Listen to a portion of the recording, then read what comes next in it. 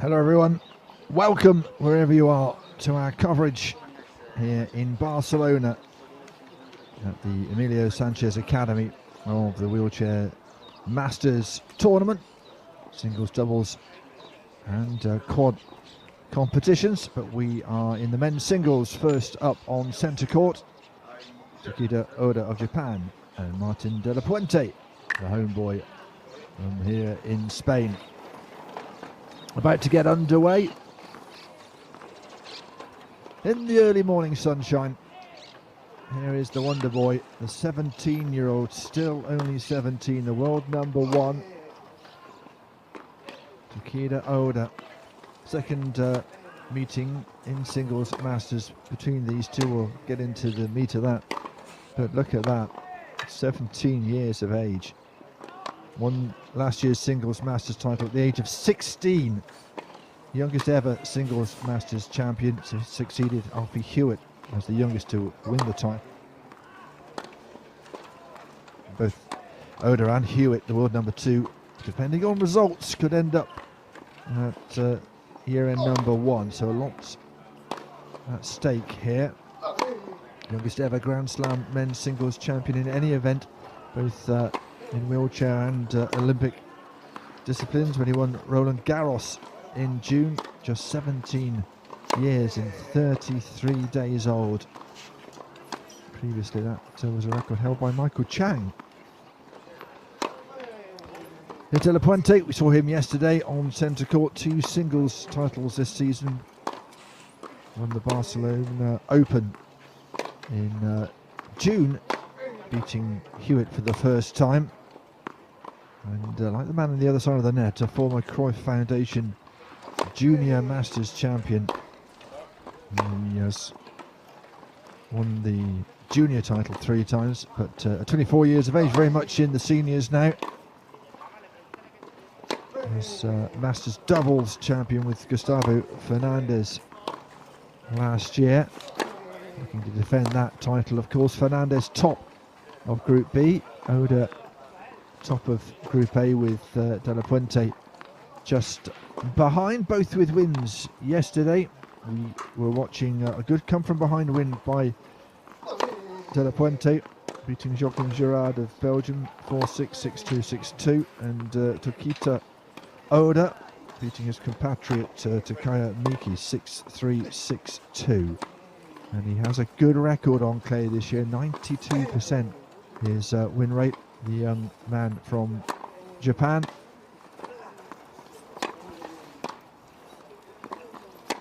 So it'll be an interesting one. It should go the way, if you look at form, of Takeda Oda.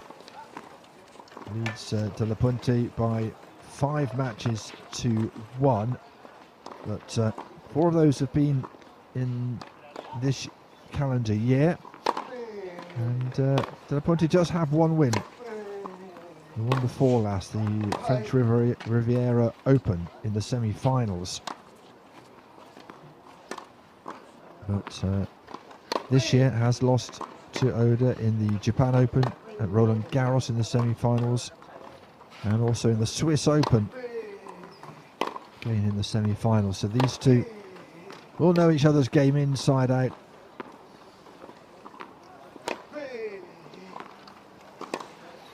Has been close in those matches. Went to 3 sets in the Swiss Open, and the previous 2 matches where de la Puente lost, he did take the second set to a tie-break, and that tie-break went 8-6 both times. So expect a battle here, I'd say, between the first and second in Group A.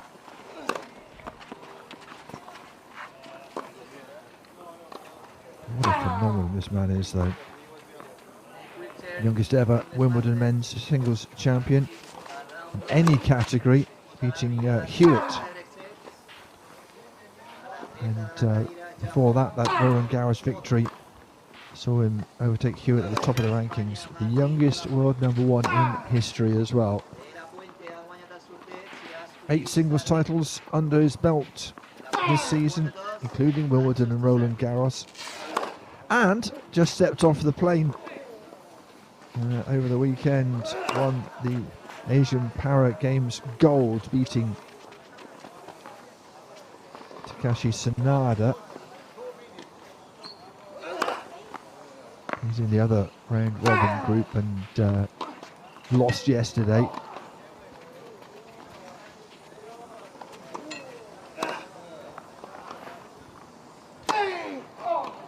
Man's going to need all that grit and determination if he's to overcome Oda.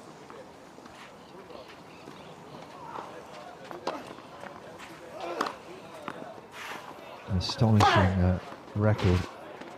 Last year he was boys #1 for the second year, and also 4th in the men's rankings. And you think that basically his rise through the rankings has been really quick. 408th in 2018 and 56th in the boys singles, and then this is the men's singles, 83rd, 90 in a season disrupted by COVID, 10, 4, and very, very possibly #1 in 2023.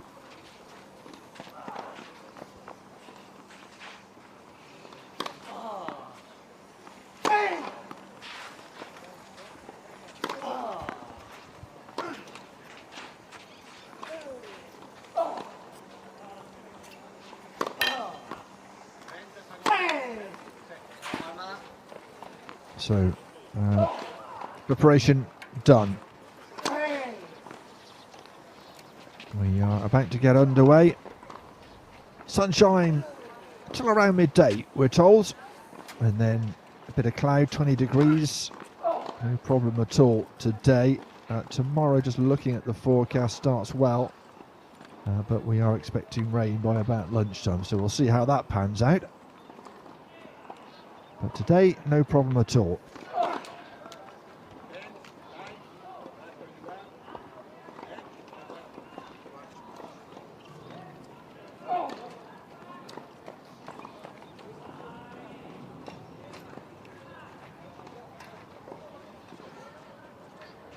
Just to let you know, after this, we got Niels Vink of the Netherlands against Heath Davidson of Australia. And then in the afternoon, De La Puente back in action on centre court. We've got men's doubles, teaming up with Fernandez, of course. And then also another men's doubles as well, all on centre court.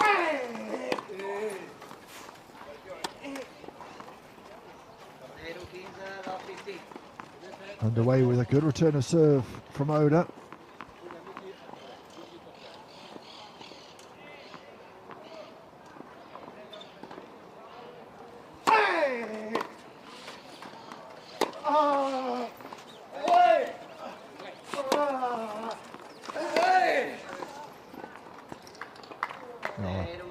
Really strong on the forehand, the left-hander. A real statement, the first 2 points.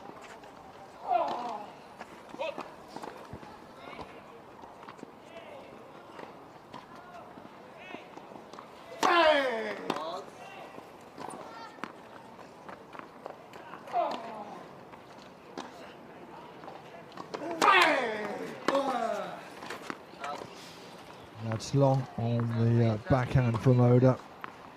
Just got a little tucked up.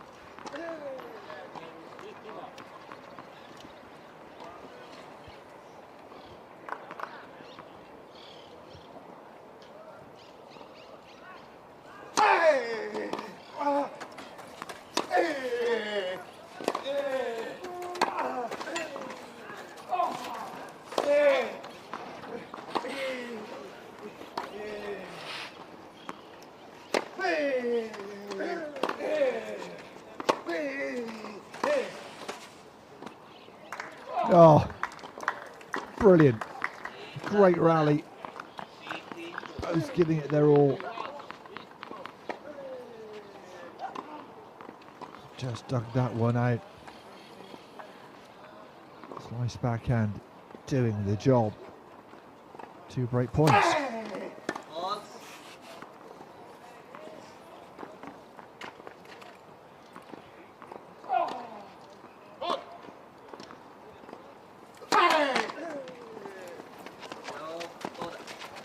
And a double fault will do for De La Puente, who concedes early on and is furious with himself.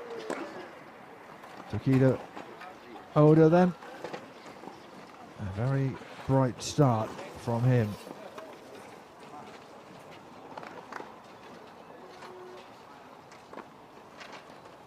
17-year-olds at just past 9 in the morning.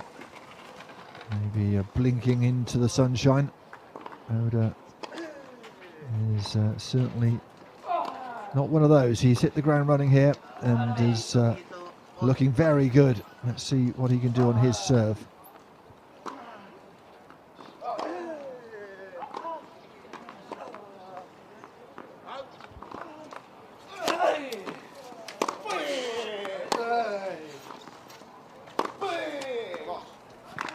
Oh, that's very good from De La Puente.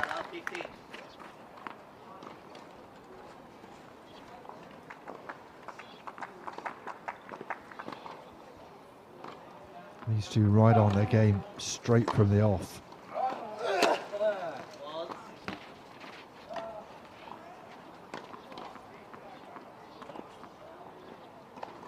Oh dear. Well, De La Puente has certainly put that first game behind him.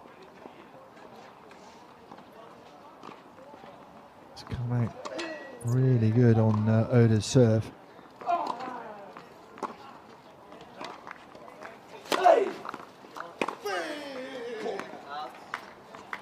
That's long.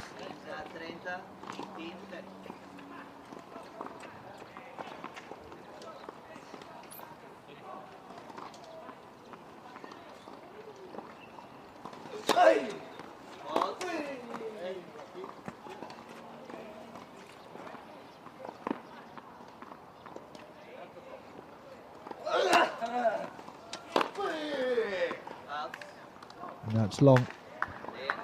Try to whip that backhand across court. Didn't quite find his range, so it's a good comeback from Oda.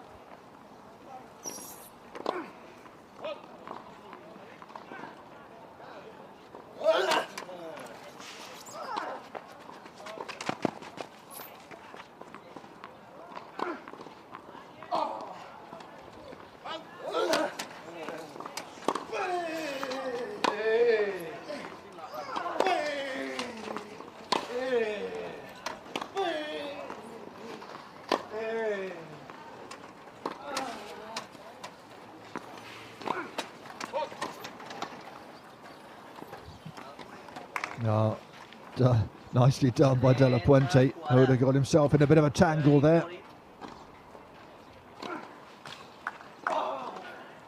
Came to hit it on the first bounce and missed it when he was in trouble after that.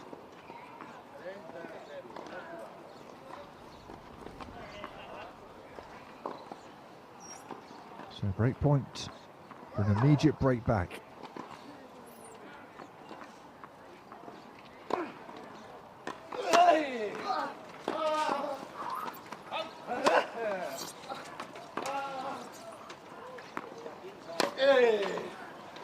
And into the net it goes. And De La Puente gets himself back on serve immediately.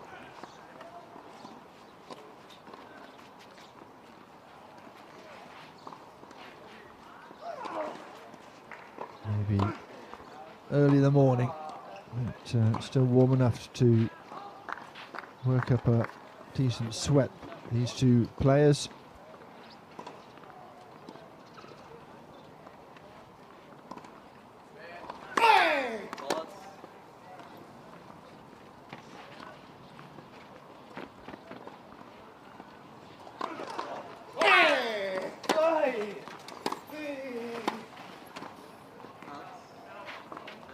Just gone long. Had to collect it on the bounce. Couldn't really control it.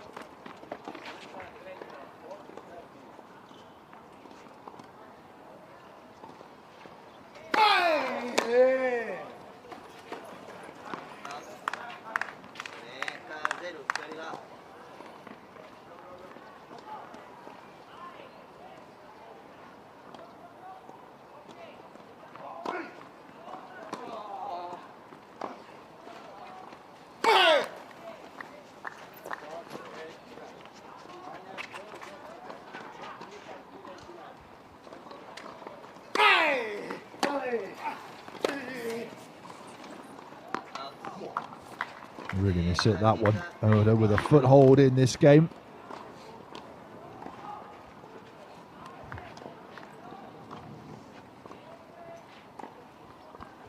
Really did show some grating coming back from one set down against Joachim Gerard yesterday.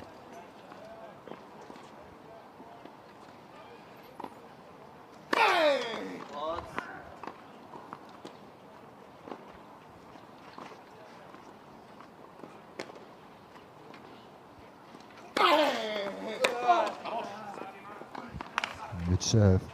Just got a bit large on Oda. So De La Puente with a chance to hold here.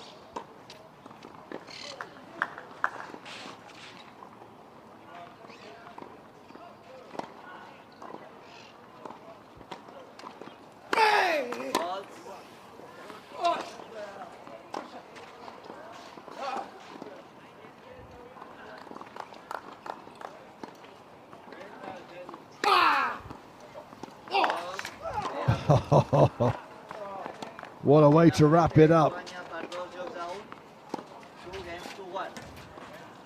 Right on the line, great angle. He holds and leads in the first set, 2-1.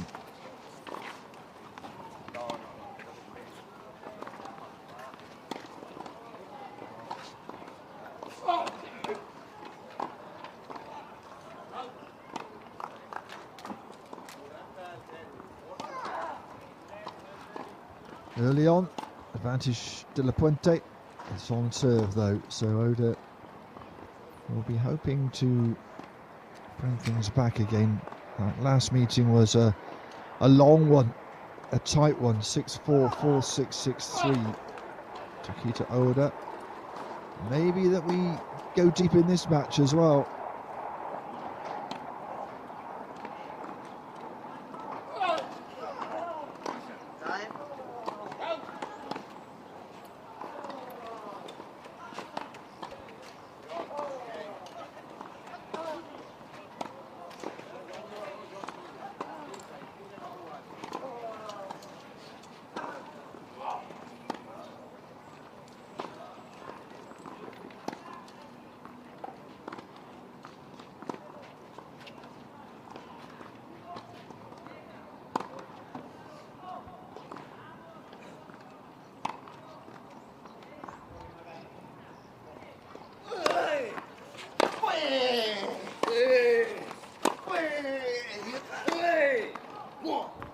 Oh yeah,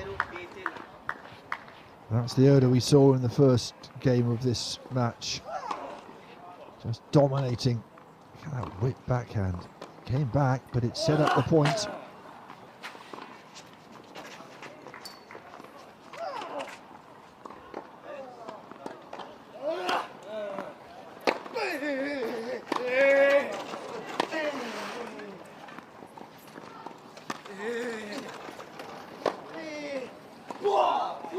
No, it's out.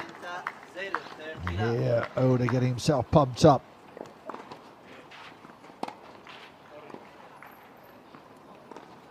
Would have been disappointed after the initial break of De La Puente's serve to then be broken himself.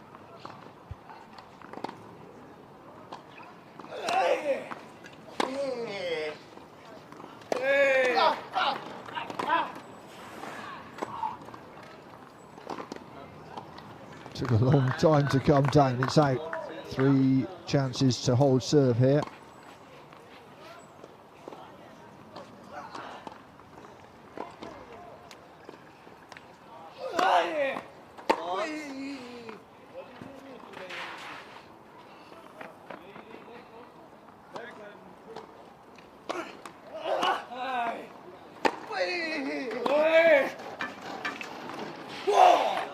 Oh yeah, comprehensive game for the Japanese player. Some great serving, setting up the foundation for the win in that game. De La Puente being given the runaround. Not a lot of runoff at the back of these courts. You've got to be a little bit careful. Decide what you're going to chase and what you're not going to. 2 apiece then, first set.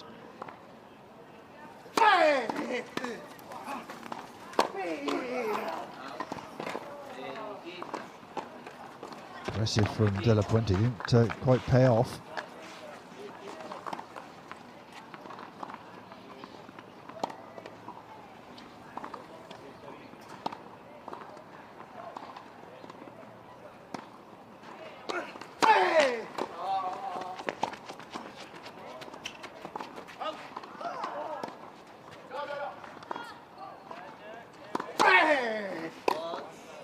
No, that's a double fault, which doesn't help matters.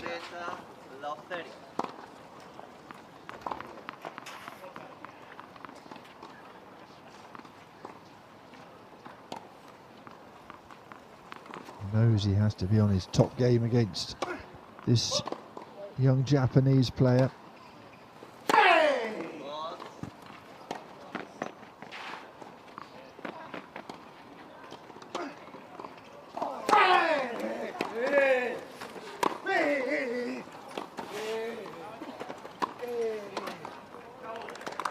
Oh, that's better. Lovely touch.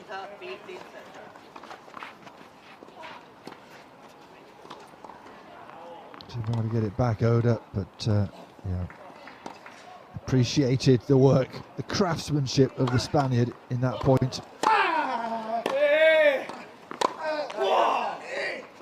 Oh, that was a great return, really deep. Rush De La Puente. 2 break points then.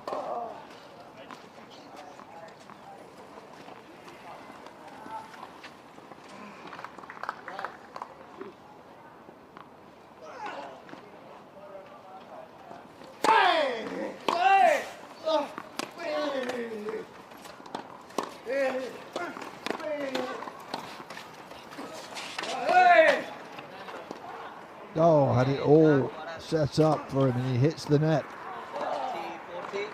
Unforced error from Oda. I wonder if he's rehearsing the shot again.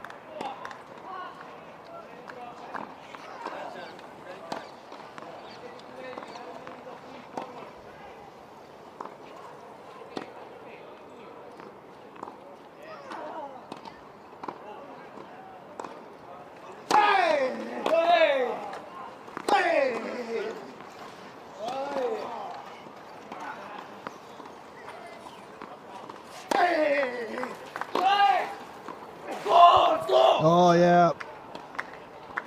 Oh, De La Puente committed himself, and Oda able to pass with ease.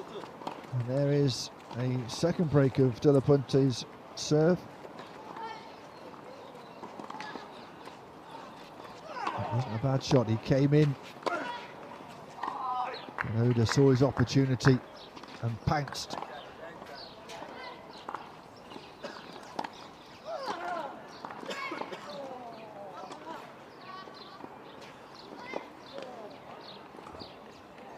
That's a high class start to this match, enjoying the action. It's Oda with the second break.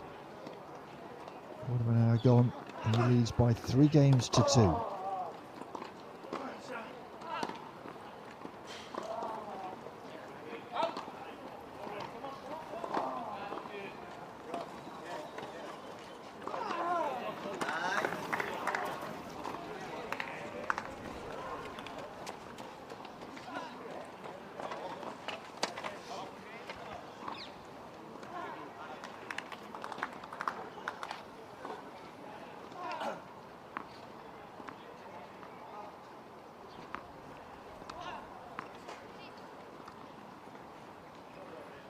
Question is, can he hold?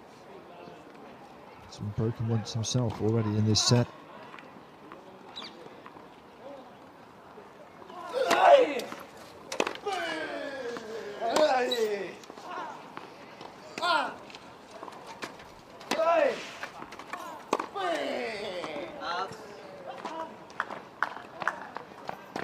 It's long.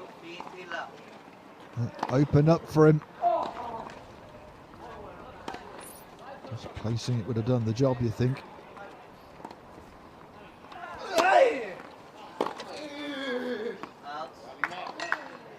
Long again.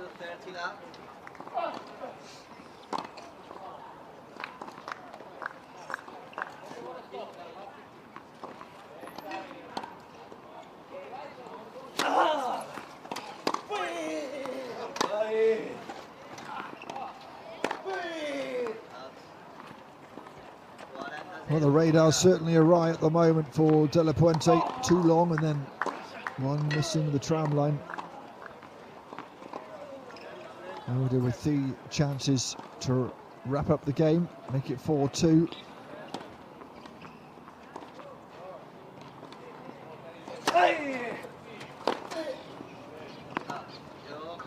And it's wild again. Great serve from Oda, and that's a comprehensive game. Is Oda just looking to pull away here in this first game, this first set rather. De La Puente has his team in the stands. Slightly less of a commute for him to this tournament. There must be feeling a bit of jet lag after flying out of China not that long ago.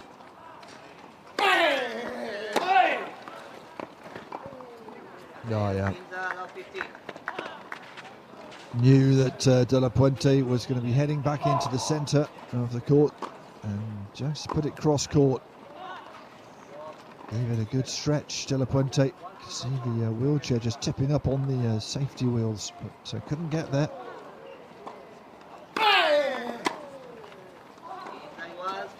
That's a much better serve.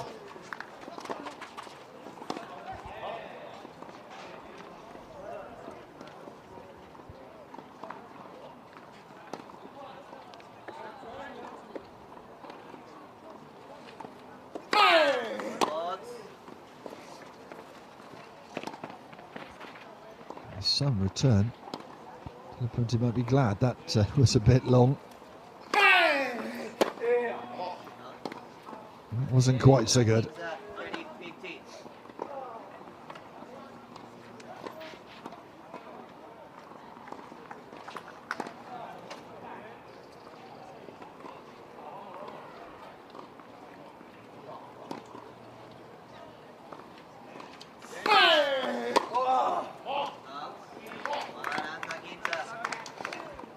It's better from De La Puente, 3 points in a row.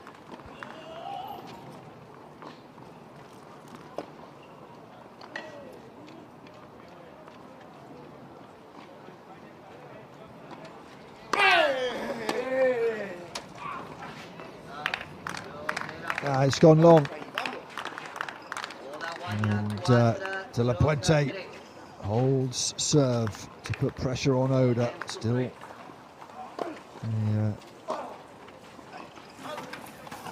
serve behind.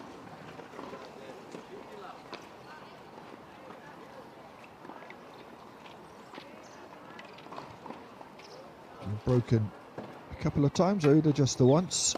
Hence, on the 20-minute mark, it is Oda who still leads by 4 games to 3.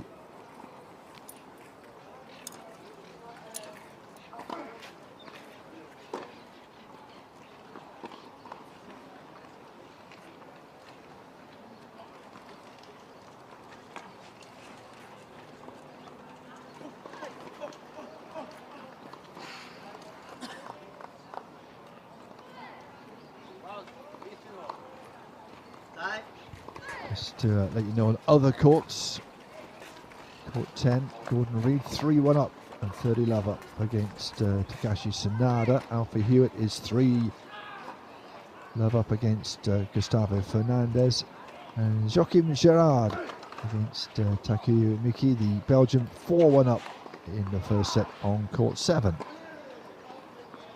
This is our focus though.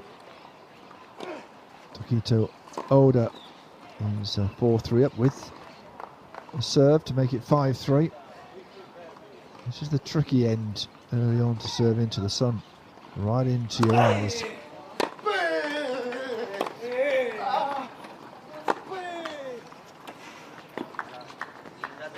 Game all about the angles.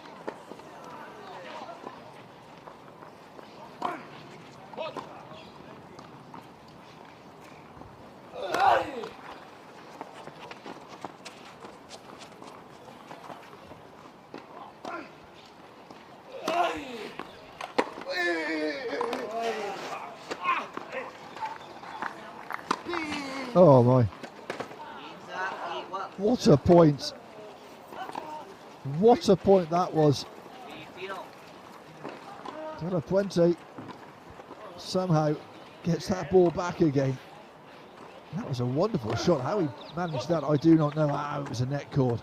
A net cord. I thought the angle was an odd one.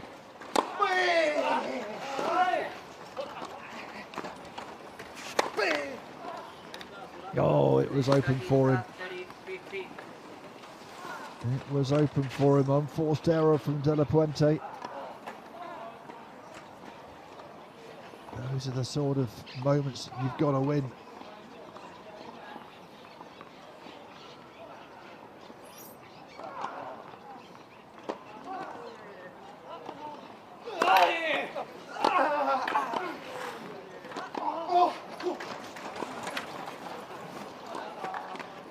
Yeah, couldn't get there.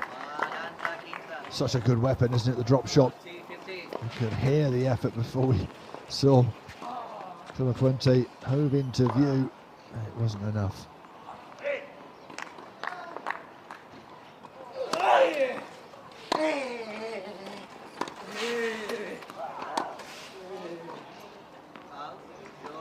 No, it's long. Good idea, but it doesn't work, and Oda holds serve and takes a 5-3 lead in this first set.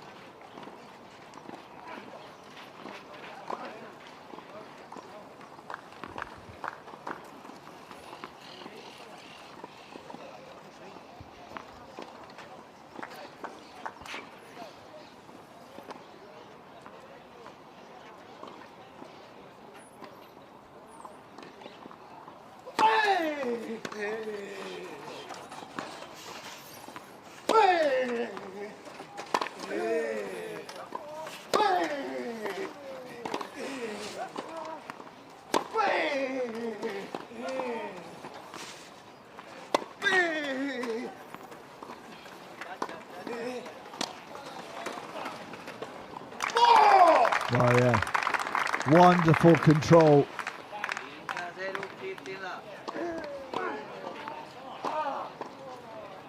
Thought he might be undone by the net cord. It gave Oda some time, but on the volley, beautifully controlled.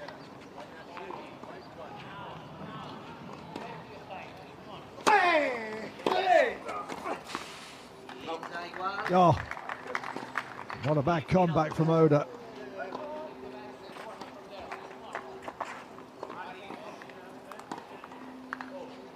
Look how far in he comes to take the serve, much nearer.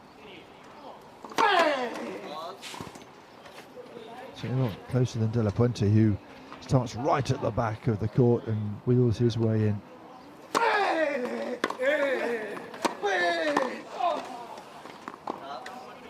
Oh, just long. You see the benefits of taking the ball early if you can.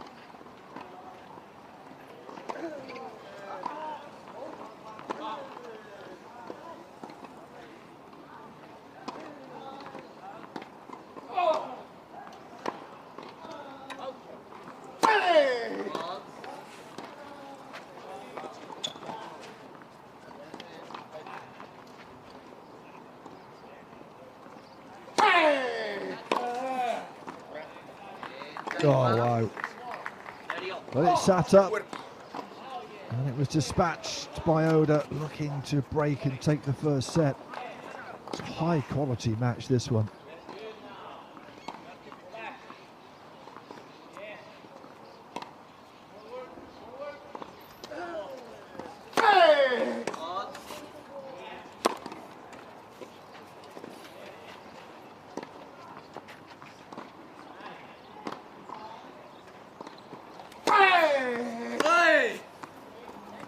Oh yeah, it's another fabulous return of serve.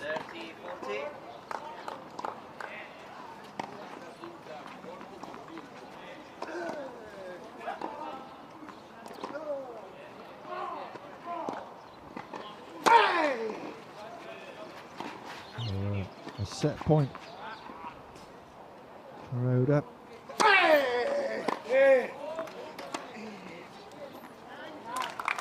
That is absolutely brilliant. Under that pressure as well of the set point.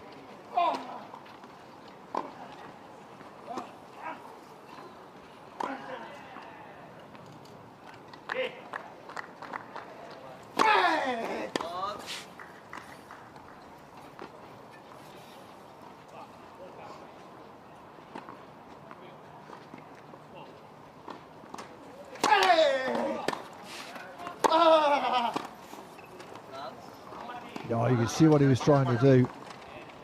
You could see what he was trying to do there, just overcooked it. He's a sort of player who will go back to the baseline, rehearsing the shot over and over again. De La Puente with a chance to hold.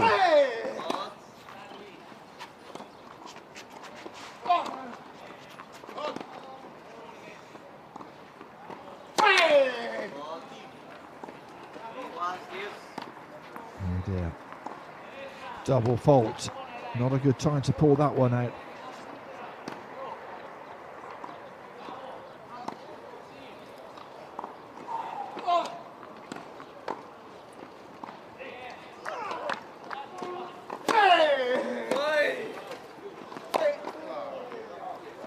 Oh, just hit that awfully. Didn't time it at all. It was hit long.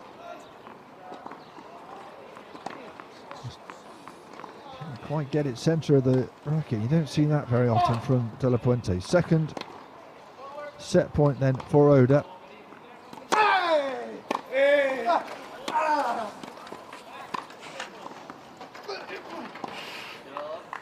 Yeah, that is a wonderful way to wrap up the set. Took all the time to size that one up. Very, very crisp return of serve that set up just a carefully placed shot to take the first set, and easy as you like in the end. Just under half an hour, Oda a set up. 6-3 first set.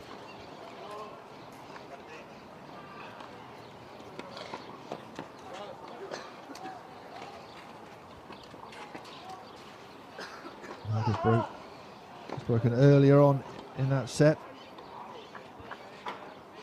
but I think it was his first service game, wasn't it? But Martin De La Puente 3 times, and Oda will wonder whether he might be able to wrap this one up quickly. They haven't been brief affairs necessarily. We talked about the 3-set at the Swiss Open, at the French Riviera Open that De La Puente won. Second game went to a tie-break, as it did at Roland Garros when Tokida won. And he won the opening set quite easily, 6-2. And the Japan Open again, 6-2, 7-5. So we'll see whether there is a bit of a blowback, so to speak, from Martin De La Puente.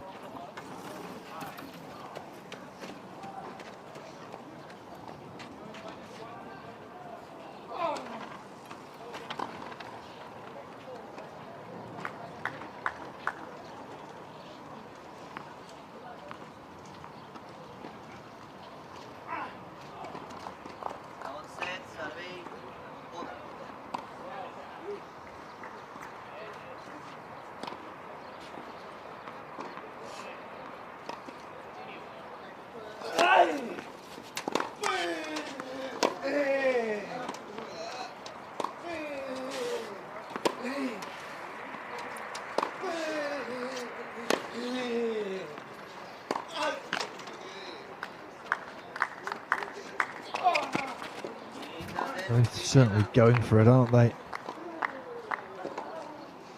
Both have a good power game, backed up by a lovely touch game as well.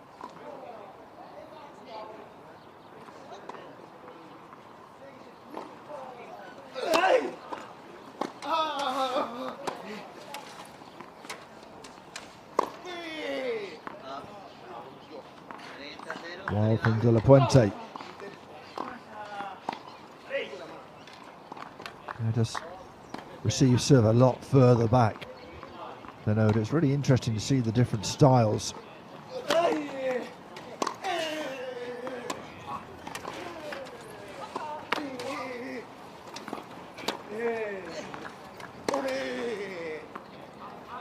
Oh yeah, that's better.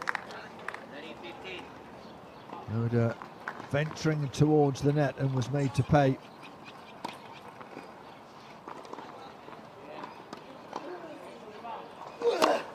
Great pass.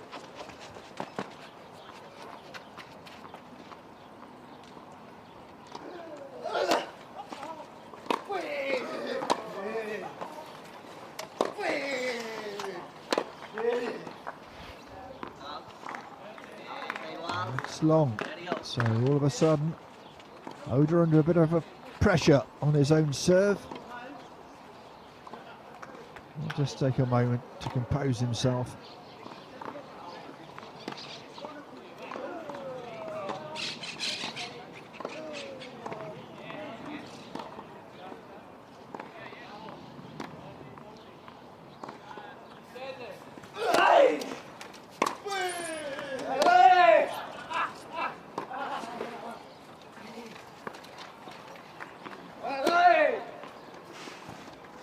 On the line. Just for a moment wonder whether that was going to drift into the wrong side of the line. He had all the time, didn't he, to line it up, but absolutely inch perfect. Just checking.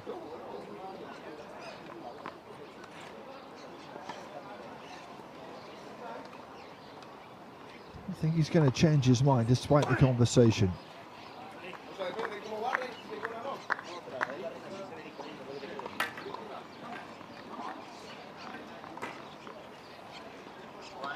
Ponte not convinced. Oda with a chance to hold.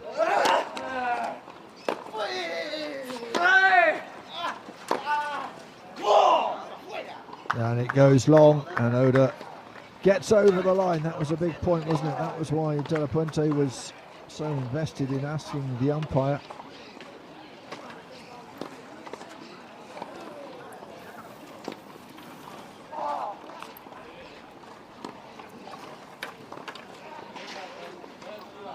So I think ruminating on that.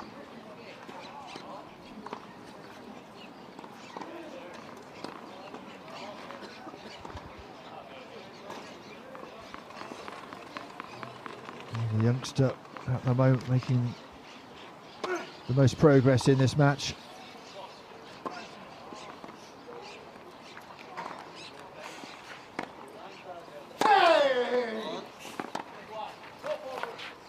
De La Puente will be anxious to make sure he doesn't start by dropping his service here.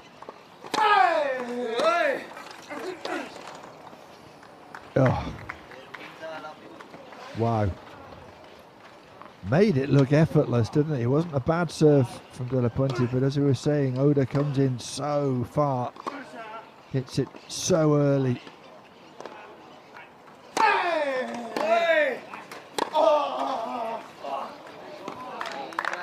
That's better. Great response from the Spaniard.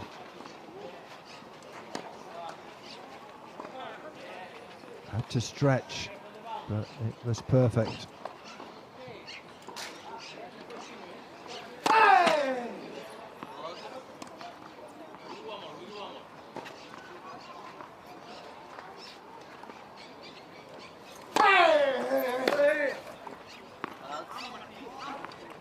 Didn't really catch that one at all, right? Possibly a bit of frame involved in that. It goes flying out.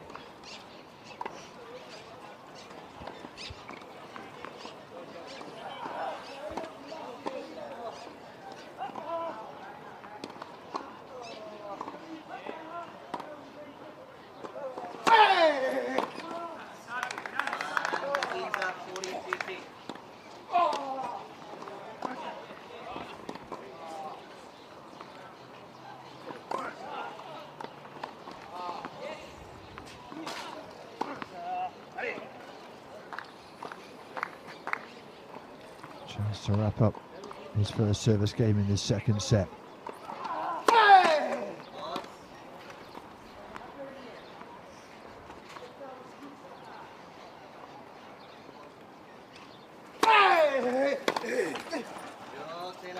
Oh, you can see he was looking to rip it down the line, found the net instead, and De La Puente holds his serve. One game apiece in this second set. Oda dominating the first 6-3.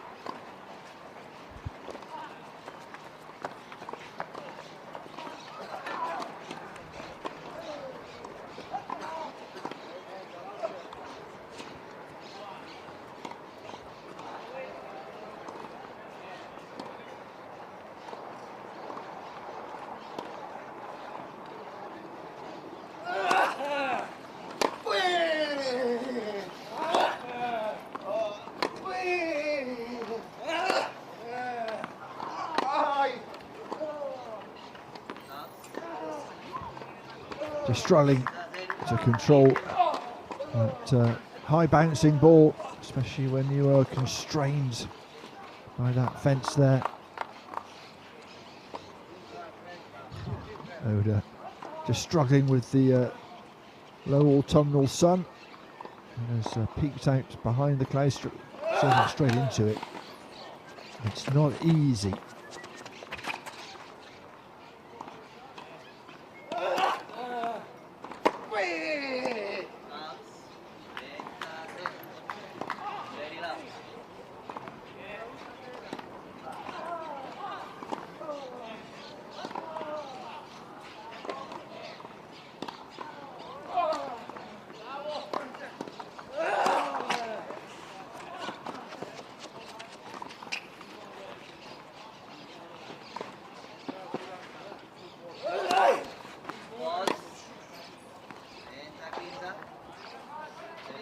Double fault. Oda putting himself under a bit of pressure there.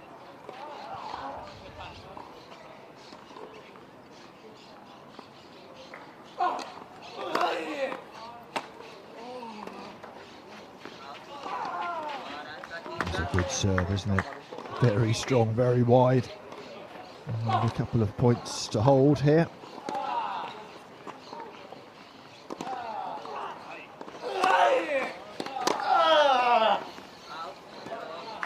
Oh, it was almost a wonderful return, just a couple of centimetres too long by margins. Not by much, but it was out. Watched all the way by Oda, he was confident.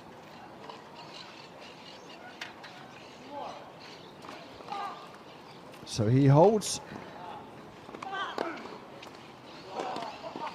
Looking for the first breakthrough in terms of a break of serve in this second set. Oda leading by 2 games to 1 and a set to love as well.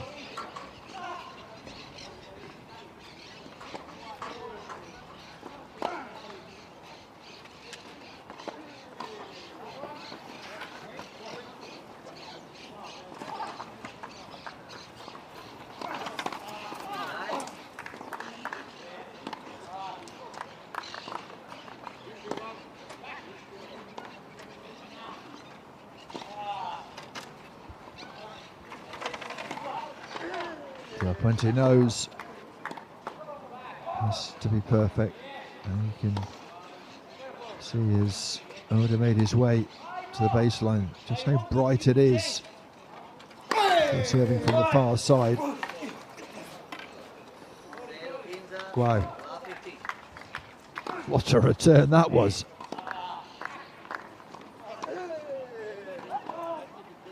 A little cramped up on the backhand, but placed it perfectly.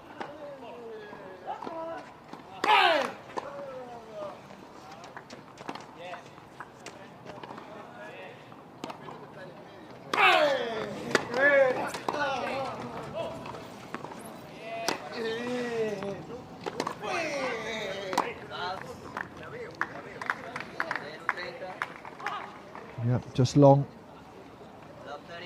Not sure whether that return did actually make it onto the tram line. It would have been a wonderful shot if it had. It was a bit academic. Ball had already gone out.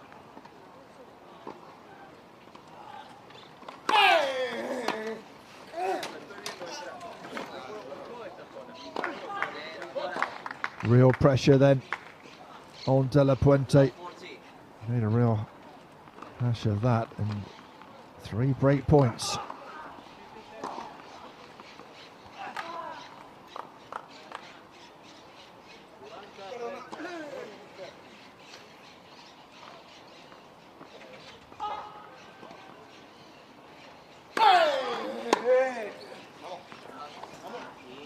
That's better.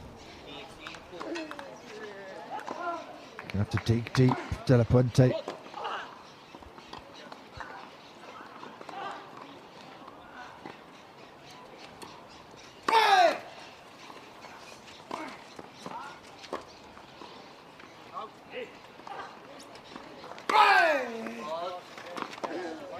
Oh, and a double fault. Oda creates that pressure, doesn't he, by coming in so deep into the court on serve. You've got to get it absolutely right because he will punish you otherwise. First break of serve in this second set. Oda with the advantage.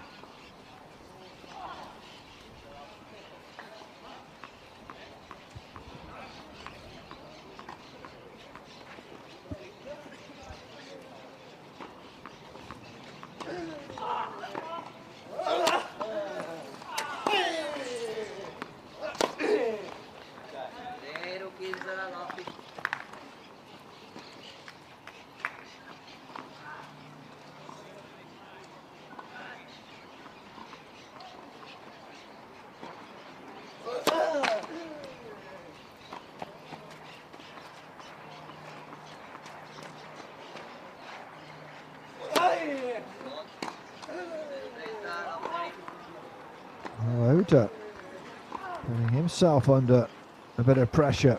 Not 30. Double fault. And he put that one out of his mind.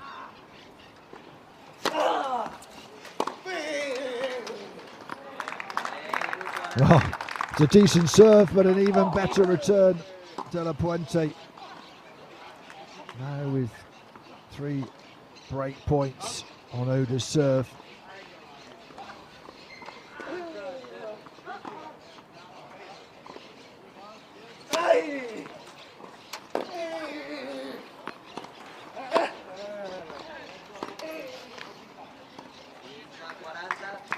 First one saved from Oda. Still a bit of work to do.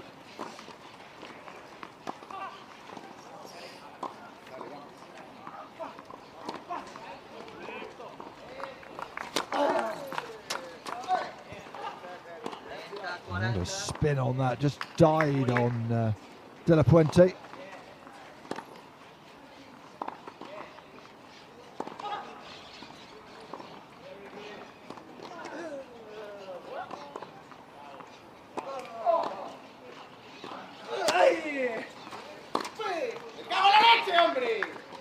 Oh, he's not happy, De La Puente. That's 3 break points squandered.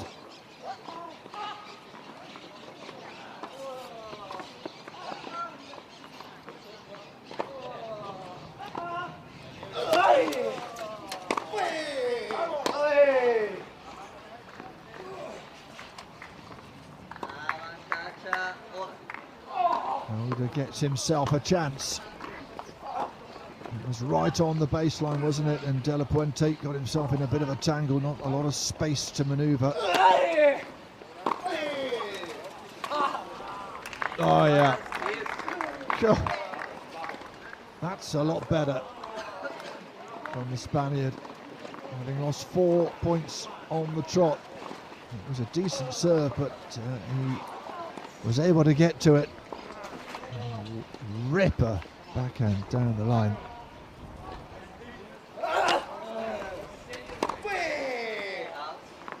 Now I went for it again.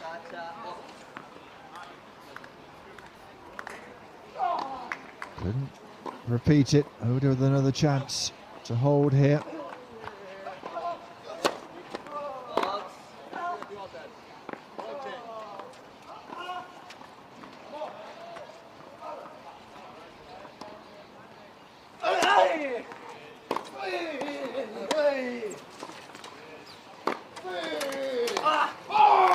Oh yeah, could see Oda. He was a little out of position. Down the line he went.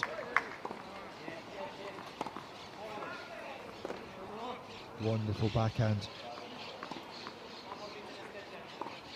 And a massive effort that went into it.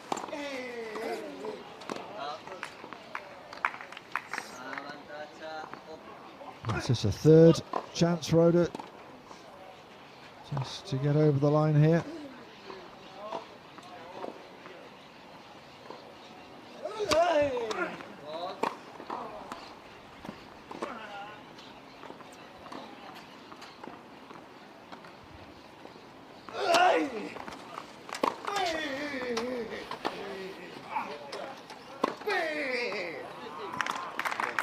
He's done it again. Not giving up just yet.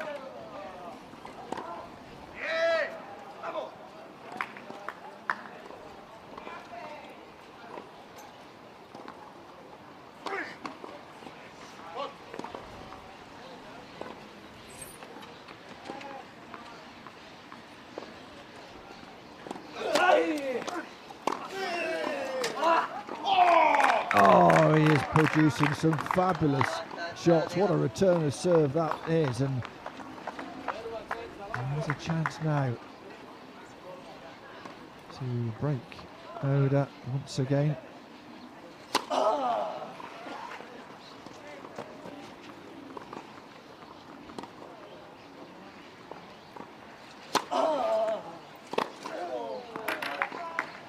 He went the other side of the court, trying to rip another wonderful shot and couldn't do it. A long way away from the tram line.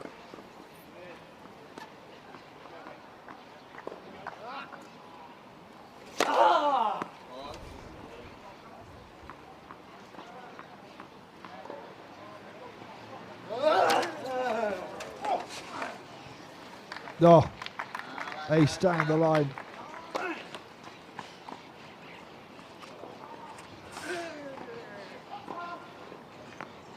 High risk, high reward if it works.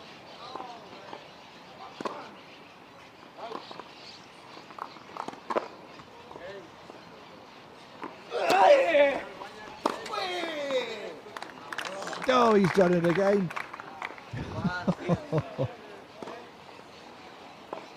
Oh, this is a massive, massive point. Both these players know it is. The game it's turning into. It's long this time from De La Puente. What's that, 6 or 7? Game points for Oda. De La Puente's had, I think, 4 by my reckoning.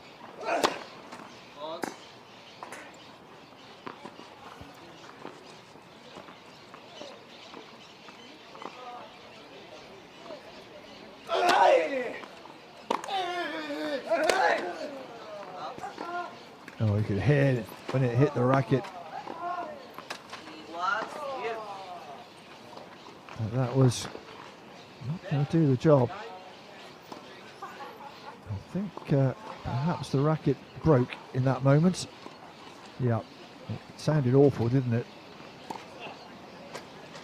Not the time for it to happen, I guess, but there you go. Not much you can do about that.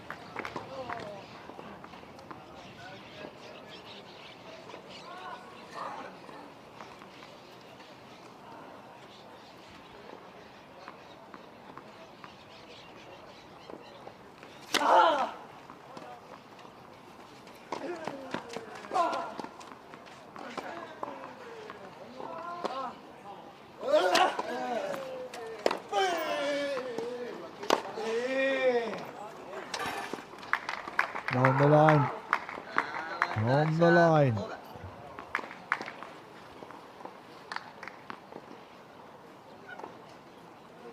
That's a good shot, isn't it?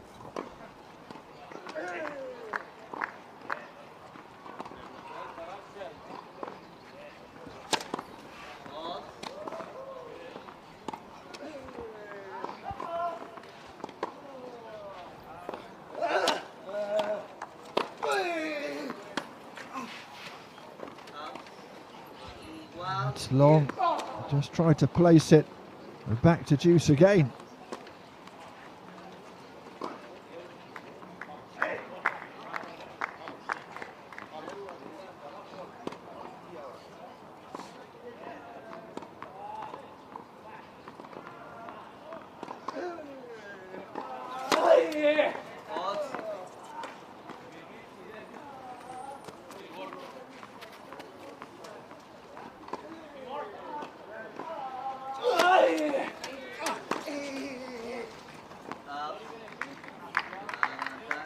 Well, a spin on the serve. Oda once again with a chance to close out.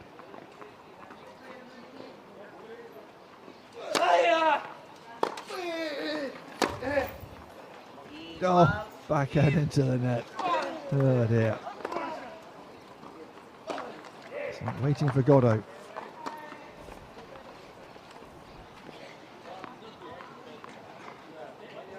Hopefully the end of the game will arrive.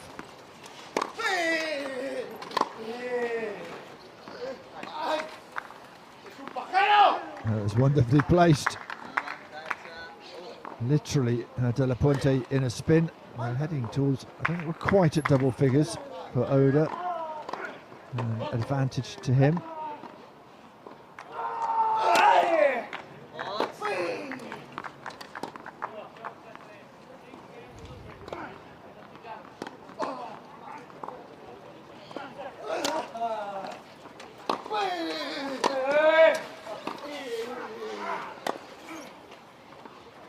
Oh no, tried to hit it on the volley.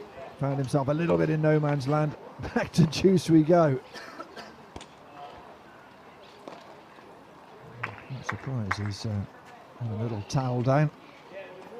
This has been an epic fifth game of the second set.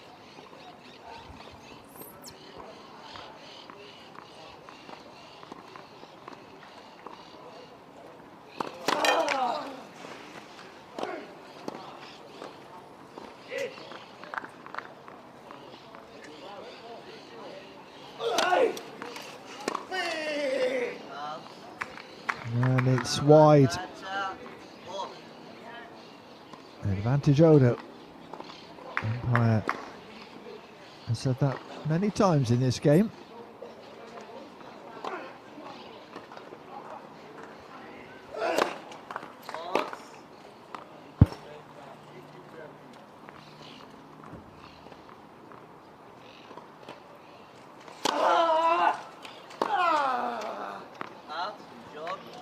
It's long,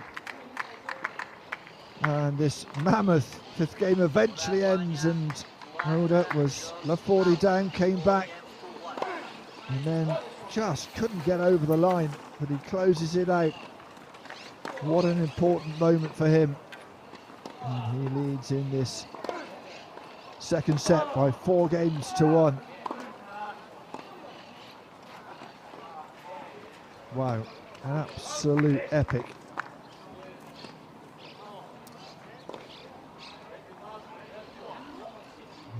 You think half of that 27 minutes is the fifth game. So 4-1 in the second set. And leading, obviously, one set to love at the courtesy of that 6-3 first set win. Elsewhere, Gordon Reid took the first set over Takashi Sanada. 6-3 is leading 3-2, that going on serve in the second set. Alfie Hewitt is just taking the first set in his match against Gustavo Fernandez, 6-3. And Joaquin Gerard took the first set 6-1 in his match against Takuya Miki. And he is leading 4-2 and is serving in that match. Here, De La Puente, how will he react to that mammoth game, the fact that he couldn't break Oda.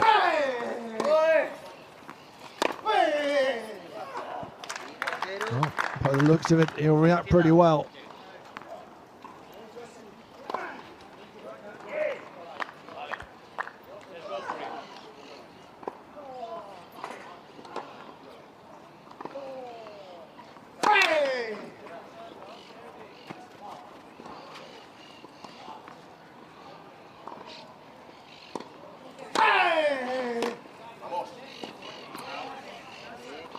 A little bit big on Oda, couldn't control it.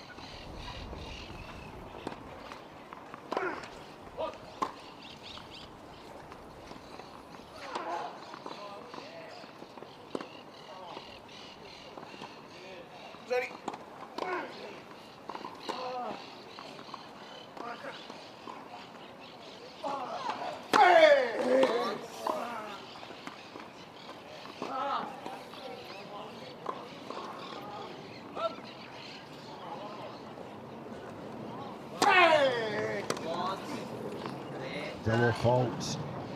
Double fault. Brings Oda back into play in this game.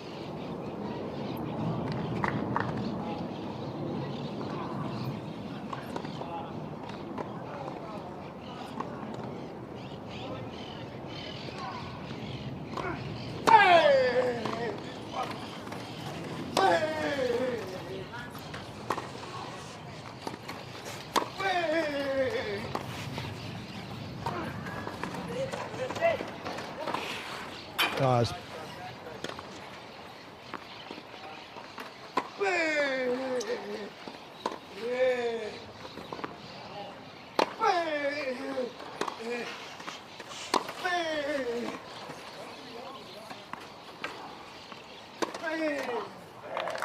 Yeah, it was a wonderful lob from Oda, but De La Puente kept battling. Great points.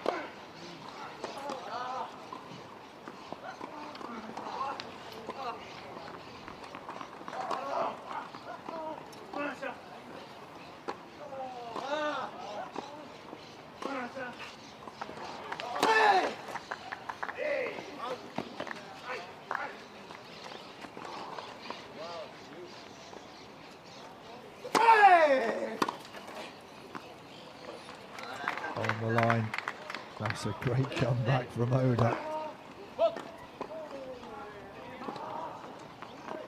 Just seems so graceful, such balance. Takes it so early.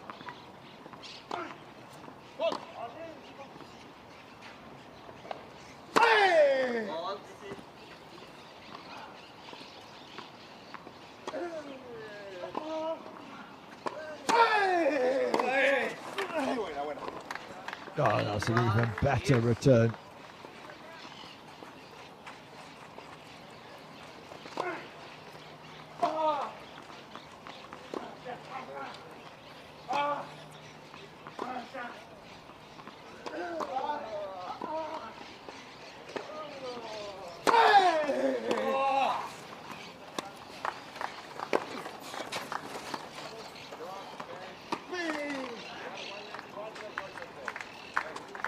And he has pulled back with a chance for a break. Oda thought he might have gone cross court, but it was still enough to elicit the error from De La Puente.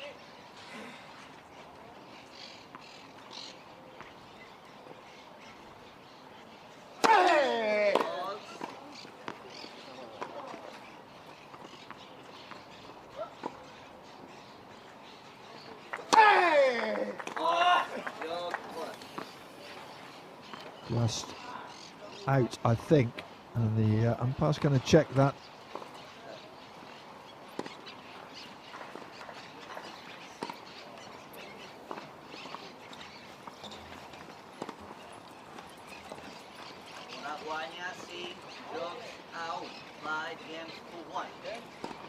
Yeah, it was really close, wasn't it? But Oda has broken De La Puente for a second time. And will serve for the match here in a commanding position.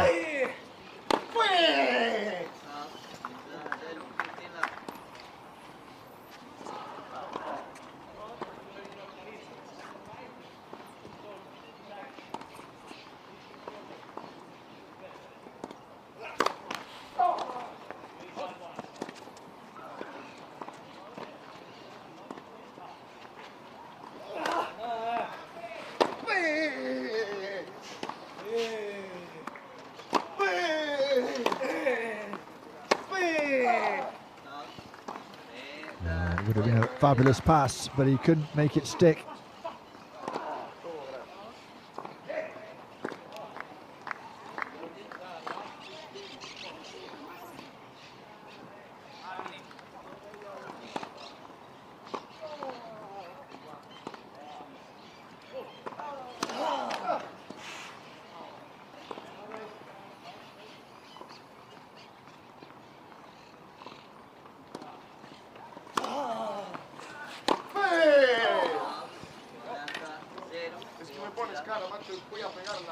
Judged it very well, let it go. And it was the right decision. And to Kito Oda with 3 match points here.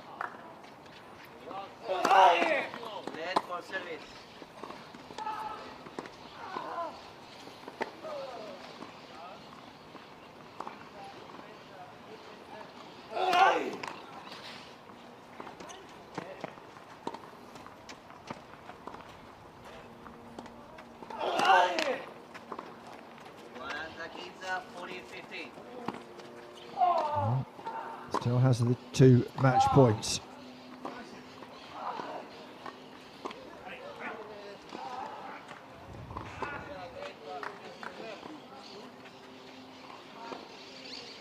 De La Puente certainly won't give up without a fight.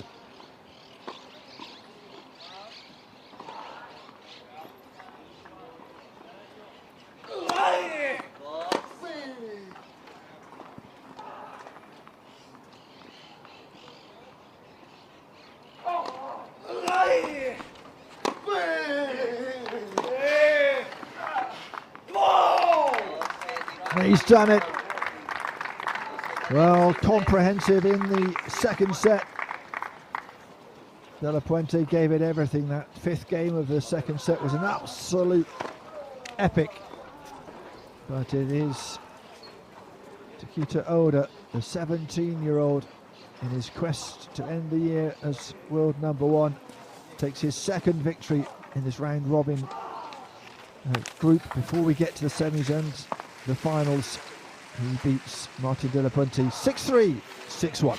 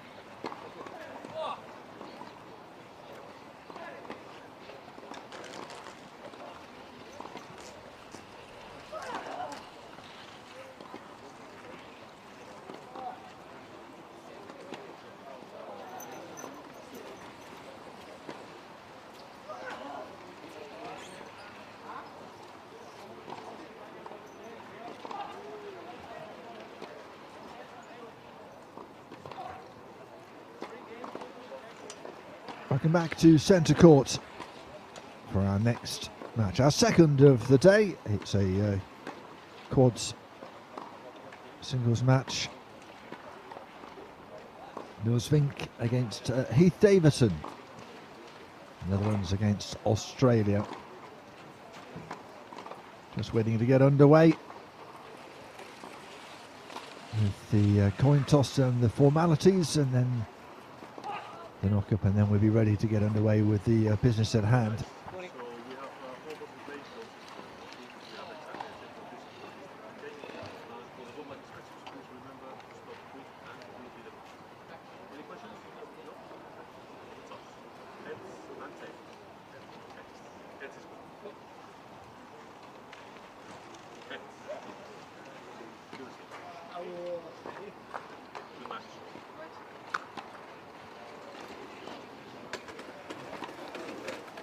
So the formalities done and dusted, and we can get down to business.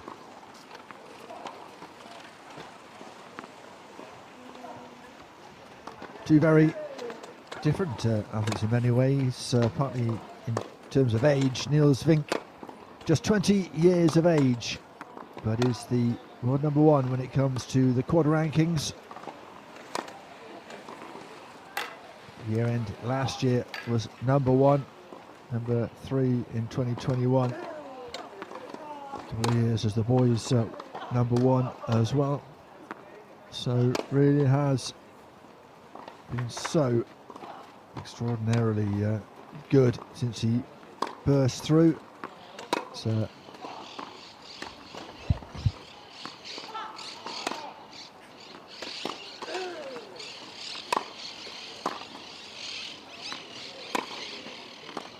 great ascent, a great story. These two meeting, of course, in the semi-final last year on hard court, 6-2, 6-love, Vink winning. And well, he leads by 9-2 in terms of their meetings. Davison winning a couple back in 2019.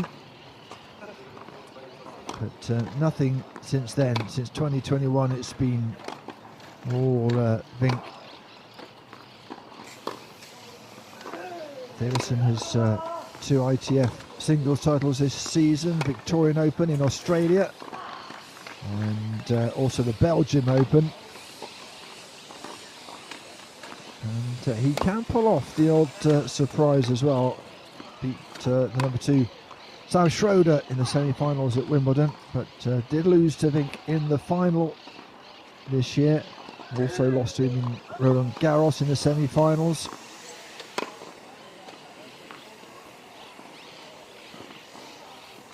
That was in 2022 and 23 in the main draw. He lost as well. Vink didn't win last year, of course. Lost to Sam Schroeder. Looking to put that right. He has won here, his first singles masters title in 2021. Of course, Vink and Schroeder play doubles, won for the second year in a row last year. He also partnered Davidson to win the 2019 doubles title in Orlando, Florida. And the 2020 Masters didn't happen because of COVID. So Vink with more silverware in his cabinet. 11 singles titles so far this season.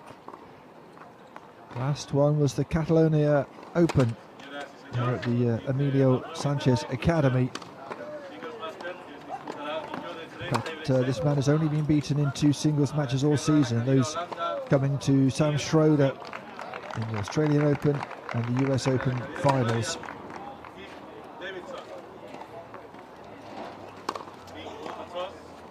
Vink triumphing at Wimbledon and Roland Garros. So it's been a good season. Davidson, the Australian, always capable of pulling off a surprise.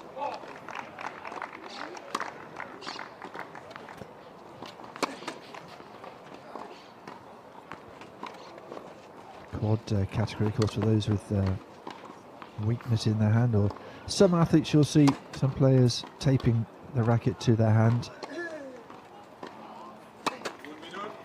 Just carefully calibrated by the officials.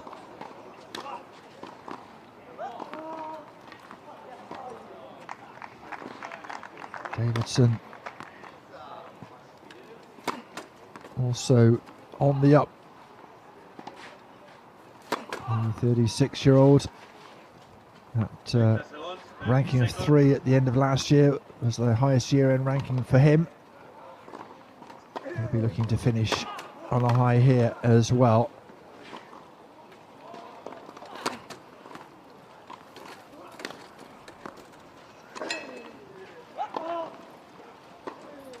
Pink with a win over Donald Ramfardi, 6-3, 7-6, and also over Guy Sasson, 6-4, 6-4. Davidson has yet to win, having been beaten comprehensively by Guy Sasson, 6-1, 6-2, and then also Donald Ramfardi, 7-6, 6-4. So it hasn't gone so well for this man.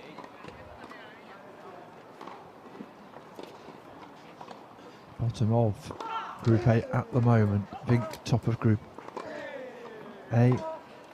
It's close between Ramfardi and Guy Sasson. They are playing at the same time. We'll keep you up to date with how they are going in the Group B standings. Sam Schroeder, Andy Lapthorne, and Robert Shaw in contention. David Wagner without a win. So then, Vink against Davidson. Davidson will get us underway.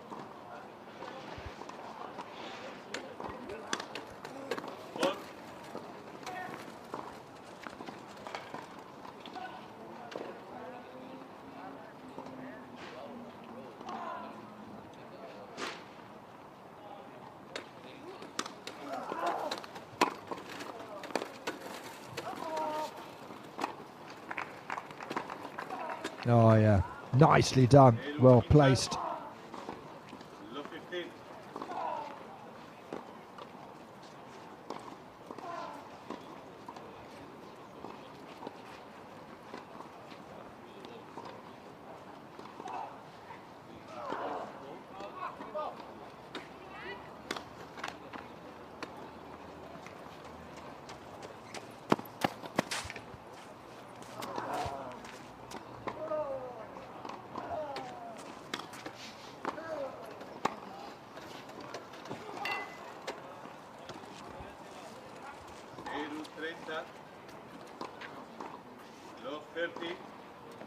Good start from the Dutchman, looking to get his third win, get himself confirmed top of Group A.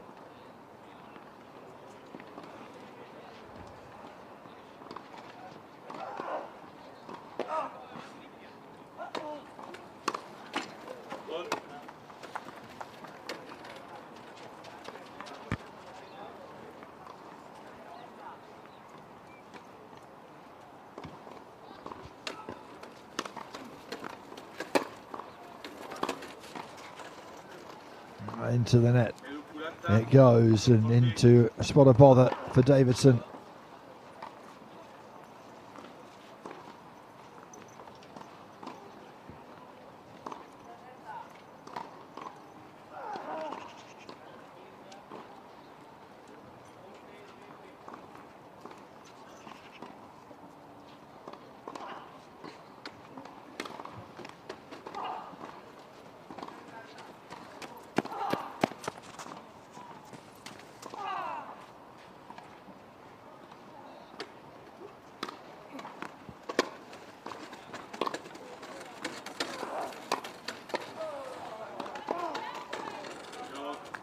Oh, into the net.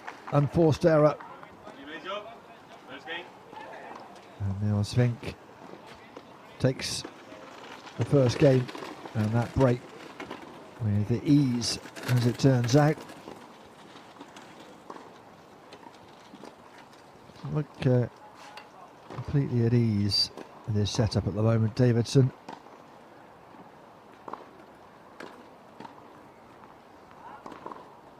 I think the 20-year-old looking to take his advantage deeper on his service game.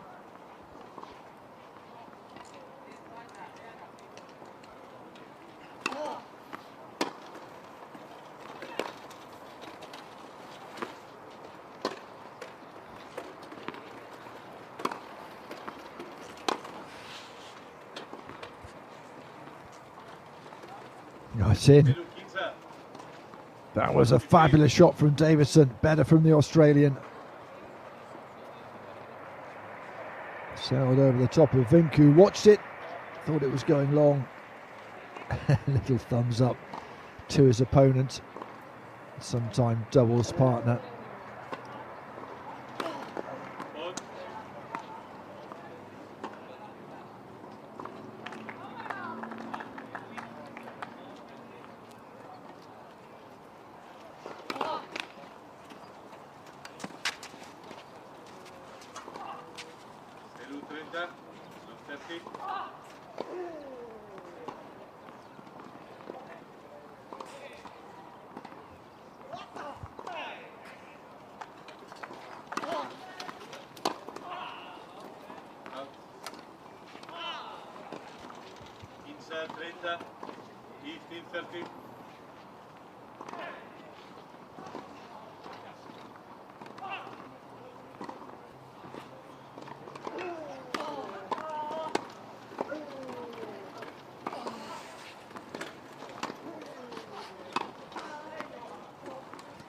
Nicely placed, came to the net, worked out for Vink.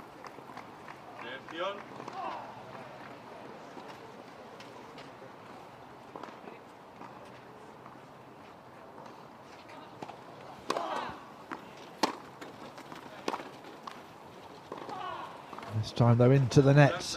It was a good return from Davidson. He has a break point here to get himself level at 1 apiece in this first set.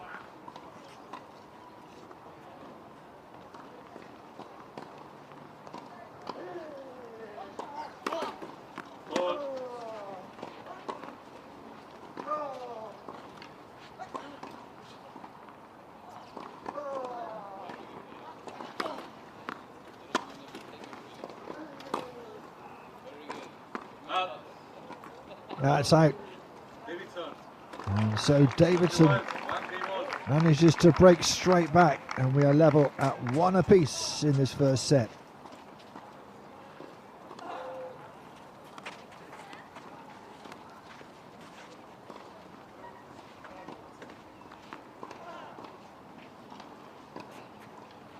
Better from the 36-year-old.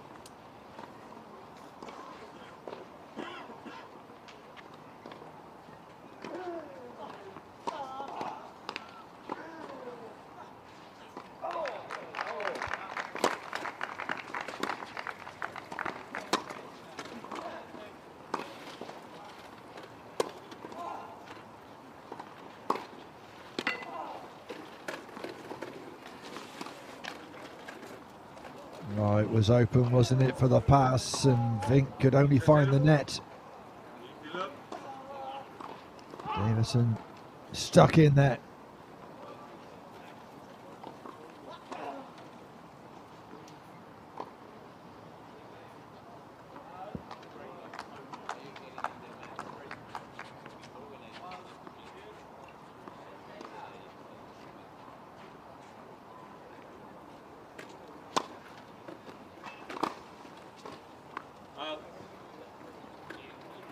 This is much better from Davison, who had a torrid first game.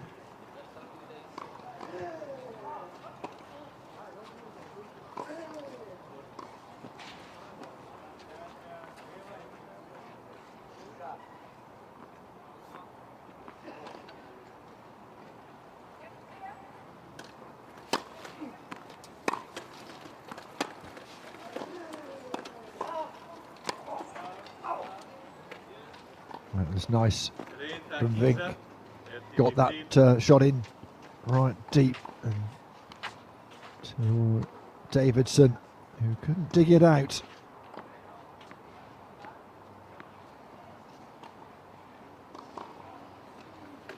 Sorry, mate.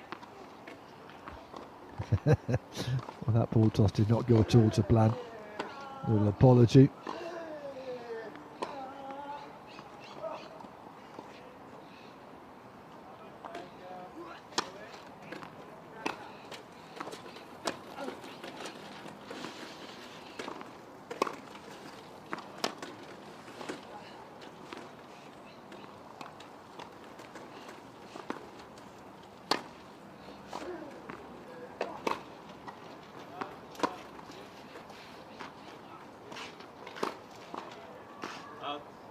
Tried to whip it cross court.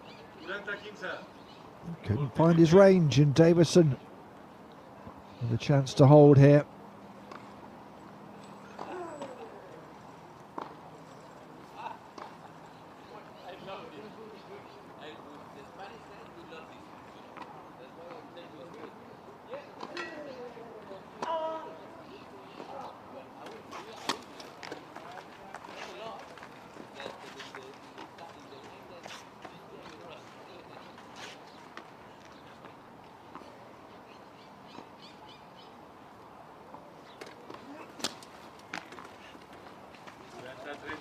Not this time, double fault. Server's been a lot better in this second service game of his. Very much looking for the angled serve on this side.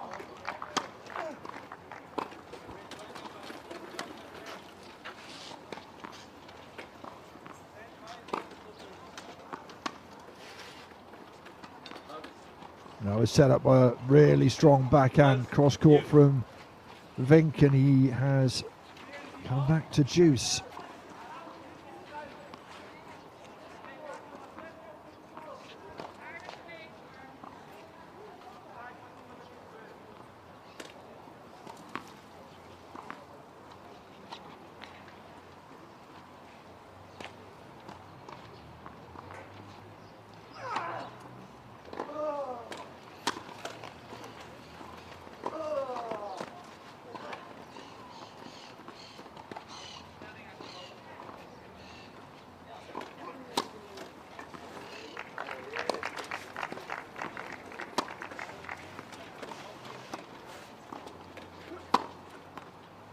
Oh, nicely done. Vink looking to lob. Davidson, though, had the measure of it.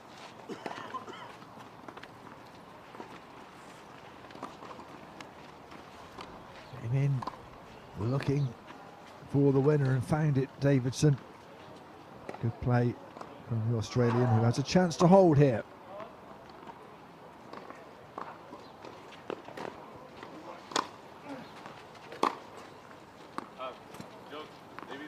And he does. In the first two games, the breaks have served, but Davison holds on there. He leads in this first set by 2-1.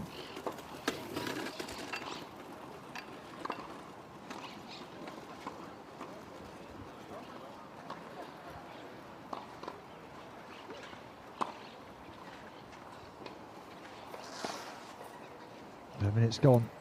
Early days. Brenner coming out for the umpire. The sun has peeked out from behind the clouds.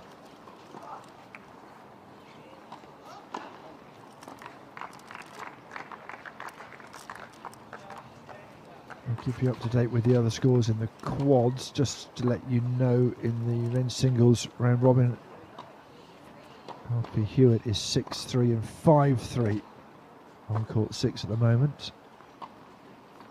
Time.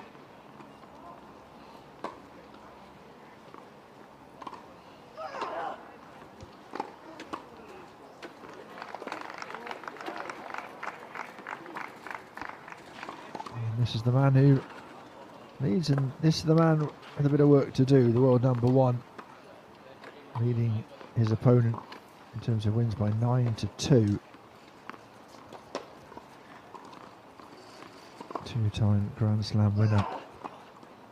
Two-time Grand Slam runner-up this year.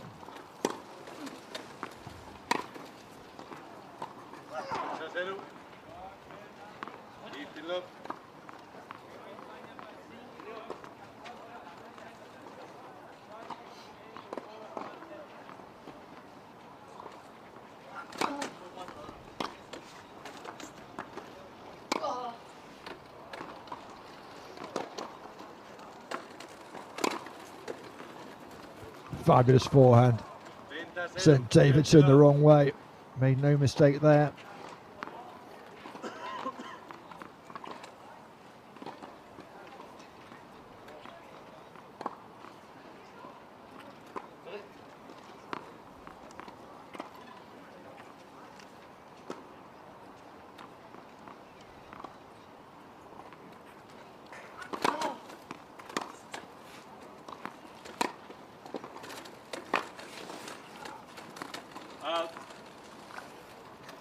Just out, as indicated by Vink.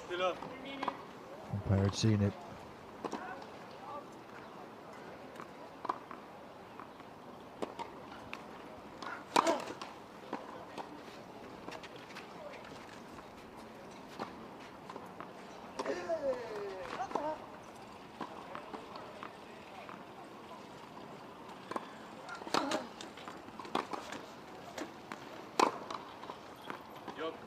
Oh yeah, wrapped up very smartly indeed.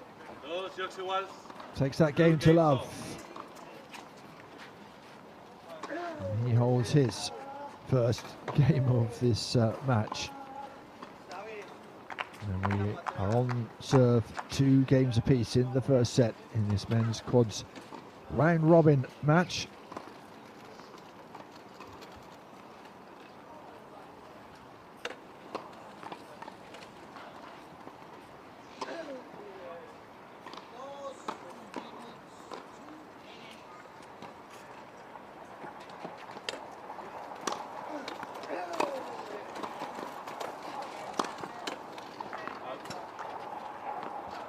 It's long. There's a nice little sliced over the net shot from Vink. He'll be looking to break here and get on with the first set. Establish some dominance.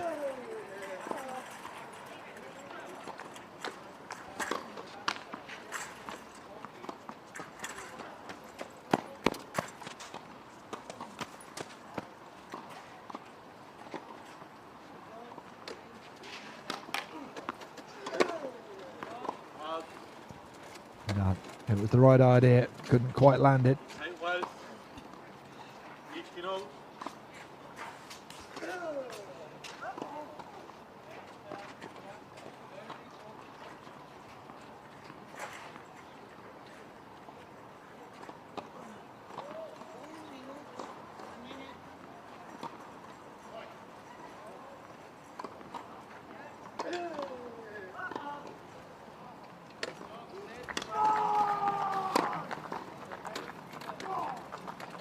It's long again, I think. The umpire is going to have a little look.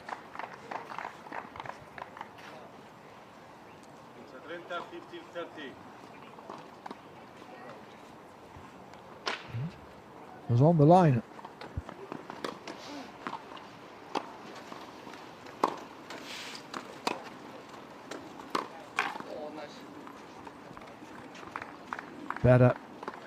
Better from Davidson.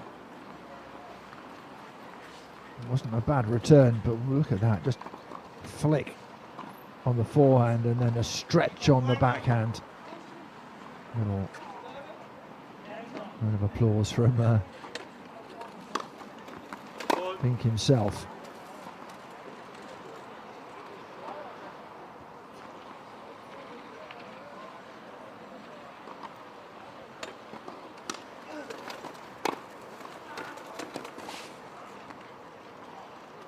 Oh, wonderfully done.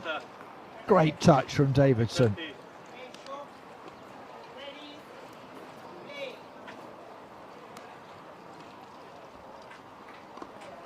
Such delicate play.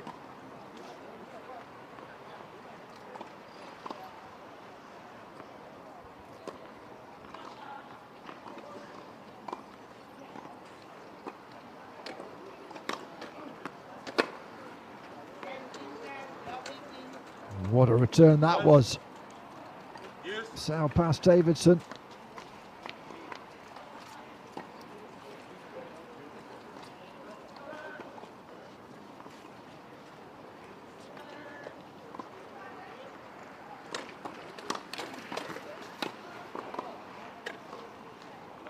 That's even better. No wonder he's smiling. Let's just look at this again. Yeah, on the line.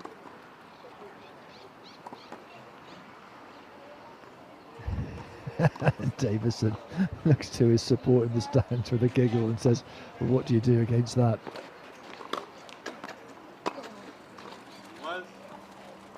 Well, you serve well and save the break point.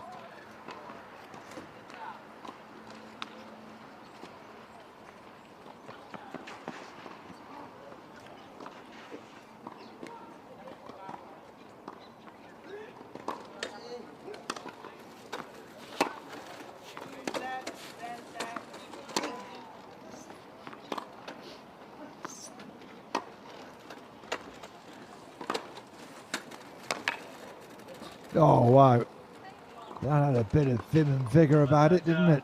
Zip down and past Fink's racket. Bit of side spin, taking it away from the Dutchman. Now Davison with a chance to close out here.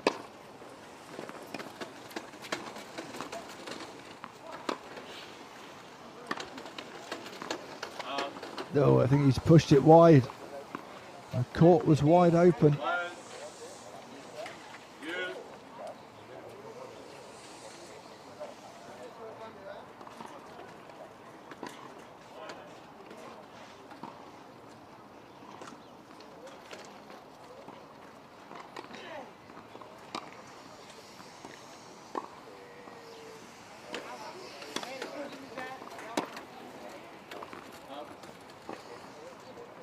Another chance, the return is long.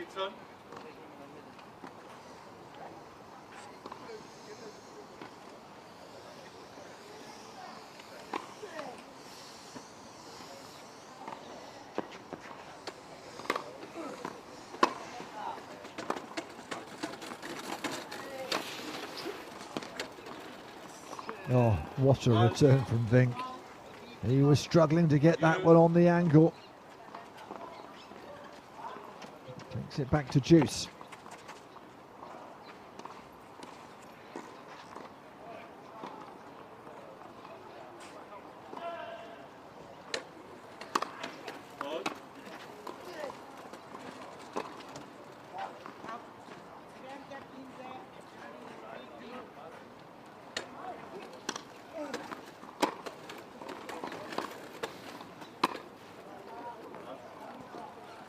He didn't hit that at all right, did he? Davison with a chance again to hold on to his serve, get over the line.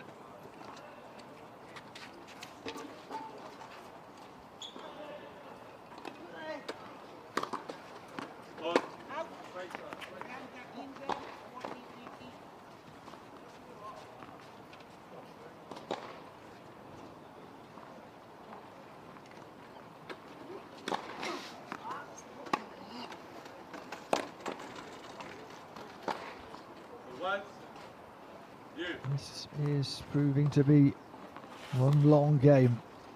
Davidson with several opportunities to hold serve, not being able to take any of them.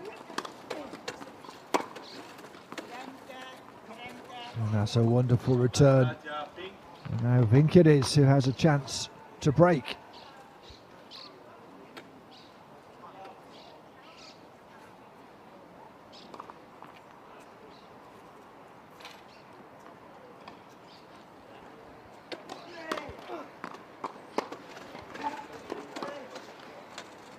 And into the net it goes, and Vink has prevailed.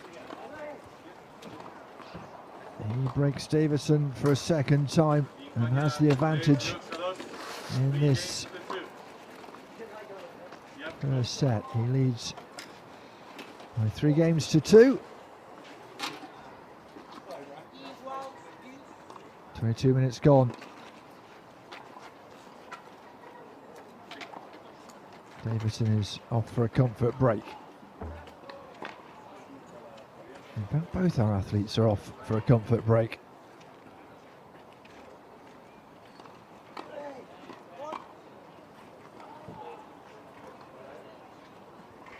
Whilst they do that, let me just remind you of the scores we've had already in the men's singles, not the quad singles. Alfie Hewitt has overcome Gustavo Fernandez 6-3, 6-4. I mentioned the other scores as well. Gordon Reed beating Takashi Sanada 6-3, 6-2. All these matches just 2 setters. Joachim Gerard of Belgium beating Japan's Takuya Miki 6-1, 6-4. And Tokito Oda, you obviously were watching that if you were with us earlier on, beating Martin De La Puente 6-3, 6-1. Just over an hour that one, an hour and 5 minutes.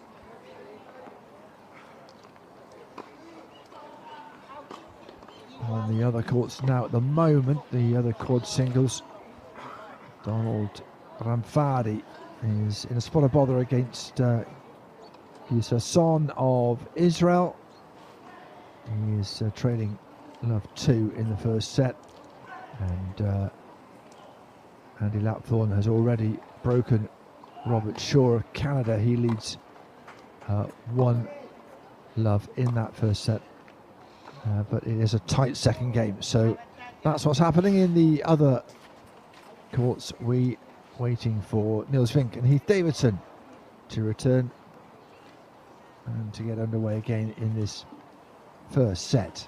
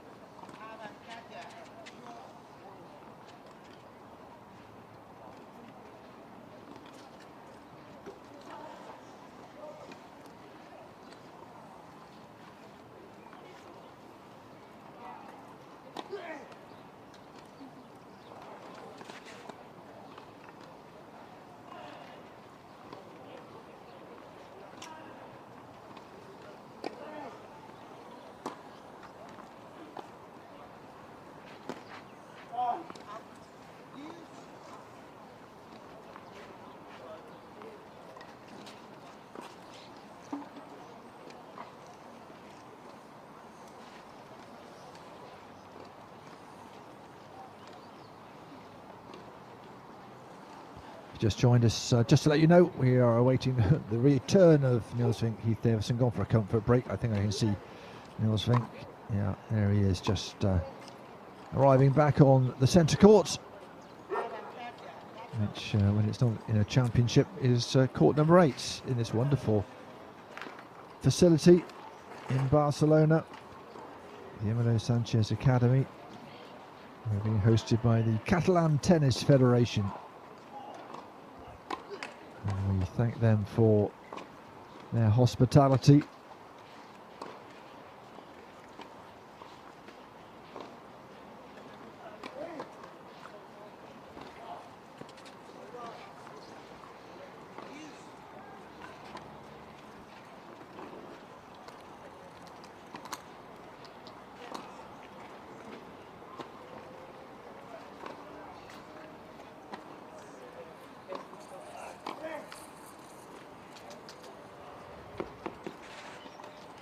Vink has been really astonishing.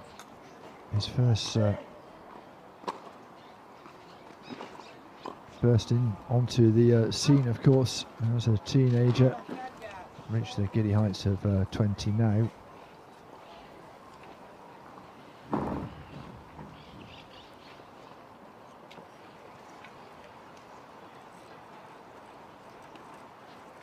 His overall win-loss record, 96%, which is why Heath Davison knows he's got a bit of a uphill battle here, having just been broken. It took a while, that last game, didn't it?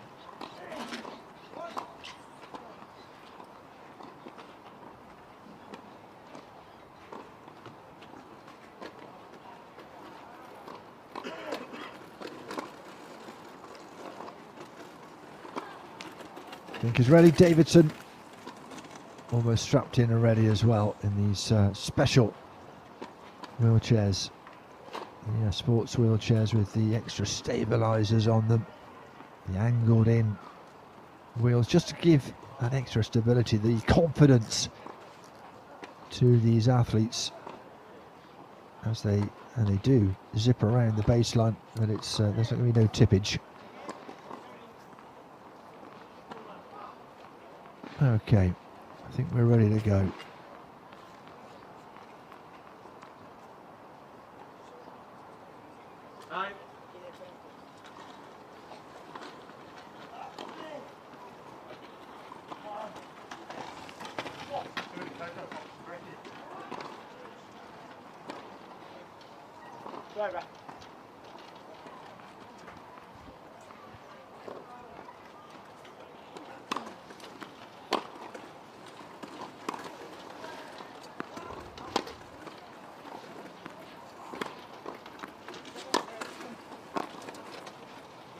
Oh, that's an excellent shot from Davison, right at the wheels of Vink, who couldn't dig it out.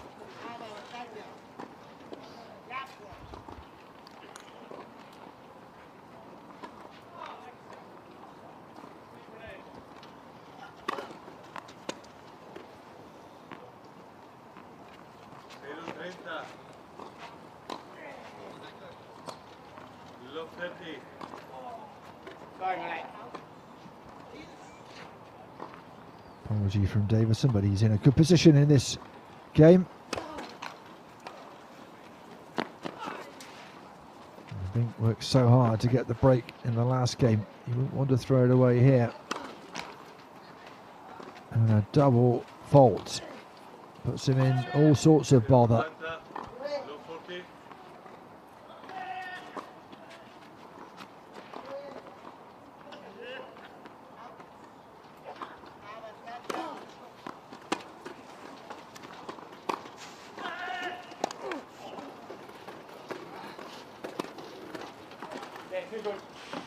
Nice, nice. Davison did so well to get the previous shot back. Had to stretch a little bit, was dying on him, that ball, but as Davison said, just too good.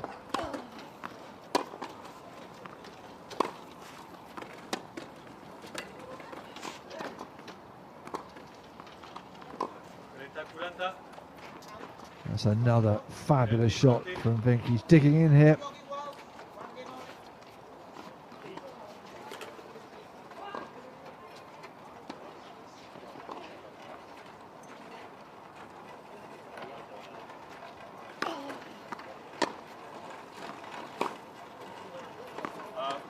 Ah, it's long.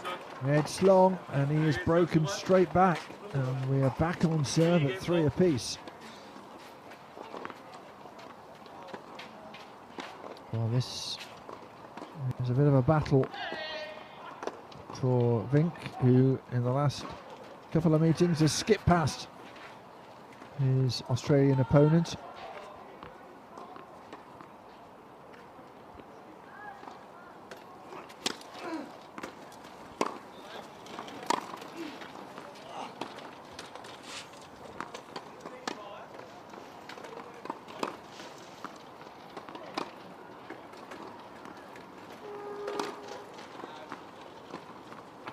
Ah, yes. Cross court whips on the forehand. Had time to size it up. Inch perfect.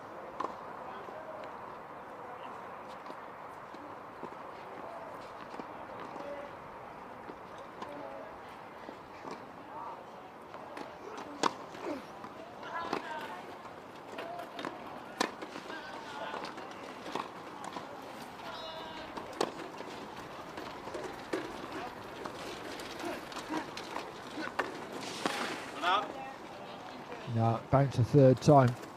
Davidson doing everything he could to get there. Wasn't quite enough.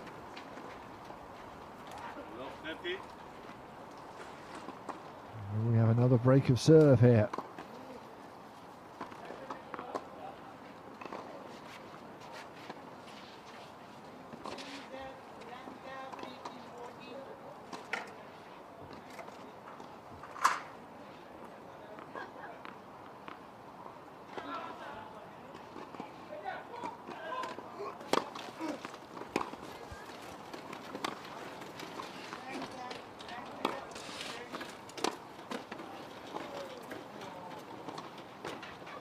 On the line. It was on the line. I'm not sure whether Vink pulled out, thinking it was going to be out, or whether he was just beating all ends up. Oh, I think he thought it was out.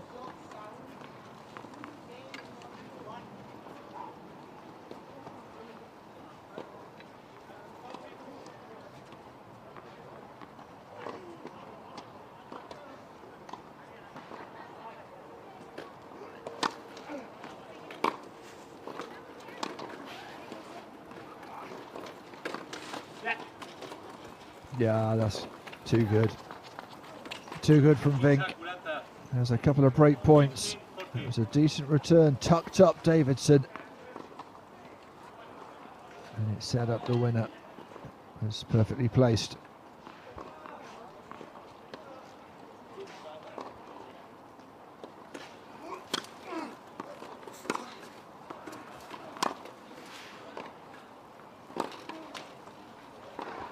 Not this time, into the net from Vink.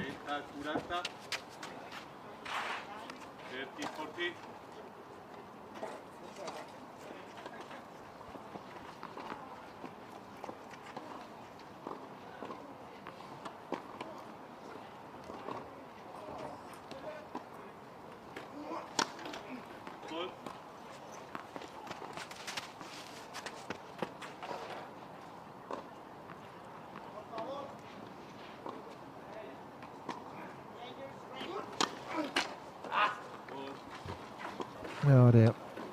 You can hear his frustrations. He drops a third, gave him this first set.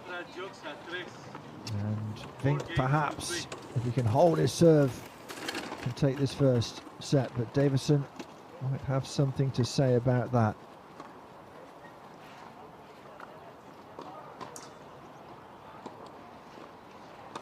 Davison, the man who took 10 years out from the sport. About 36 years of age now. Came back with a doubles Olympic gold, Paralympic gold at Rio.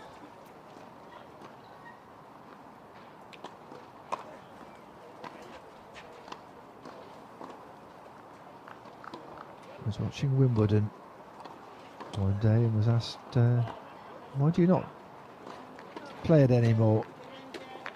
I was watching on television from home and pondered for a very short while and decided to get back into it. And he seems to enjoy himself, win or lose. And he has certainly made the most of his second coming in tennis.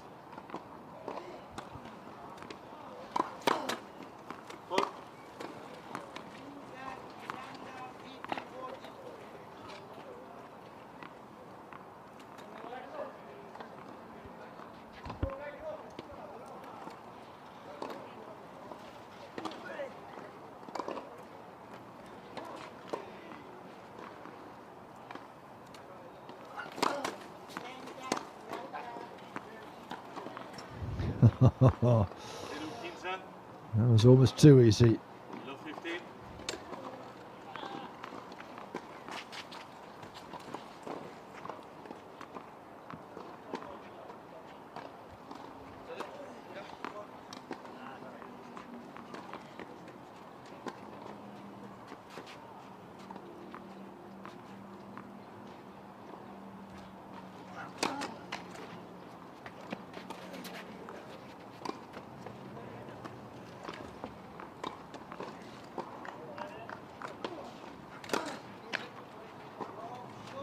Oh dear. Well, these two struggling to hold serve. Whoever does has a real chance. First set of this match.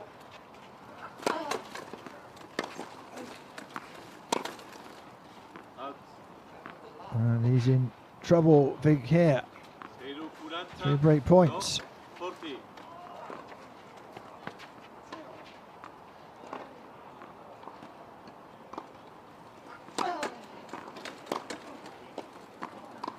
Oh, that's brilliant from Davidson, who breaks once again straight back. He held just once, these two, 4 apiece. Whip that one cross court.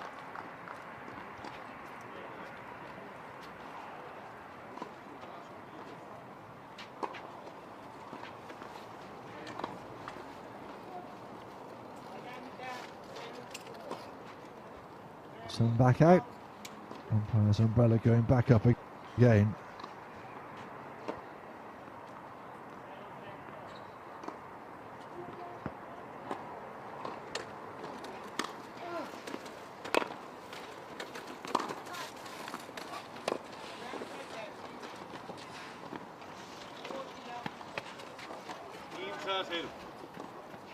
And Davidson win here to put pressure on Vink and his serve.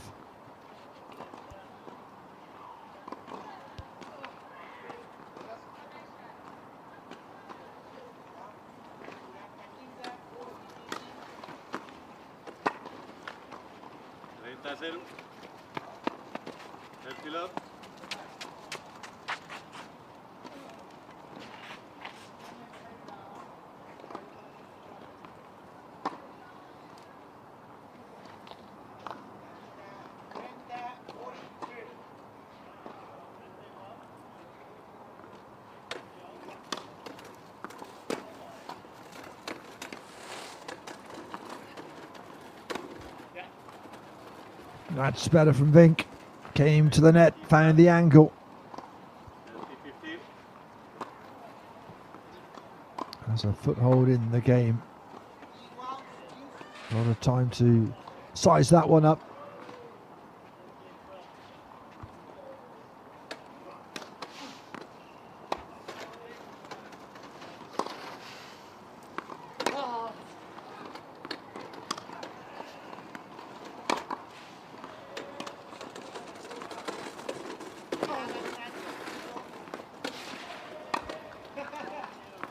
Oh yeah.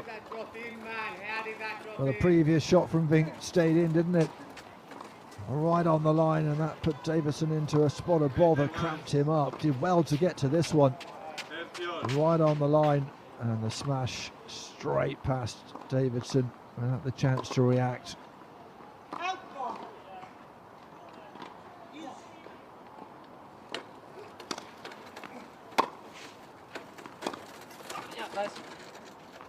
Yeah. Right into the corner. Davison with a chance to hold here. Big point.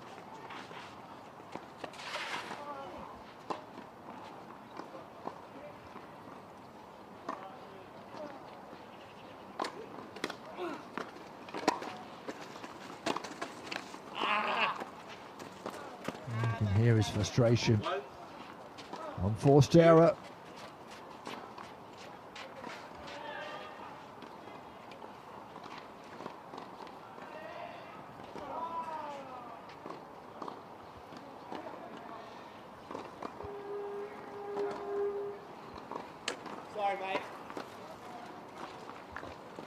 Apology Because Vink will have to wheel back and get himself ready once again.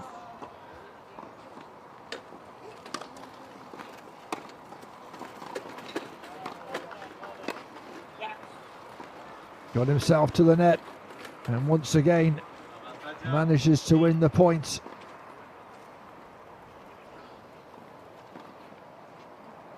He's been brave and he has hauled himself back into contention and has a break point.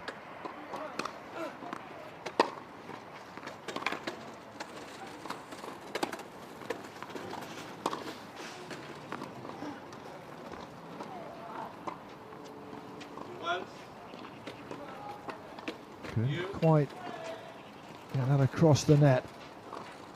Well, he did, but not after it bounced.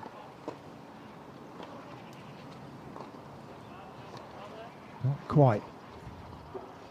It's a good option. Probably could have afforded a bit more on it.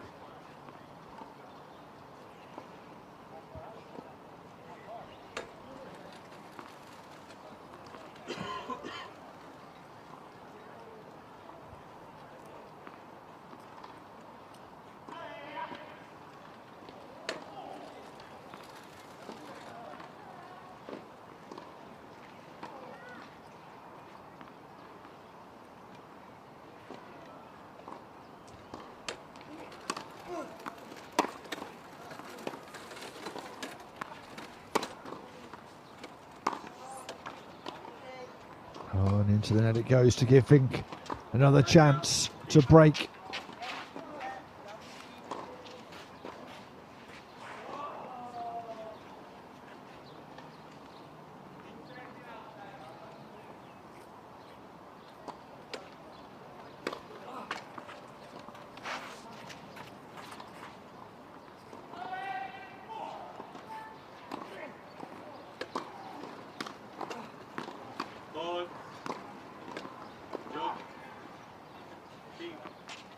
Oh dear.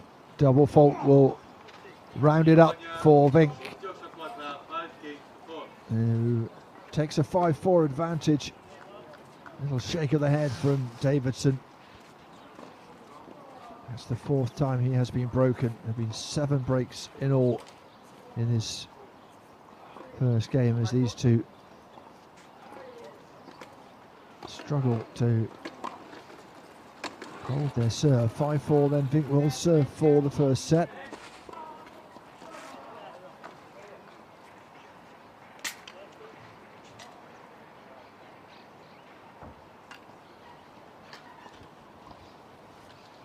So bad.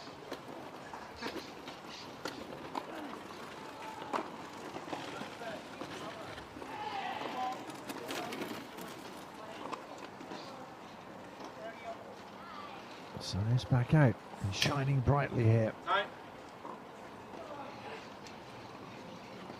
Perfect autumnal temperature, around 20 degrees.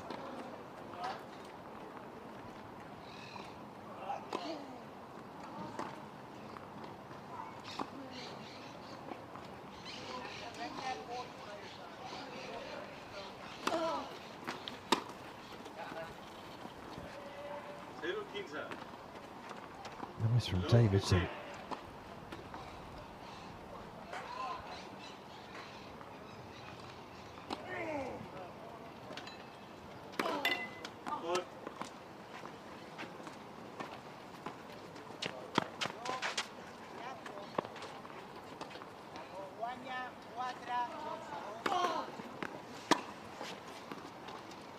Oh, 2 in a row.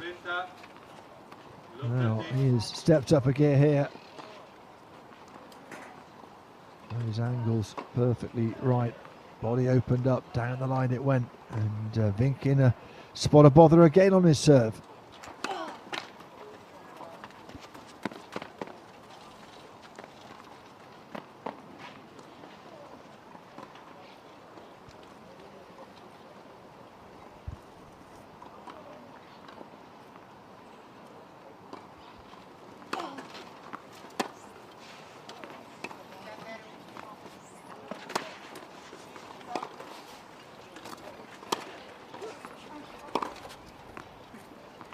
better. Could see the opportunity.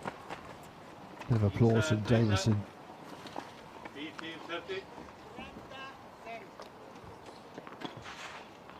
Kept Davison centre court, and then just look how he opened his body up and down the line it went.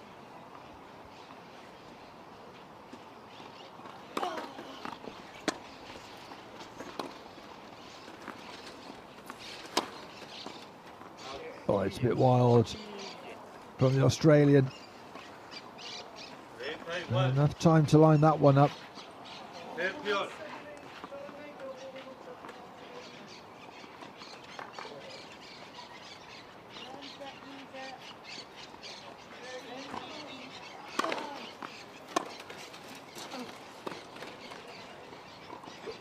was a golden opportunity from Vink to get a set point. Instead, it's a break point for Davidson. Forced error from the Dutchman.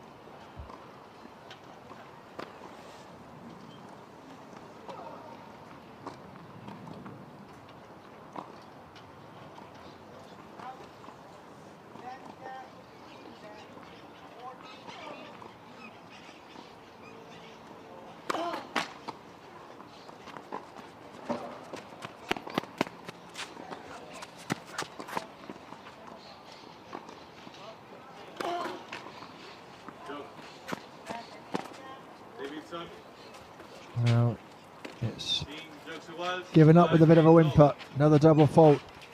Another breaker serve, 4 apiece. And we go back on to serve at 5 apiece in this first set.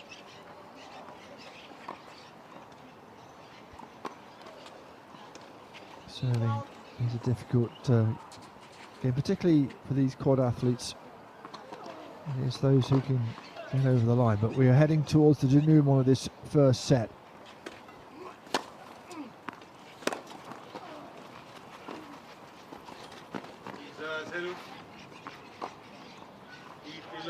Not making good contact with that at all.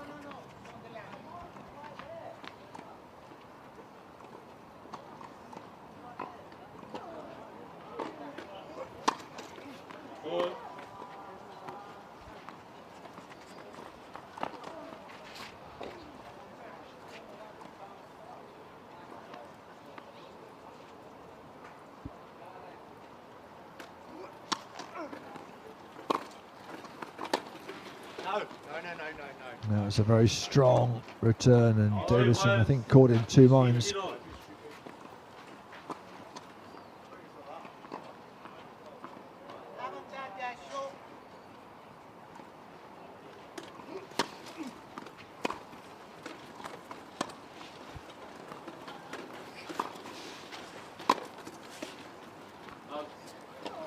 Just a bit too much on it.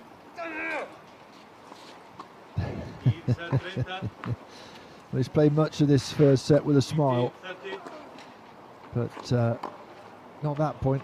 Not happy at all, was he?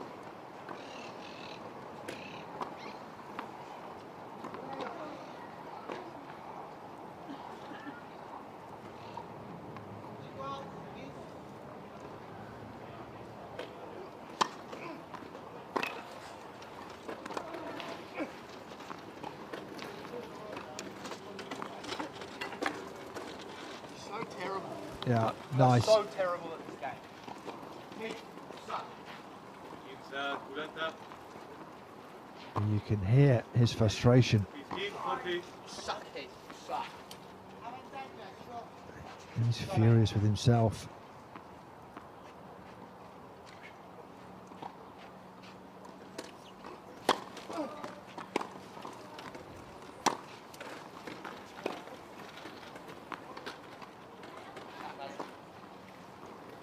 Yeah, returns the dose. A lovely little drop shot, saves 1 break point.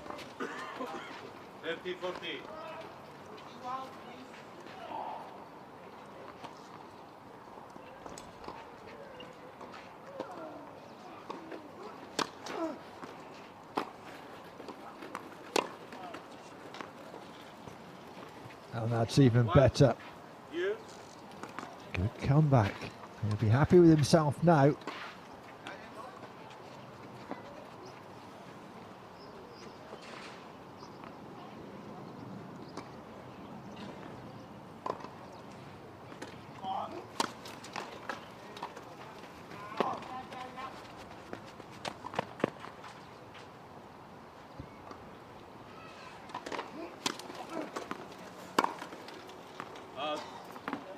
And it's out. Went cross court. It was open on down the line. Davidson has fought back well.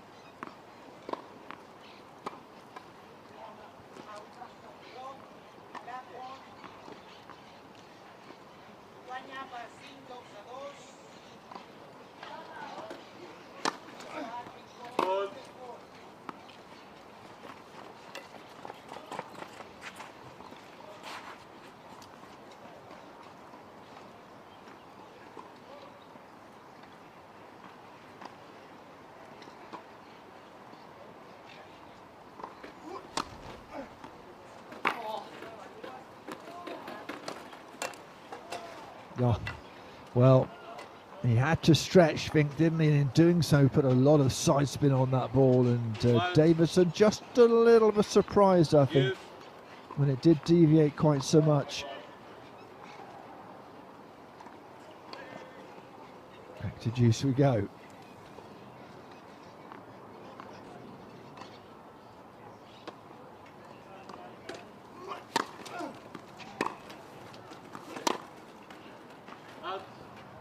It's just long. It's just long. Small margins, isn't it? But under pressure again on his serve. Great return from Vink. Powerful. Deep as well.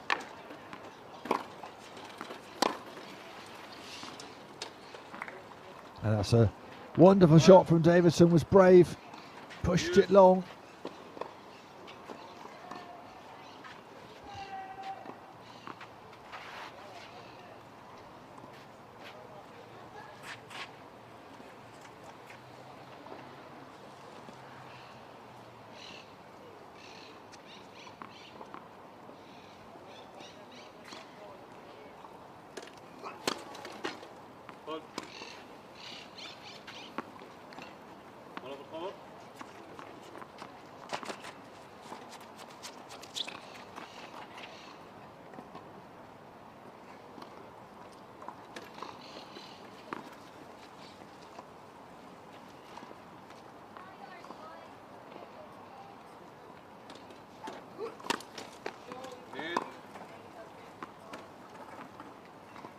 Service.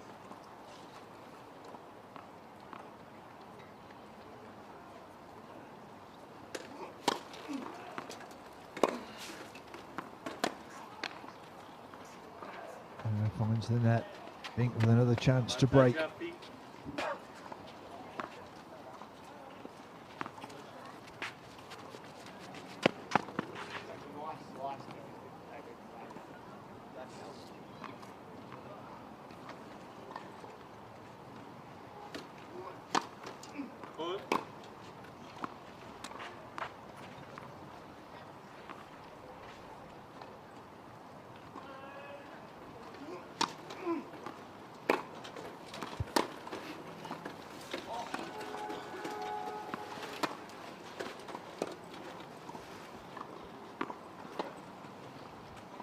Change the angle very nicely. Back to juice we go. Davidson hanging in.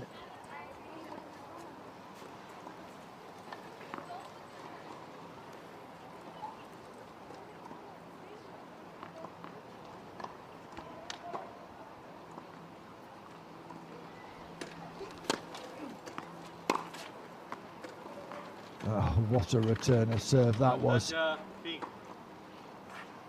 he's knocking on the door.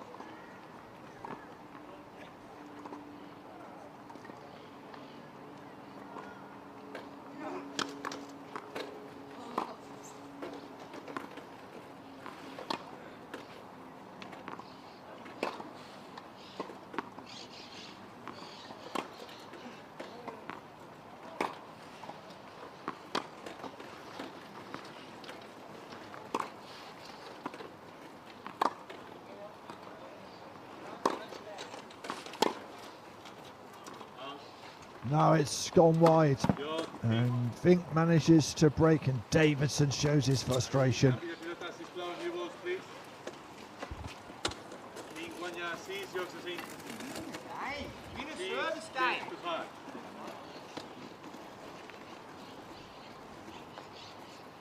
getting increasingly frustrated as this first set goes on. That's the long distance conversation, one-sided conversation being had by Davidson at the moment. But he knows every time that he's been broken, he's broken Niels Vink back again. So almost an hour gone in this first set, and Vink can serve for the first set, but he has had trouble holding. We'll see what he can do here. Time.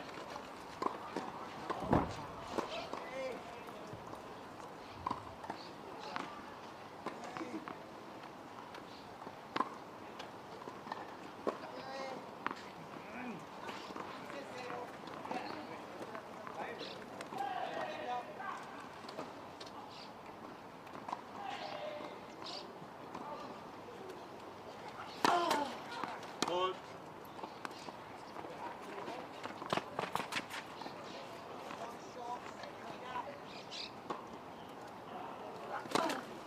Hold. 0-15. 0-15.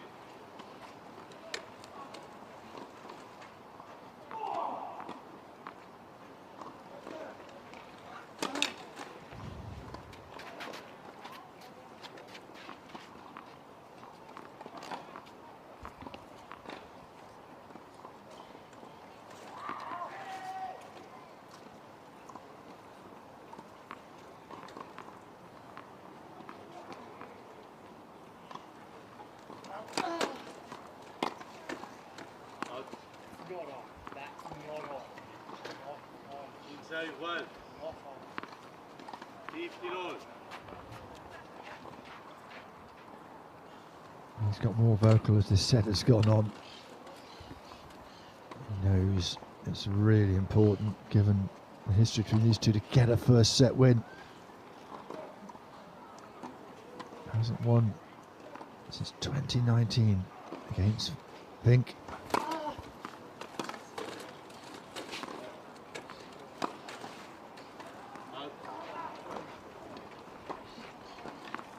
Inside 30. Will we be going to a tie break?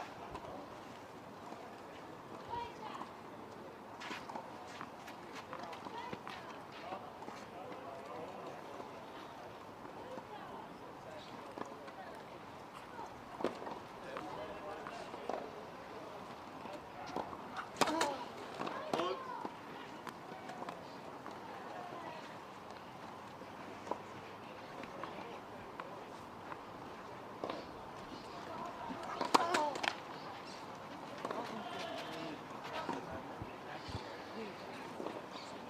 Well, Inside 40. 2 break points. Pink's serve is not functioning as he would like it to. 15-40. Double fault for him. Davidson looks a little happier with life at the moment.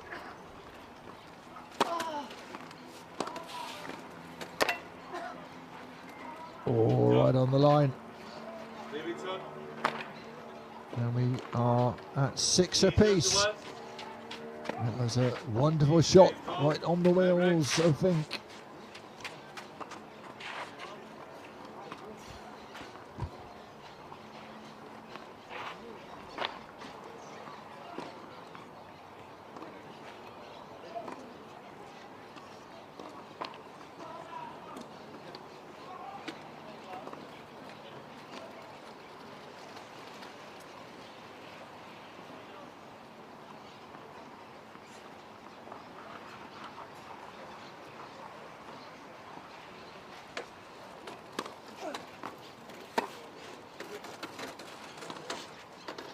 Out. 0-10. Vink.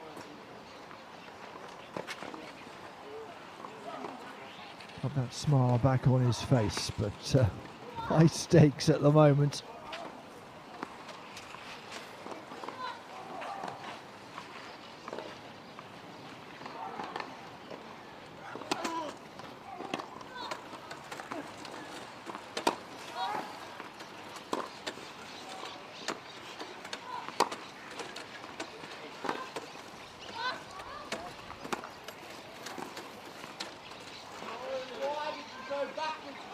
straight into his Zero. body. Why did you go back is what he's asking himself, berating himself. He should have come forward to the ball, perhaps take it on the backhand. Yeah, ended up all tucked up.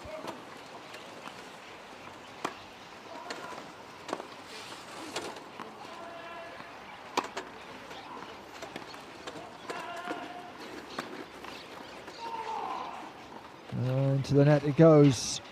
Last time these two contested a tie break, it was very tight. Niels Vink taking it 9-7. That was at Wimbledon in the first set. Wimbledon last year, 2022.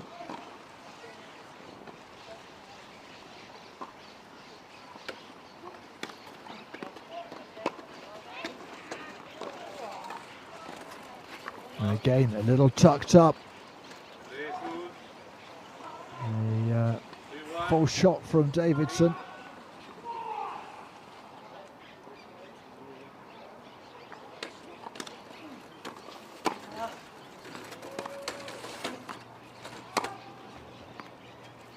Oh, wonderful. Got himself into position nice and quickly.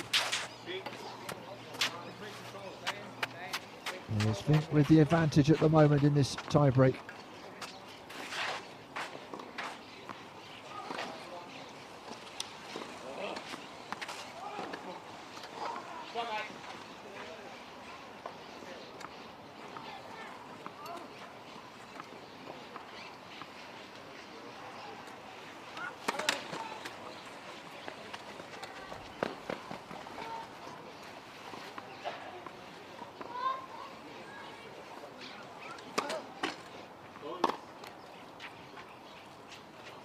Double fault. Gives the point back to Davidson. He's going to take a moment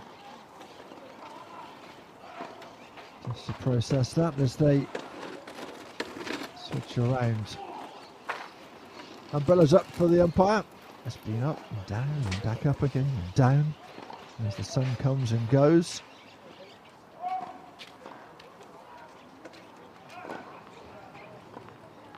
Nice conditions, bit of breeze. As you can see, the trees are starting to bend a little bit.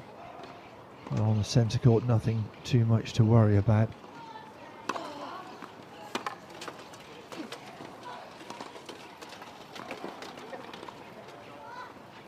Too good. That's a really nice drop shot. And a chance is coming for Vink.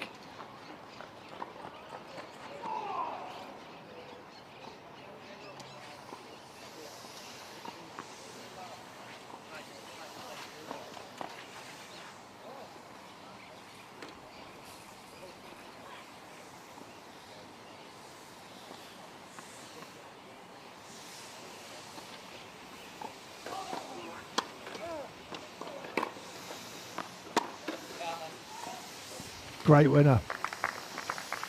I don't think it's necessarily the right option for Vink to go cross court, and he was certainly punished.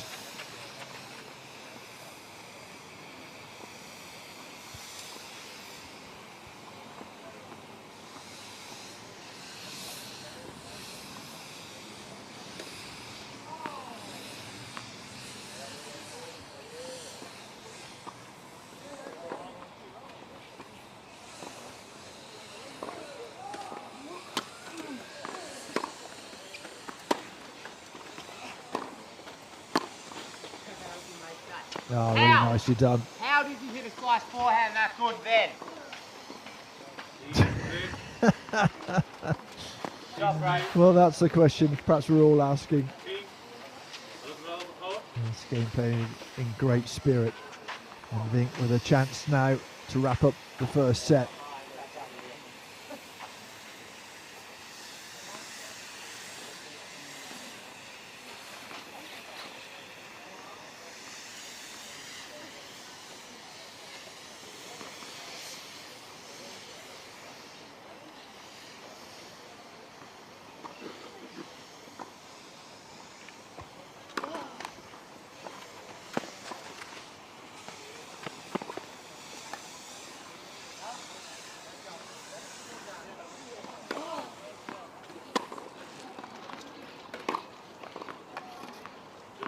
Down the line it goes. Great point. And Vink has made hard work of this first set. 7 games to 6. Davidson fighting doggedly throughout. It goes to a tie break, but it is Niels Vink who takes the first of this match, the first set, 7-6 on the tie break. Over an hour for it to play out as well, goodness me.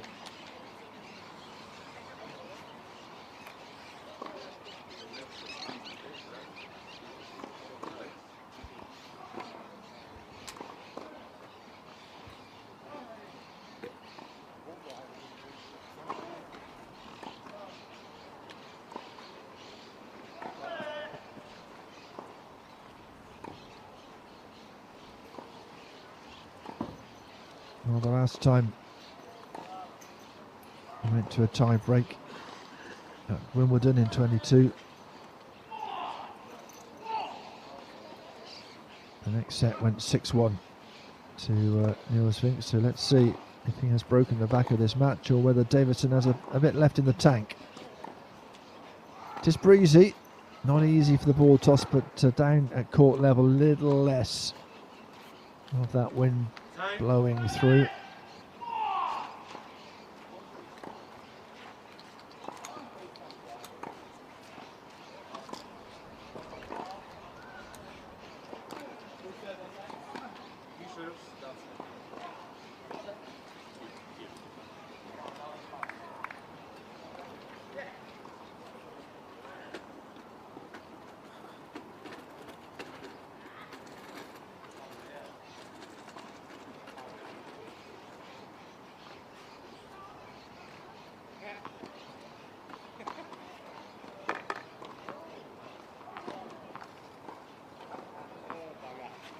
Second set.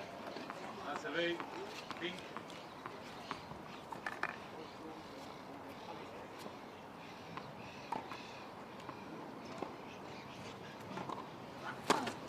Good.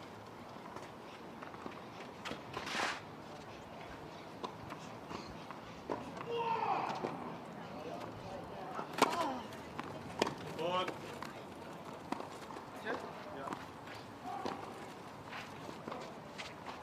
Zero 15. Below 15.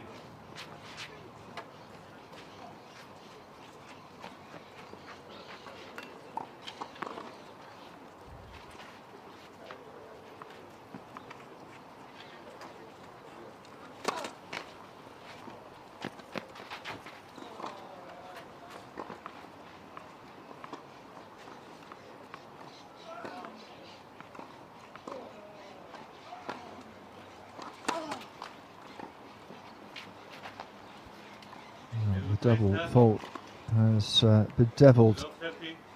Vink's game.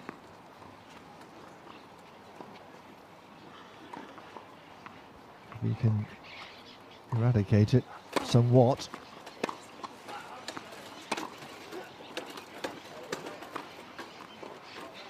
That's much better. Set 30. 15, 30. Nicely placed down the line.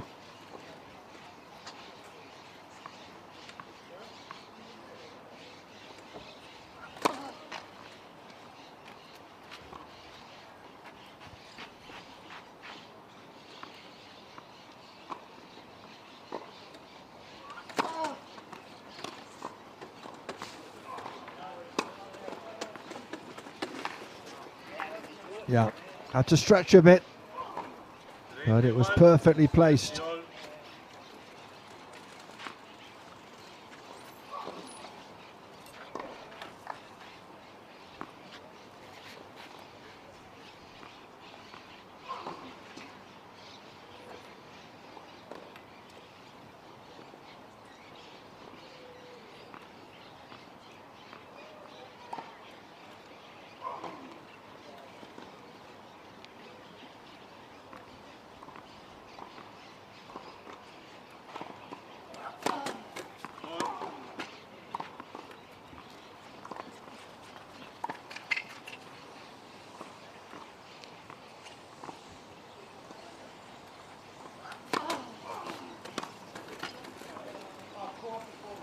Oh, just failing to creep over. And Vink with a chance to hold on here. 30, 40, 30.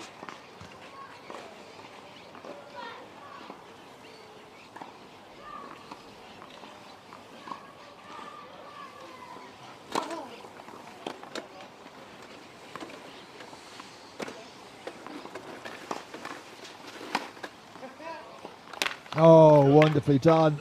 Oh, and Davison is furious. Throws the racket down. Three jokes, second set. First game, second set. Apparently had a chance to break straight away, but Vink held in there. That was a wonderful volley, backhand volley.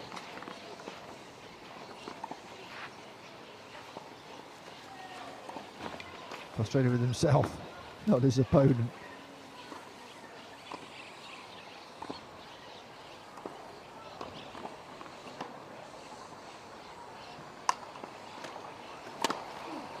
Hold.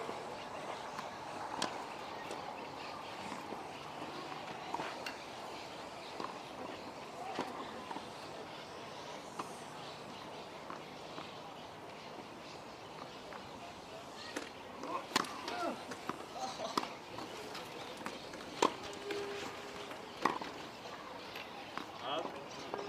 It's long. Just trying to get Davison turning 50 love. and taking it on the backhand, but he pushed it long.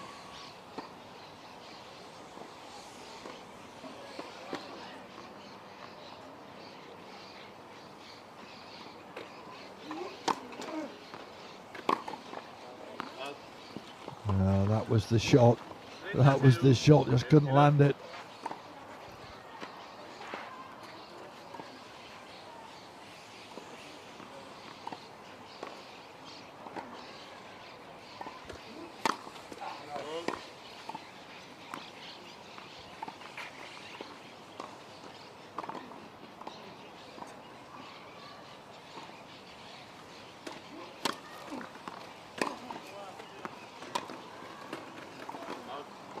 That just pushes it wide.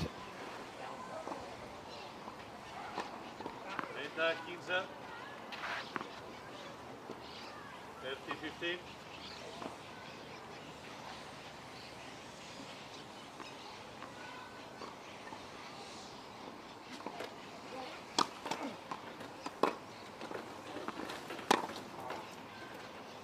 And that was another unforced error. 31, He's getting frustrated with himself again, isn't he? 30 on.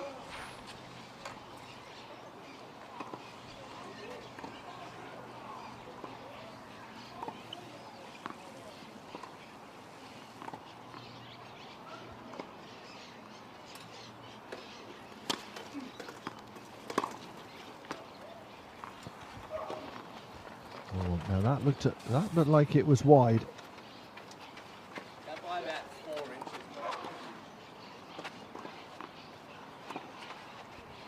Just making extra short. Again, right shot, couldn't deliver. 30, 40, 30. So Davison with a chance to hold his first serve in the second set.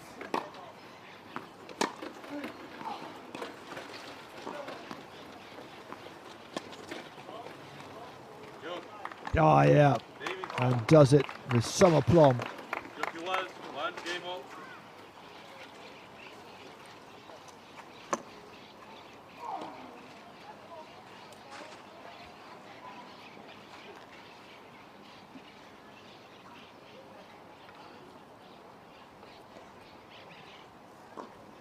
So we are level in the second set, and after the break fest we had in the first set, it's gone to serve.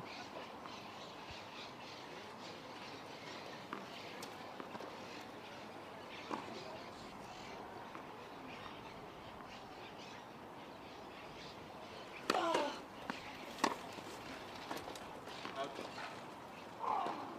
15, 0. 50 love.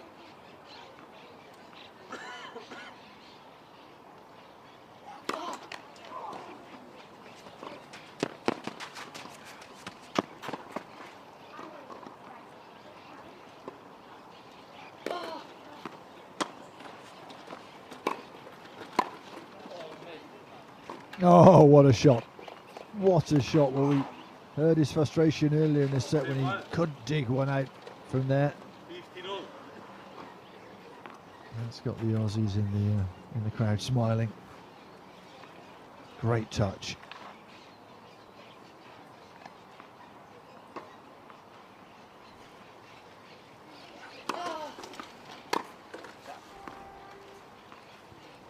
Oh, 30. well, that's an even better shot. 30.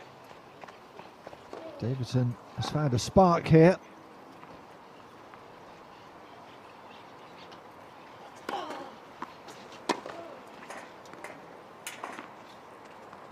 Inside 40. And a chance to break. Last 3 points.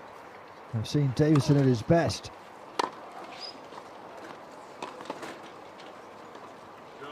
And he does it.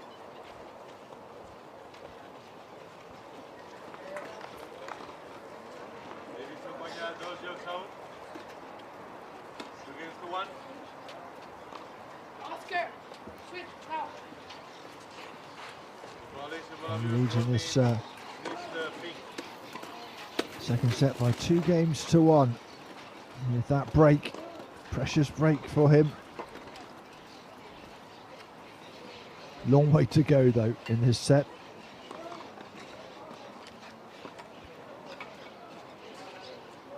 I suspect Niels Vink may have something to say about the rest of this set. Ramfadi has taken that first set, a seesaw affair against Gisasson of Israel, 7-5.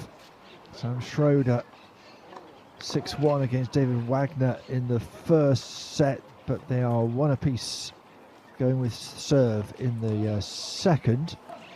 Time.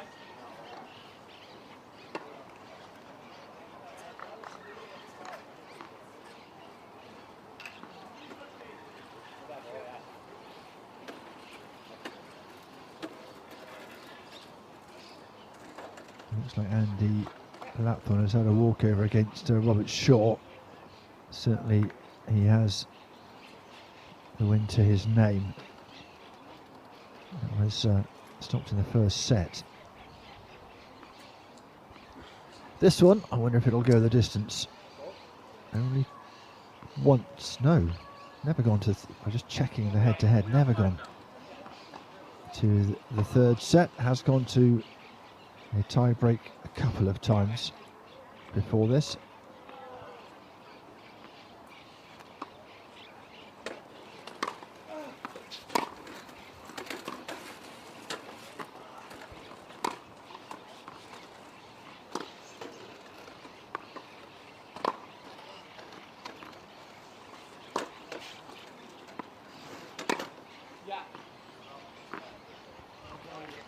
Nicely done. Open the body up. Left Davison stranded really. Was heading the other way. Didn't change direction quickly enough.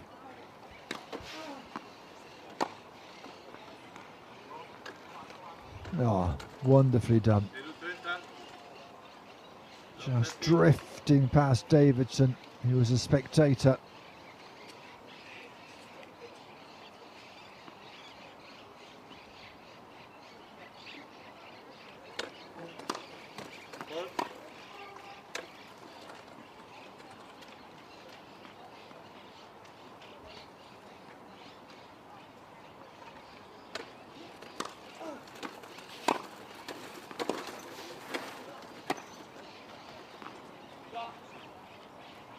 Oh, on the line, I think it is. Davidson indicating that it was. Very sporting of him. Little, I think, indication there. Yeah, little round of applause for the shot.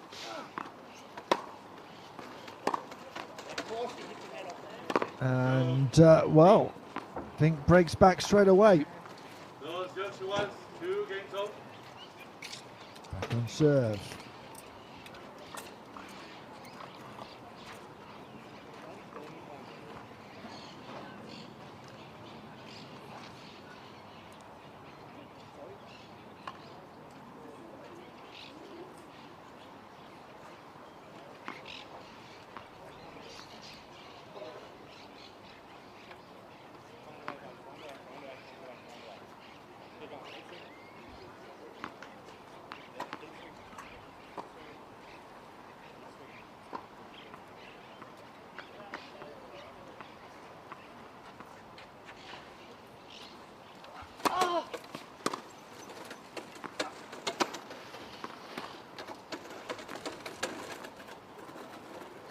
Yeah, nicely done.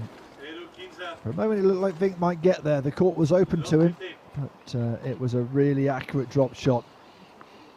A bit of backspin, just taking it away from the Dutchman.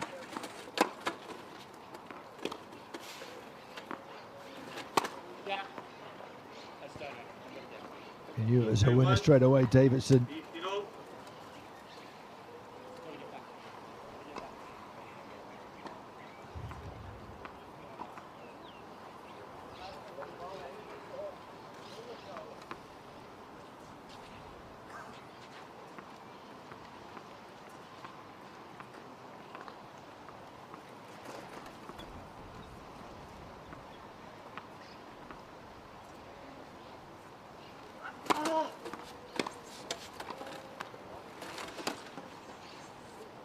Out.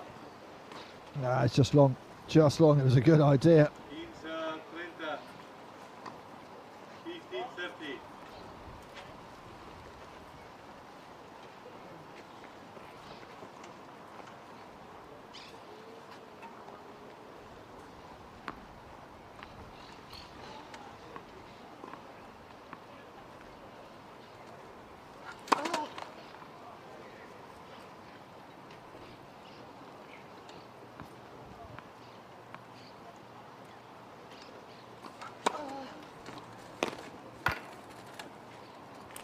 Igual. Tercios.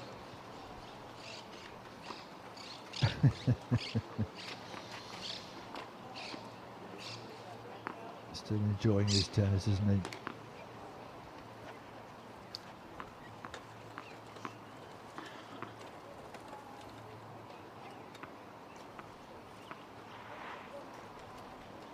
Out. Yeah, it's long. It's long. 40-30. Each game you can hold is precious, isn't it? Perfect.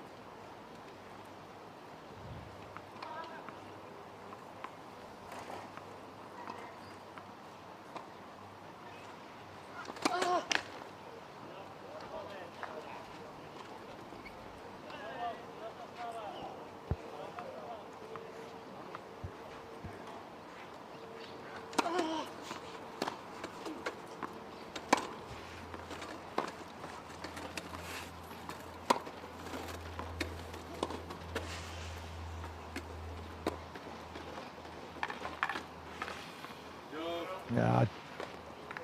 Gets there in the end. Took a while, but he holds his serve. España, 3 jocs a 2. 3 games to 2. Pushing Davison one way, then the other. Took this one on the volley. Just to add a bit of hurry up to the points, and he has got the advantage here in the second set of this match. It's turning out to be a bit of a marathon already, heading towards an hour and a half. And Svinku leads by 3 games to 2.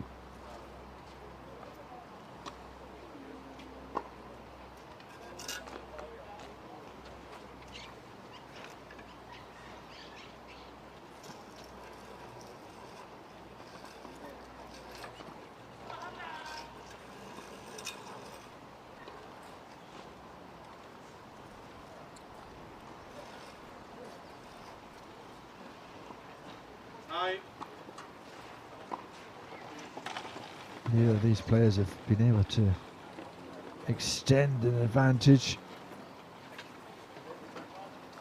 This set was a real attritional affair.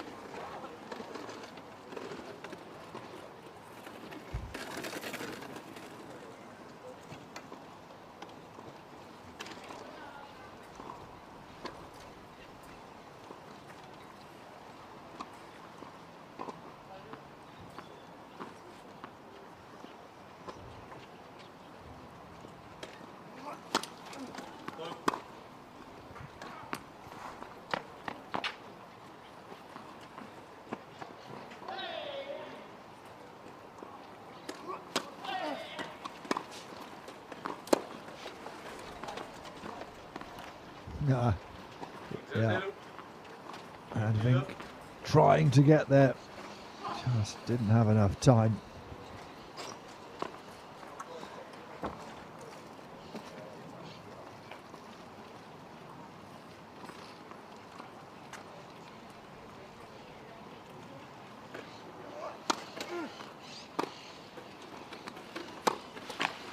Pause, I get the tape again.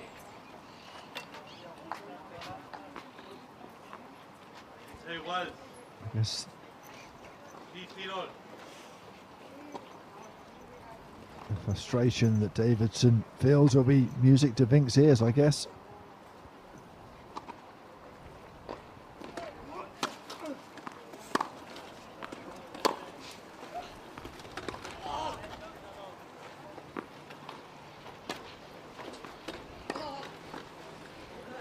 Why did you go? Oh, yeah. You stupid moron.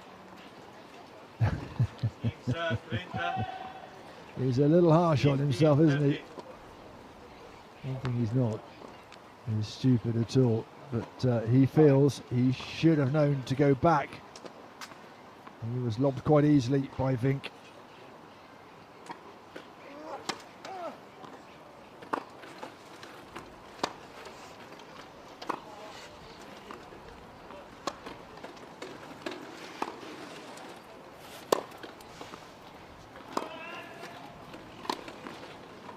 Lobs him again, and again Davidson unable to deal with it. And it was a bit closer to him. The backhand, we've seen him with a backhand smash before. Not this time. Chance for Vink to make it 4-2.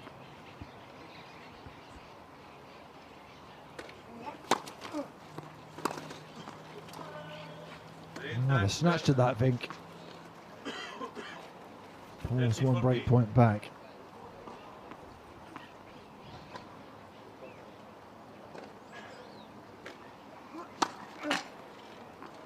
Net for service. Did you say that? Oh. Yeah, net for service. Ponte delante, por favor. Ahí.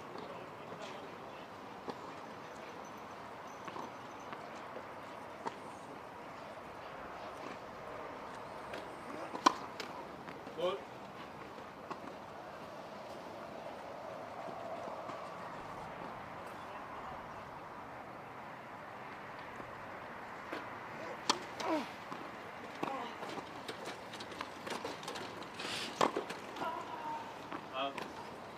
And it's wide. Yo. Accuracy from Vink doing for Davidson on that service game. Right on the line. And Vink leads by 4 games to 2.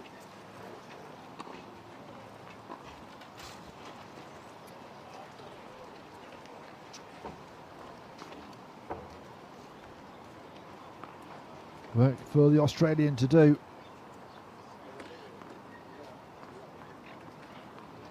Doesn't want to make it 9 defeats in a row. 2-0 as Vink. The world number 1, of course.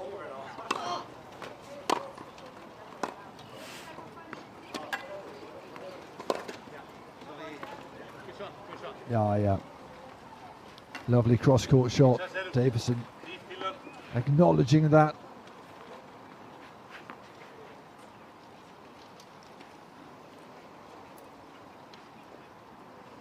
Good shot, bro.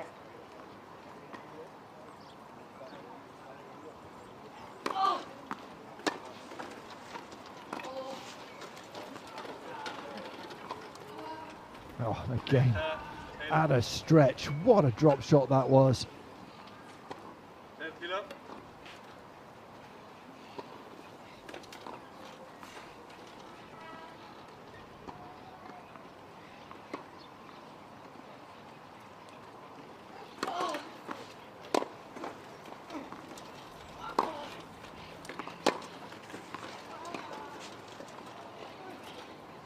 Tried it again. Couldn't find the range this time.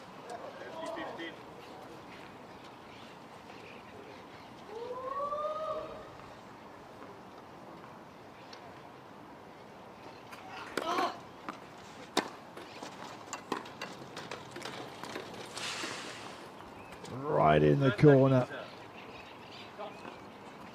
Right in the corner.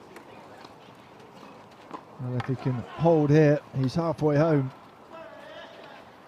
Big if though, given what's been going on in this match so far.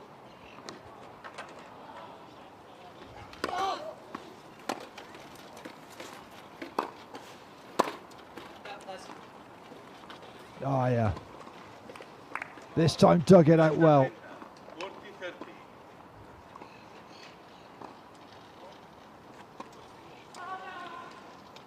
That's a terrible shot from Vink, but it was wonderfully dealt with.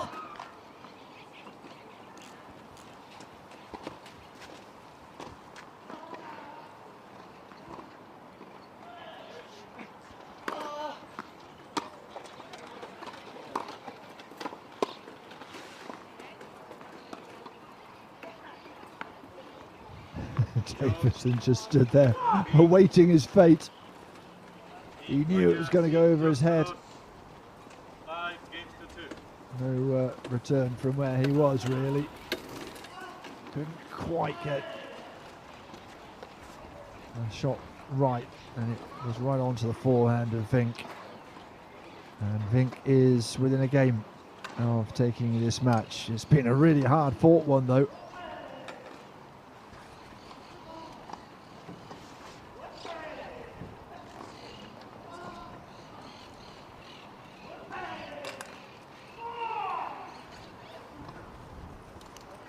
Davison yet to win in this round robin affair.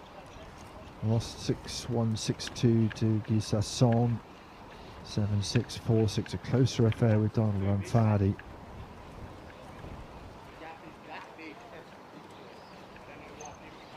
Not been his tournament, has it?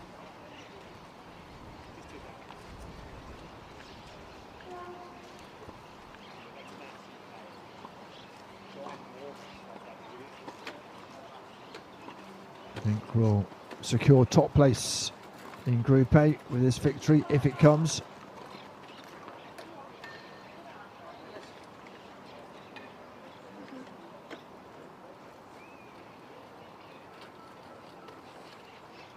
Ramfardi, Guy Sasson battling it out really for the second spot.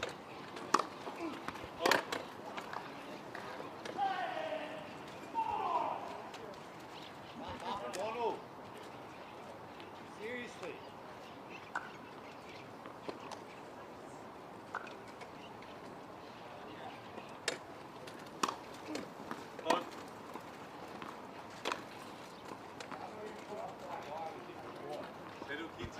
It's not the time for a serve to falter, if truth be told. I think we'll be looking to wrap this up quickly.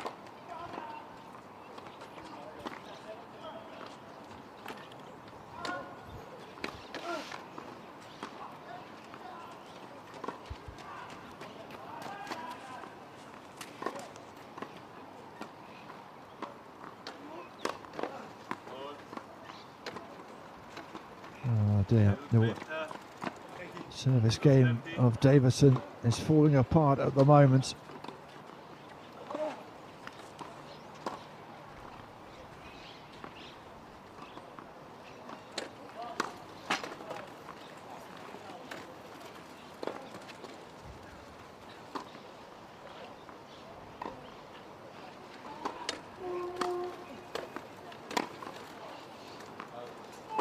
That's a wild return. Very unlike Vink.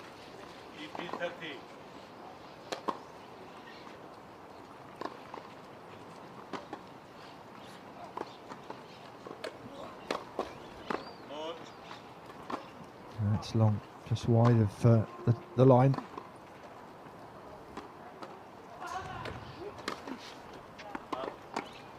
Oh, and another double fault. 3 in this game. 2 match points then for Niels Vink.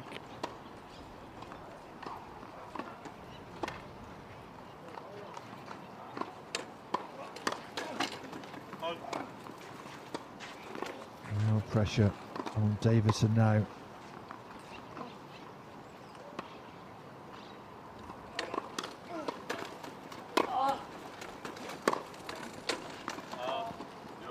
It's long.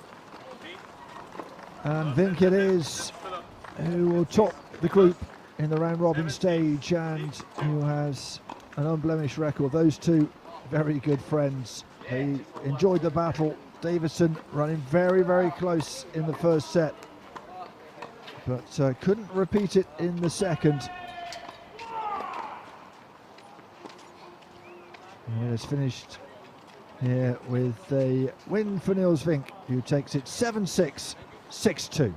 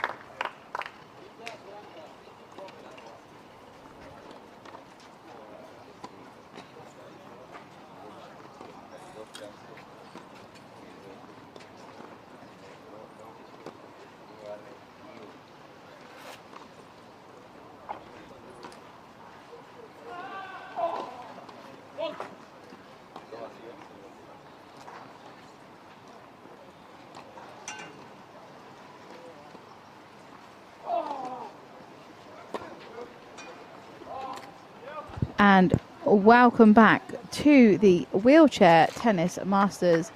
And this afternoon we've got a real treat in store with two doubles matches on this court. The first of which, as you can see, will be between Martin de la Puente of Spain and his partner Gustavo Fernandez. And they are facing Joachim Gerard and Michael Scheffers. Gerard from Belgium, Michael Scheffers from the Netherlands.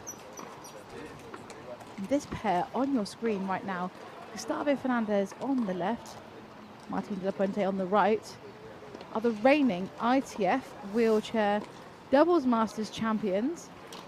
And they won this event last year after beating the Dutch duo of Tom Egberink and Ruben Spargaren in last year's final. So they are currently on the hunt to regain their title, to stay in that spot of being the Masters doubles champions. And here we have Joachim Gerard just warming up before the match, getting prepared. Oh, nice little wave there. Hello Joachim, when he looks us back. We did say hello back. And he's playing alongside his partner there, Michael Scheffers. And this pair first started playing together 10 years ago, making a winning tournament debut at the 2013 Japan Open Super Series. So lots of experience between them, together and separately. But 10 years ago, this partnership was very first formed.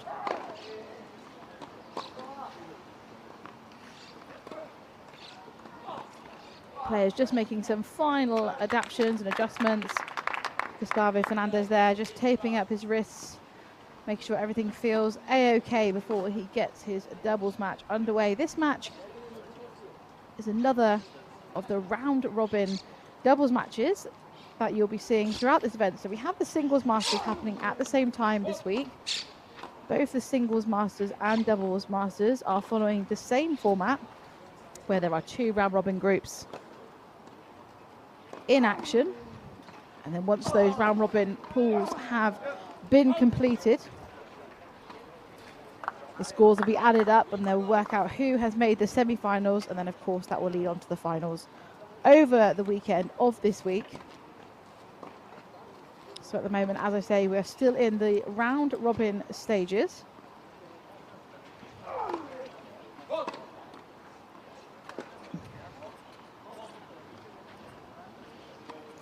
Joachim Gerard here is formerly a singles and doubles masters champion, just like his partner actually, Michael Scheffers. Both of these two have won the singles and doubles titles, but they were with other partners when we're talking about the doubles. They've won the singles, but in the doubles, when they've won it, it's been with different partners. So will they be able to clinch the title this year with each other, making a new partnership to add to the Roll of Honour?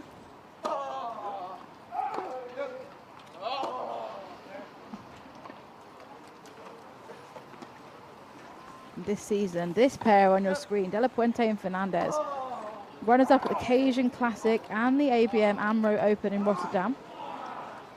And at the French Open at Roland Garros and the British Open. They were runner-up at every one of those events to Britain's Alfie Hewitt and Gordon Reid, who we saw in action yesterday. They played a truly astounding match against the French pairing of Stéphane Houdet and Frédéric Cataneo, and interestingly, that match was repeated from Saturday. So Saturday last week, they all reached the Catalonia Open final.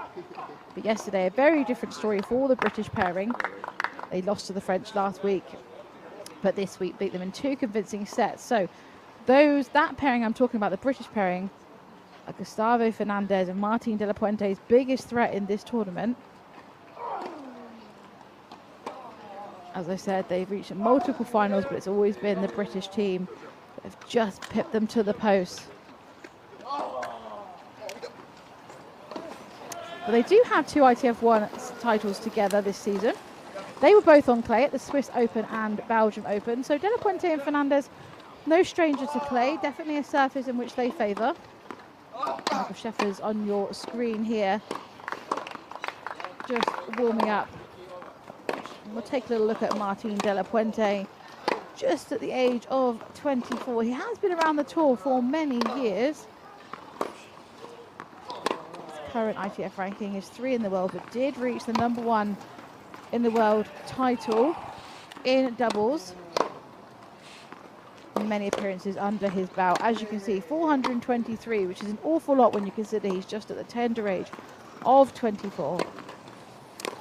#1 player from Spain. Also contesting in the singles event here at the Masters.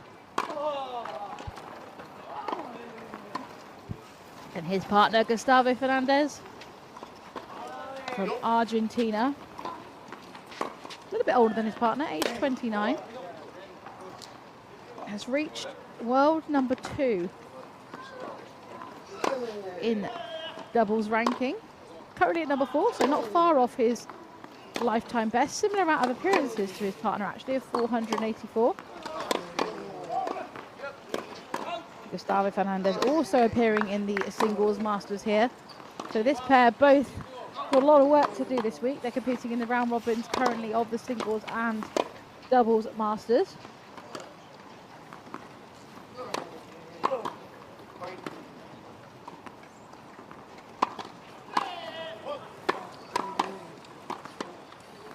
And here we have Joachim Gerard from Belgium, age 35.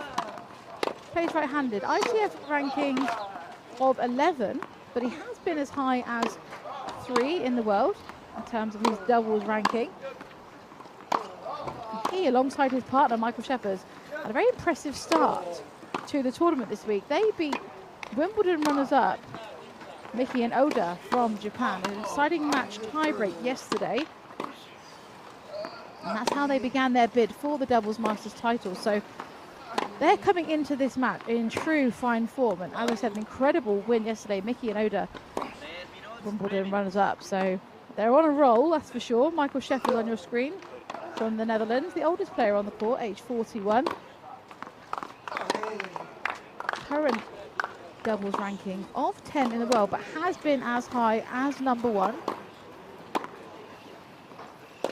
And when we look at those appearances, over 1,000 appearances, truly remarkable. Michael Sheffers has been a prominent figure on the wheelchair tennis tour for many years. Some incredible experiences under his belt.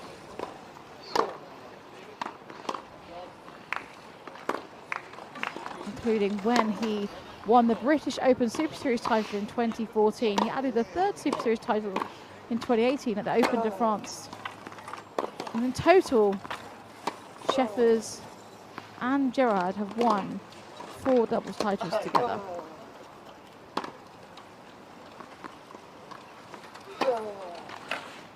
So we're certainly in with a treat here on this court. An incredible amount of experience, but endless list of successes and achievements from all 4 players on this court.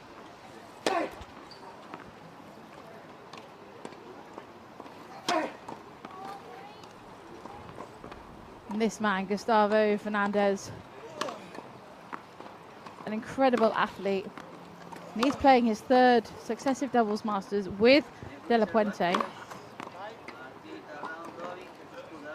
So another pair with experience together.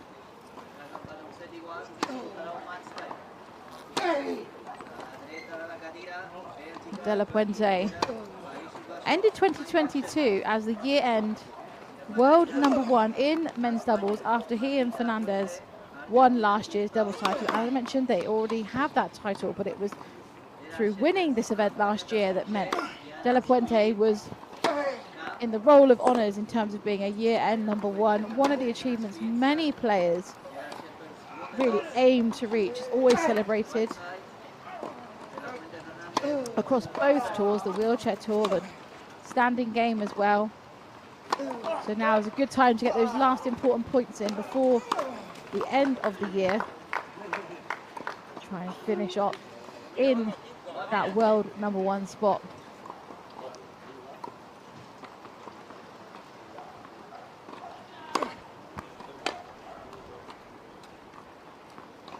So a few service practices here getting underway. before we begin this match, which I'm certainly excited to watch unfold. 4 of the world's best singles players and doubles players on this court. 4 nations represented on here too.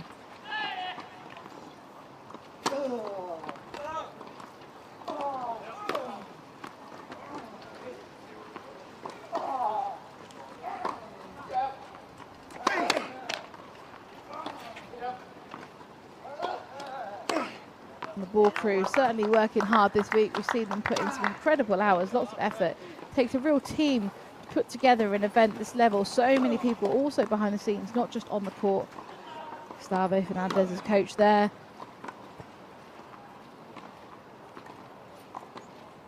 Familiar face across the wheelchair tennis tour.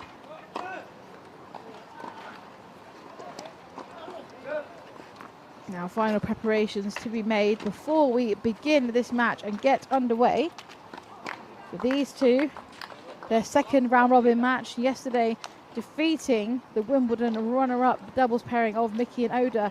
They certainly mean business this week. That was an incredible win, and I'm sure they are aiming to continue on that winning streak today against this pair, but they will not be easy opponents. One of the most experienced men's doubles pairs on the wheelchair tennis tour. As I said, already a couple of titles under their belt this year alone already, but our focus is on this court now. And Gustavo Fernandez is going to start serving to get us underway.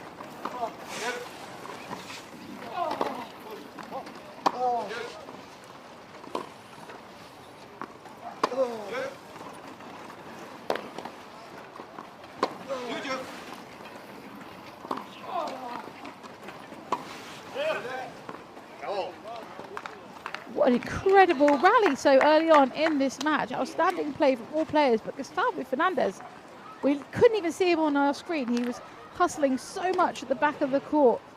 The amount of balls that he managed to retrieve in such difficult position was truly outstanding.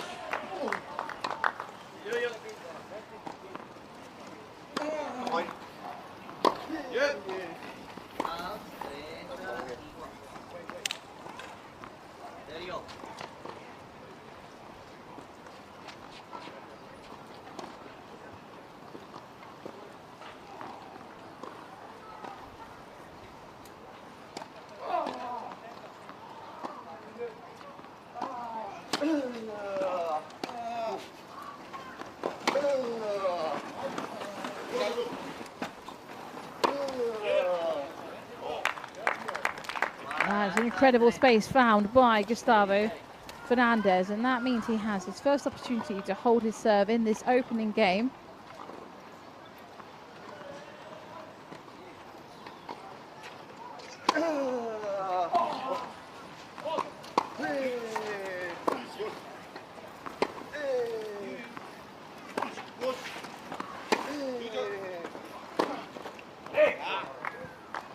Wow, it's incredibly impressive from Gerard there. The patience, just waiting for that right ball, but absolutely fearless play, passing De La Puente down the line. Outstanding backhand.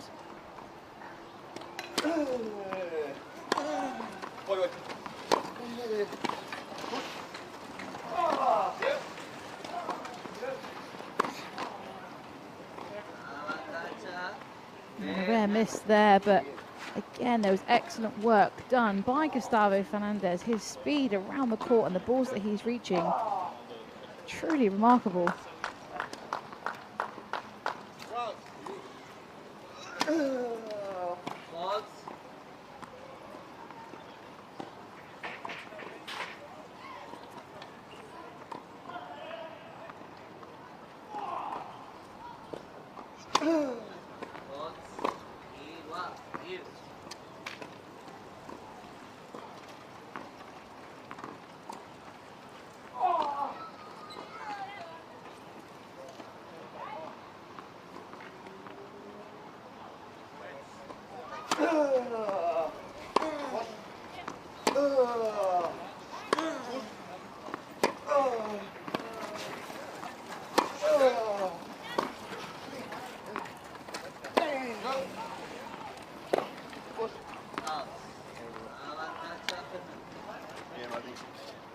And that ball just pushed long gives De La Puente and Fernandez another opportunity to capitalise on Gustavo's Fernandez service game, the opening game to the match.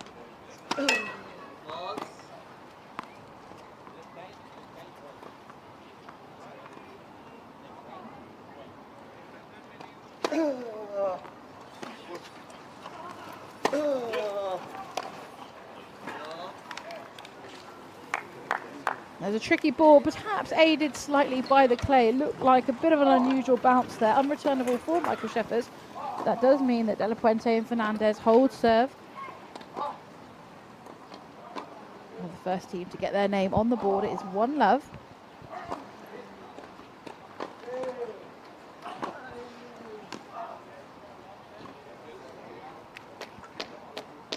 And Fernandez and De La Puente looking to maintain their title from last year. But these two gentlemen on your screen, tough opponents. Outstanding performance yesterday, beating the Japanese pairing of Miki and Oda. Still so much to play for throughout this tournament. We have Joachim Gerard to serve.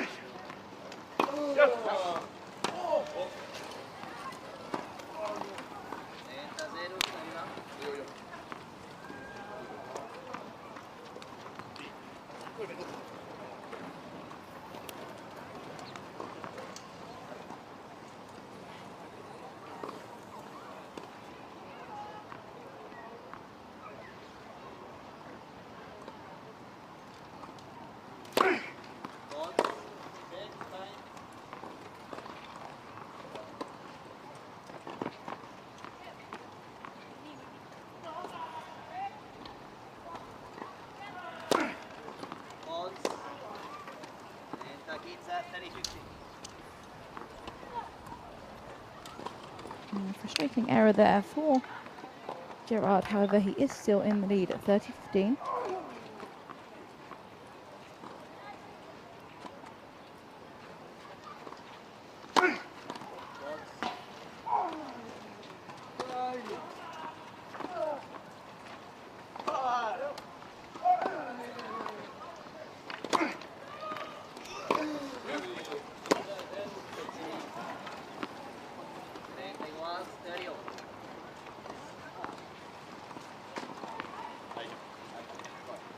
Now, this game certainly seems to be a tale of ups and downs on both sides. It was a tricky miss for Gerard, just facing the back of the court. We're at 30 all.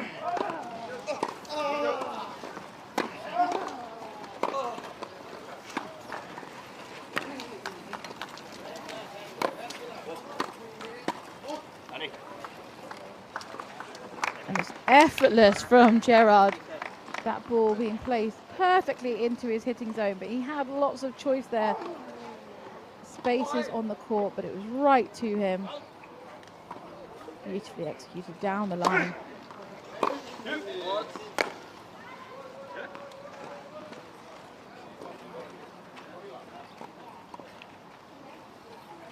I wondered what the check was for then, but it was to check the serve.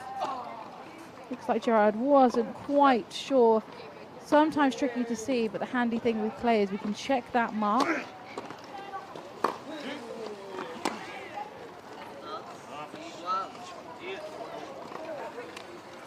And you see the frustration there from Gerard. And both parents struggling to string points together. It's going back and forth all the time.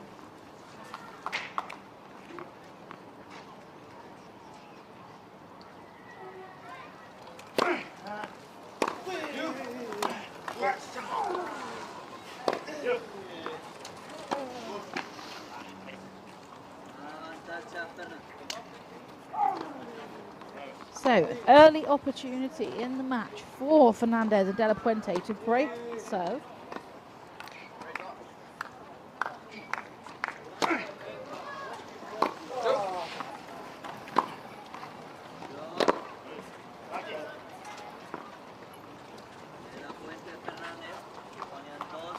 Has been achieved, and that means that De La Puente and Fernandez lead early in this match 2-love. It was a very early break on a big serve. You see Gerard's frustration there. But we are still early in the match. There's so much to play for. We are now on De La Puente's serve.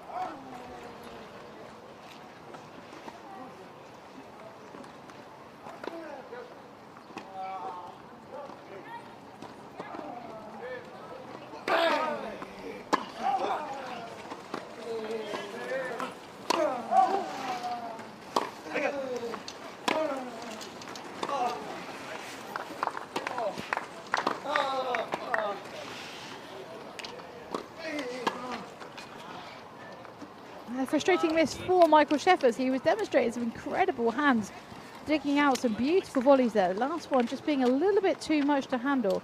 But his chair movement and flexibility around the court was world-class level. Just that last one being a little bit uncomfortable.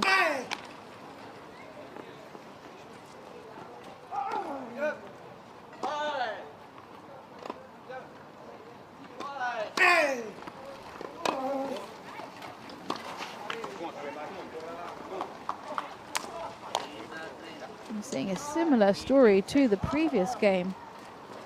Points back and forth. The Dutch coach there supporting Michael Sheffers and Joachim Gerard.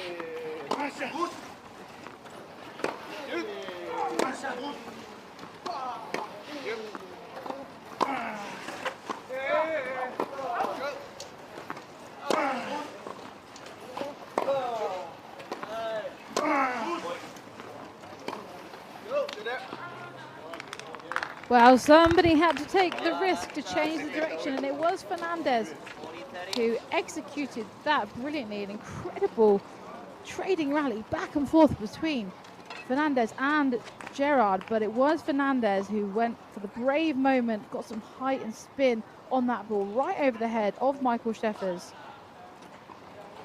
An incredible point.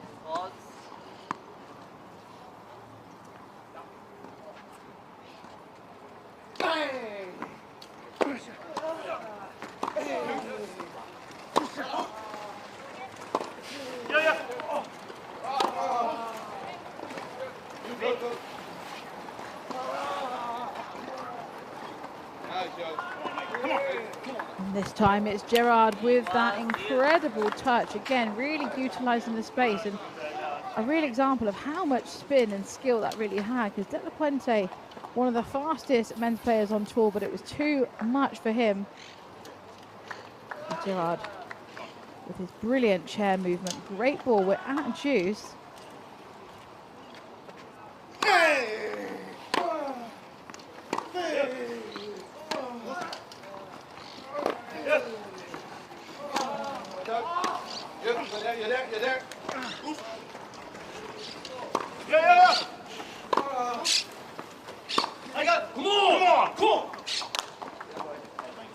Big cheers come on from both players. Brilliant tennis, and they have now secured their first opportunity to break straight back and get this scoreline back with serve. Big opportunity here for Gerard and Scheffers.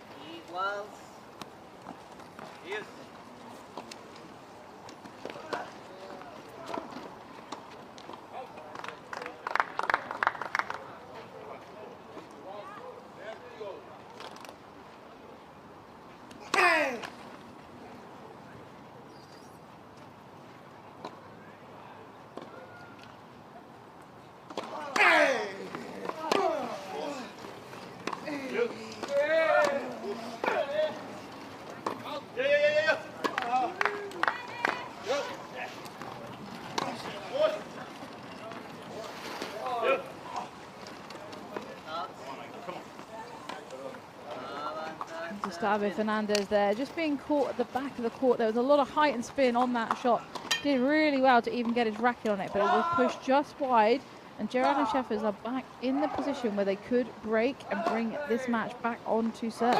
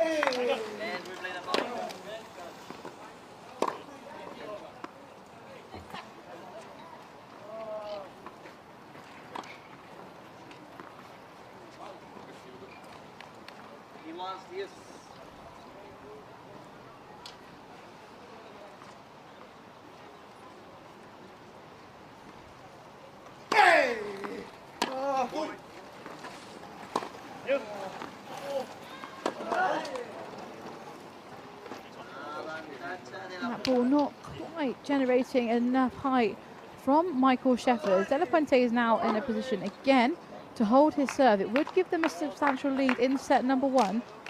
It's proven a little bit difficult up until this point.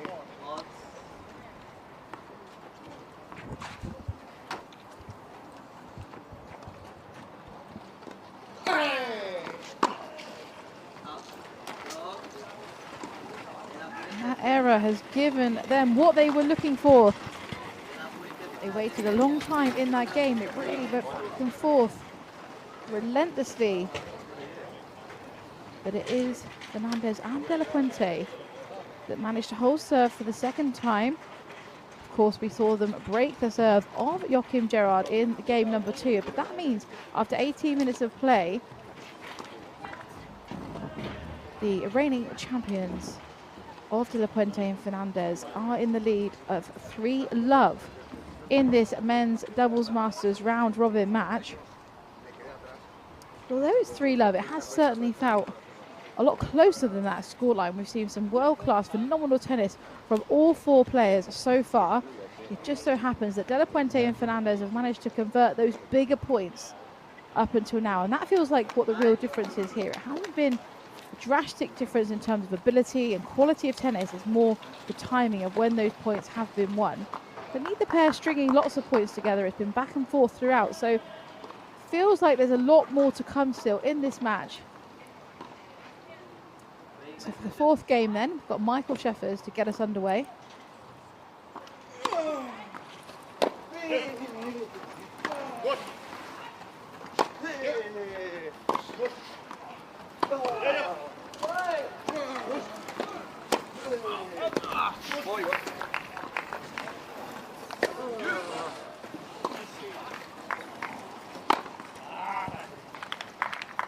Astounding net play from Gustavo Fernandez. That overhead was beautifully executed. And the ball did just come straight into his hitting zone there. Unable to pass him, he was covering the court well. The overhead dreams are made of.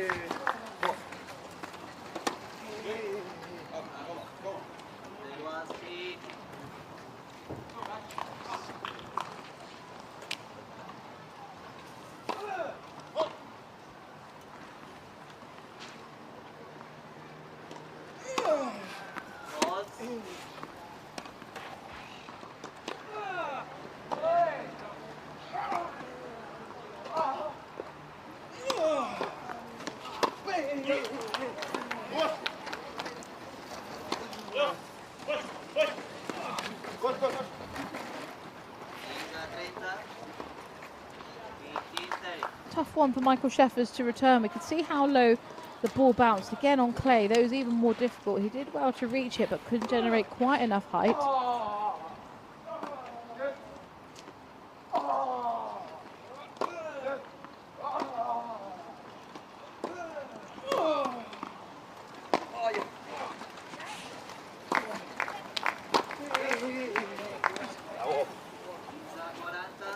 Great angle created from De La Puente, even with that long high stretch of Gerard. It wasn't enough. De La Puente just carving that space out of the court. Pressure on the shoulders of Michael Sheffers.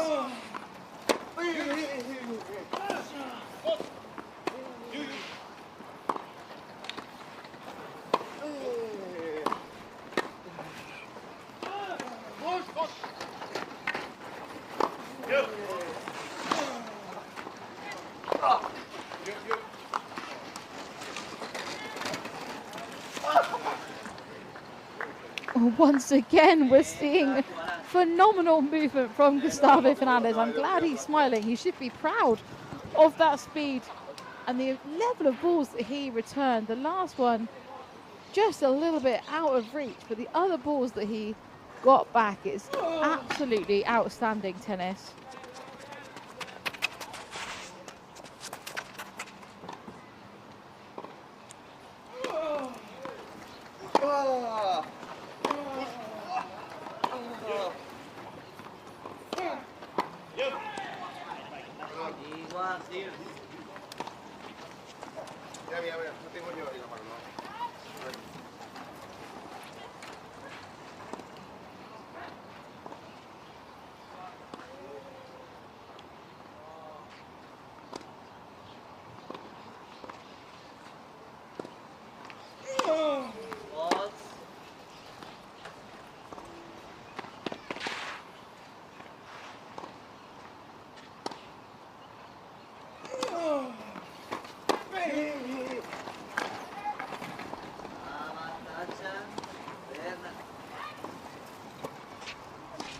So opportunity here for Fernandez and De La Puente to extend their lead.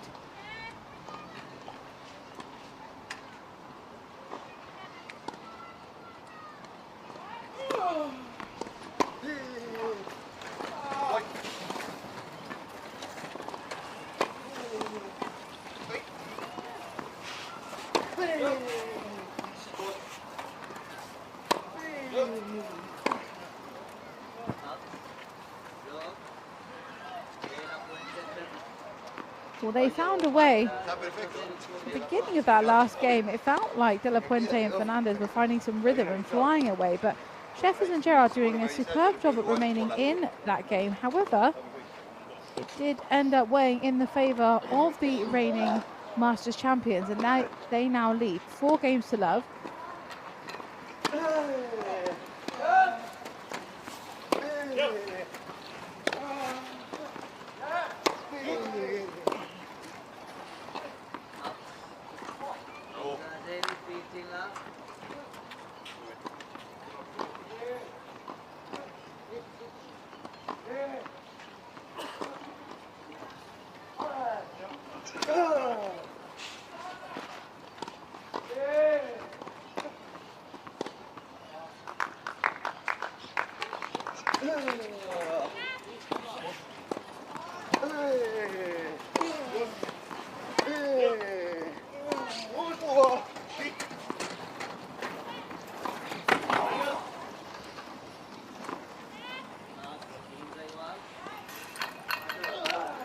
And it was tricky to work out how that quite unfolded. We witnessed yet again the remarkable speed of Gustavo Fernandez. Here it is in replay form, and a superb job to get a racket on it. We now know what that noise was. He hit the fence.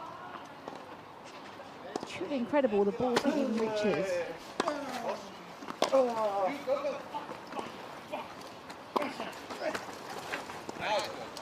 And a superb ball down the middle.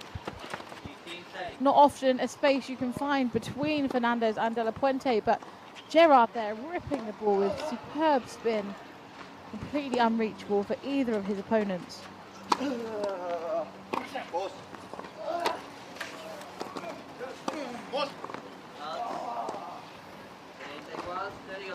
There's a brave attempt from Michael Sheffers, but that ball just pushing wide. Brings the score to a level playing field of 30 all in this game.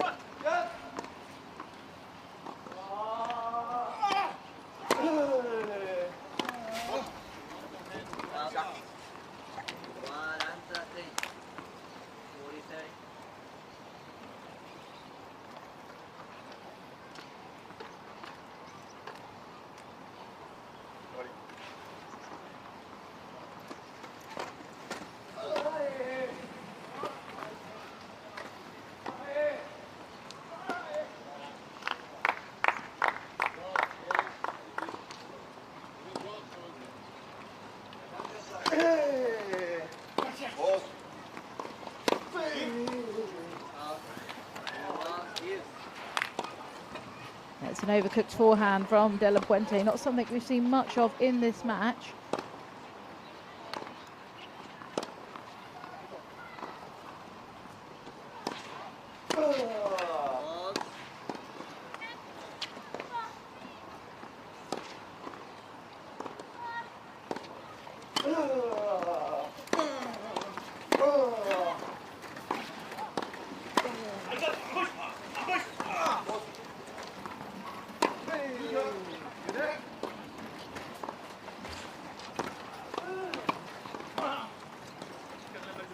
Another brilliant rally, superb throughout, and credit to Michael Sheffers, who did an incredible push to return that short spinny volley, but it was Fernandez with the overhead smash. Gerard getting a racket on it, but not comfortable enough to return the ball. We've got advantage again in favour of Fernandez and De La Puente.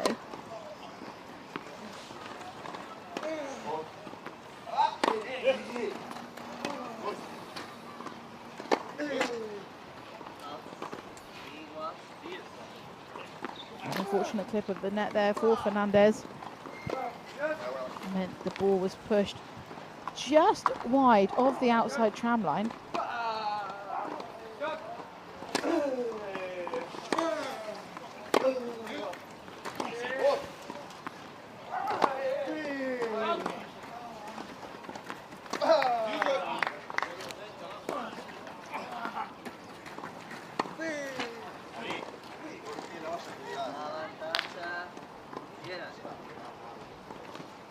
So a big opportunity here for Gerard and Sheffers to break their opponent's serve for the first time. It'd be the first time they get their name on the board if they can clinch this point.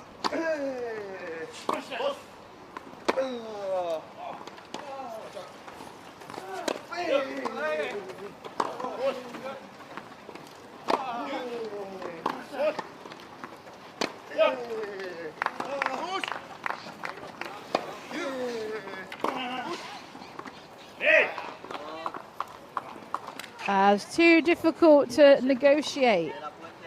That ball going straight into the chair of Gustavo Fernandez. We'll see it here again.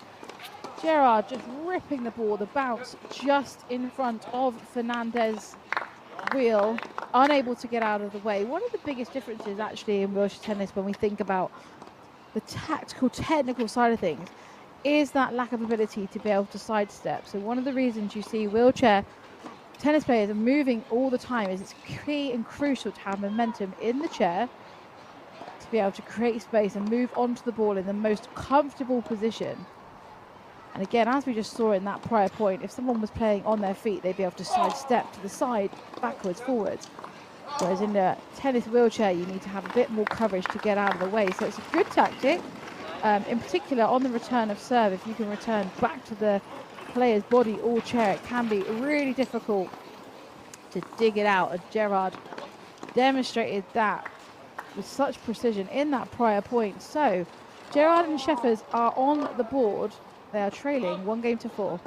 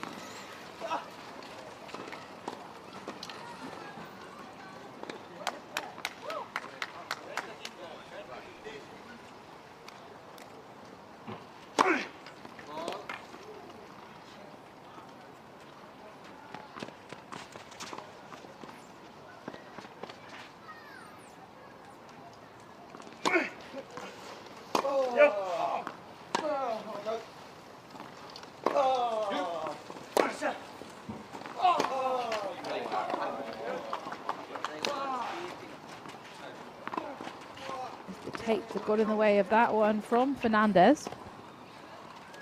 15 all.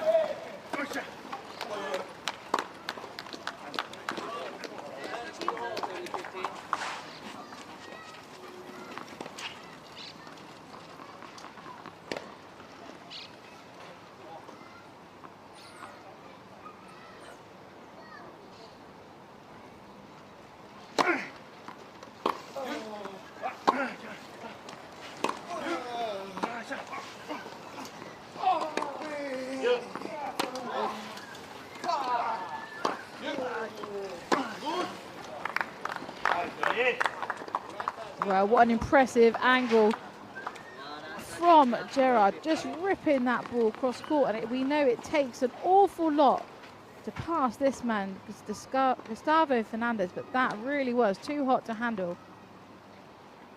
And puts him in a position where he could hold his serve for the first time in this match.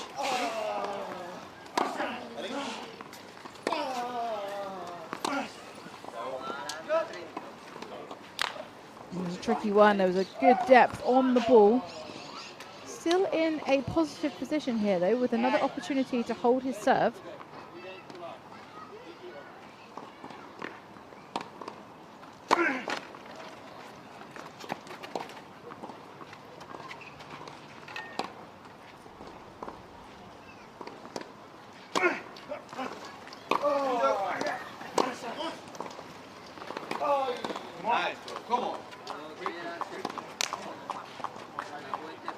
And they managed to do it. That's 2 games in a row now for these two gentlemen. A break and a hold.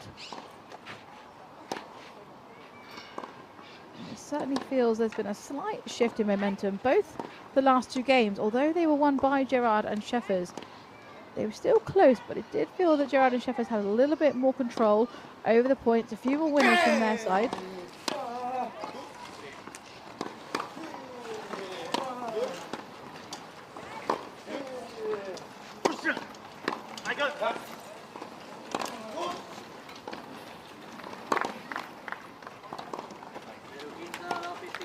Something else that we've seen a little bit more in the past two games. A few more errors coming from the side of De La Puente and Fernandez.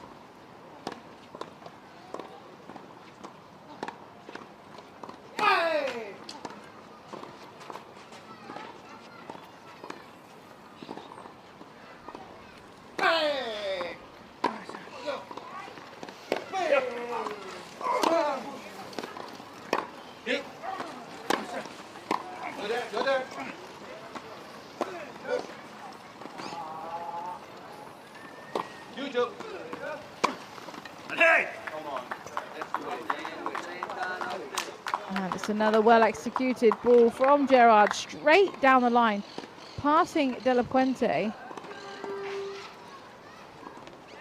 He certainly means business. I can certainly feel a change in adrenaline, in momentum here with Sheffers and Gerard.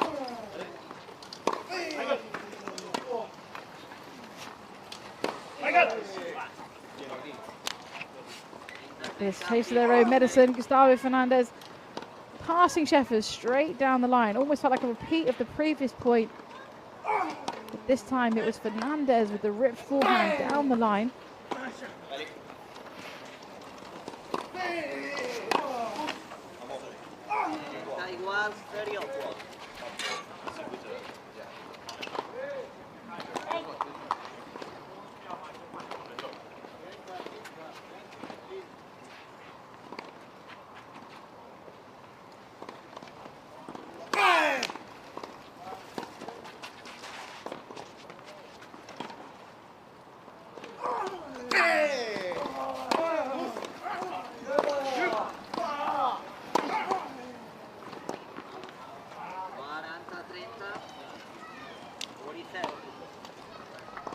And that missed ball means that on De La Puente's serve, he has an opportunity to hold and extend his lead in set number one.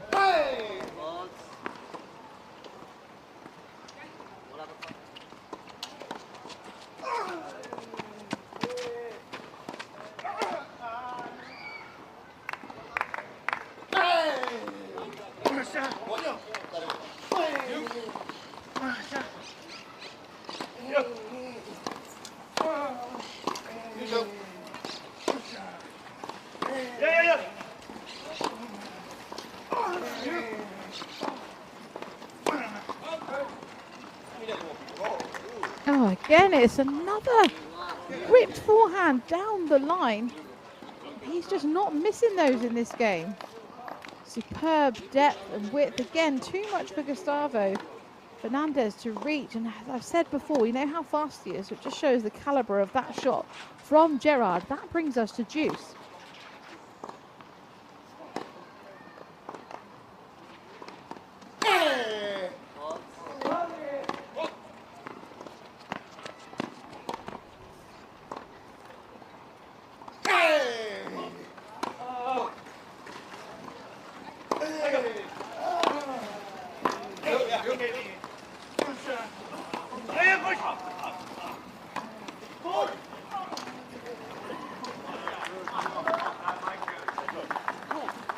There's some creative tennis now coming from these two. It feels like they're mixing it up a little bit more, making Fernandez and De La Puente ask a few more questions. And that was beautifully placed by Michael Sheffers over the head of De La Puente.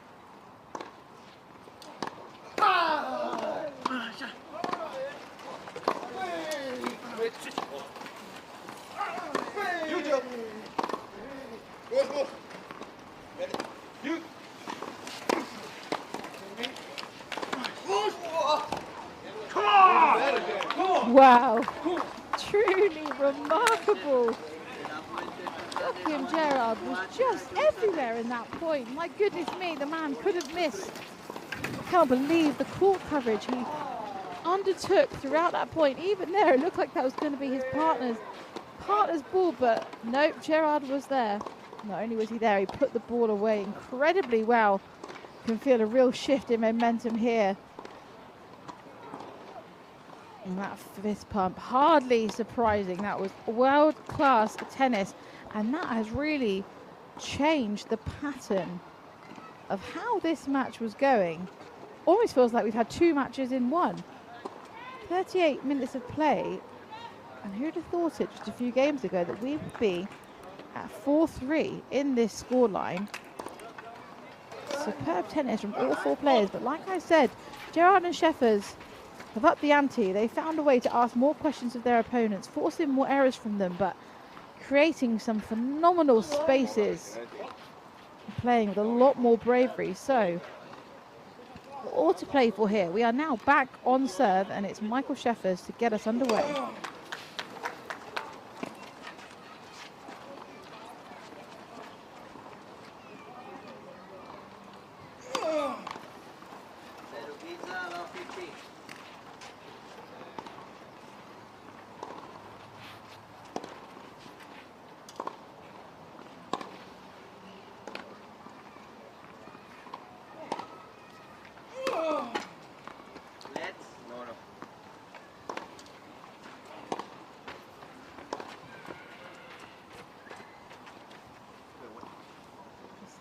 Fernandez just getting the umpire down just to check the serve.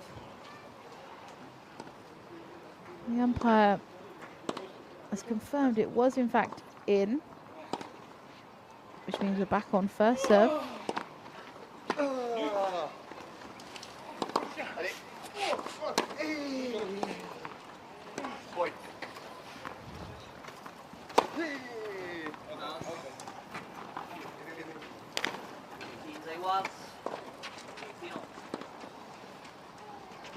And it was a very close to the line ball here, struck from Gustavo Fernandez.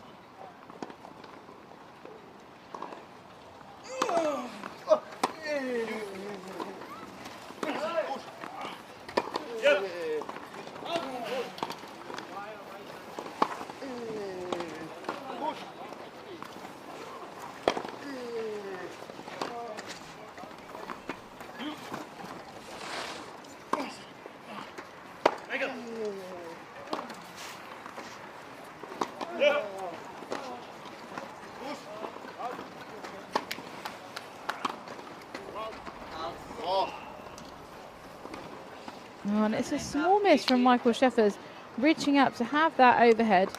A tricky one to negotiate. He set the point up so well with that strong ace, nearly an ace down the tee. Very nearly an ace. They felt like they were in control, but just towards the end of that rally, just lost a little bit of accuracy, just pushing that ball long.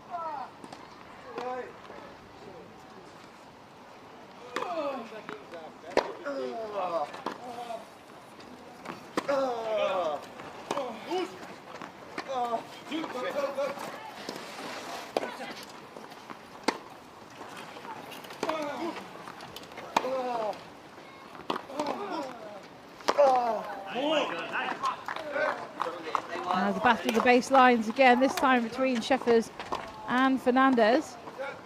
Didn't even reach the net players.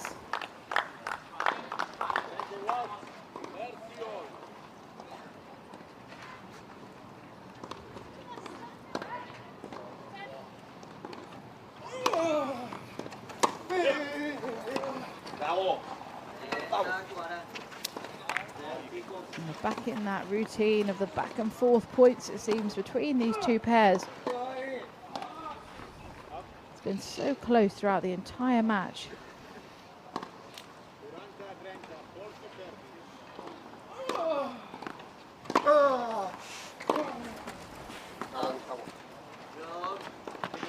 And it's an error long from the racket of Michael Sheffers, which means De La Puente and Fernandez extend their lead to 5-3 in the opening set of this match. But what an interesting match it's been so far. The momentum has shifted back and forth, but every game has been a fight, tooth and nail to the very end.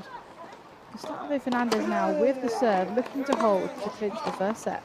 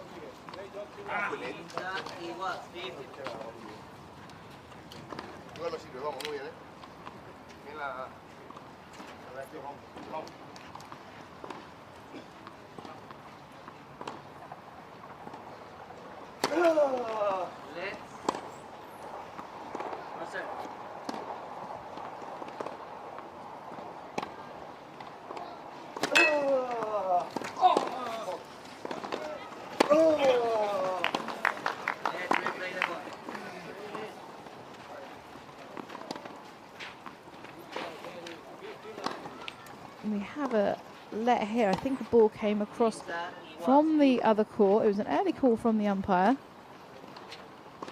You can see the ball there just coming in from the right-hand side.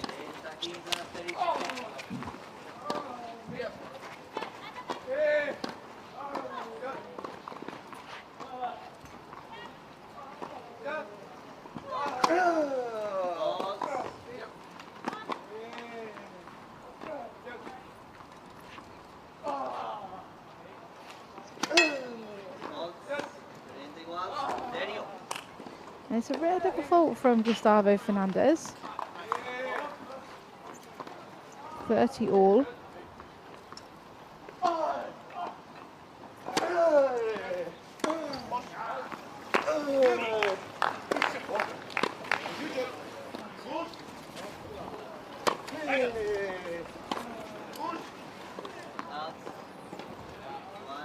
As well left by Fernandez, and that miss long means that he has just earned themselves the first opportunity to take the first set.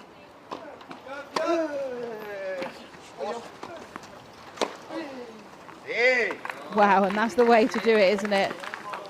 What a way to clinch that first set. Beautifully placed ball, ripped cross court into the space. Of course, it was set up with a great serve from Gustavo Fernandez. You can see a replay of that moment here. Great serve from Fernandez, a little bit tricky for Gerard to return. And with that recovery from Gerard, leaving that space back behind De La Puente to rip the ball into. We were talking a little bit earlier about the tactics of wheelchair tennis, and that was another really good example in the wheelchair game of something that can be so effective. Because if you can hit back behind the player due to the momentum of the chair going in one direction, often there's not enough time for the person in the chair to turn back and return that ball if it's gone back behind. De La Puente there just showing how that can be done so incredibly effectively. So 46 minutes of play so far. A gripping first set, world-class tennis from all four players. So many ups and downs, a real roller coaster of a first set. This Gerard to begin serving in set number 2.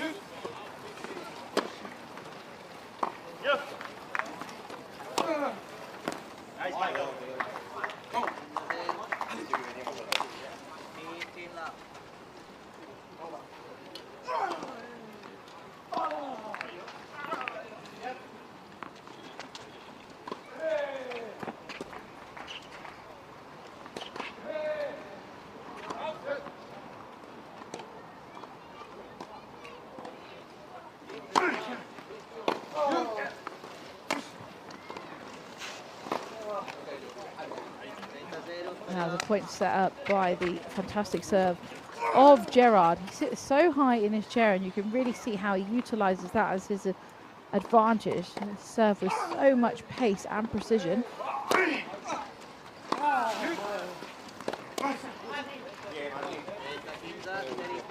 And that return straight into the chair of Gerard, unable to make space for it.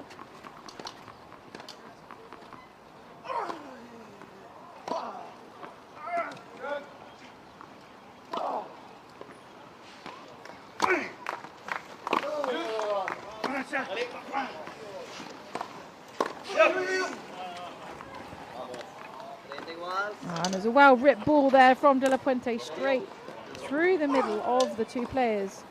We've seen them do that a few times in this match, but it's tricky to pass Gerard and Sheffers. They cover the court well, but on this occasion the space was through the middle.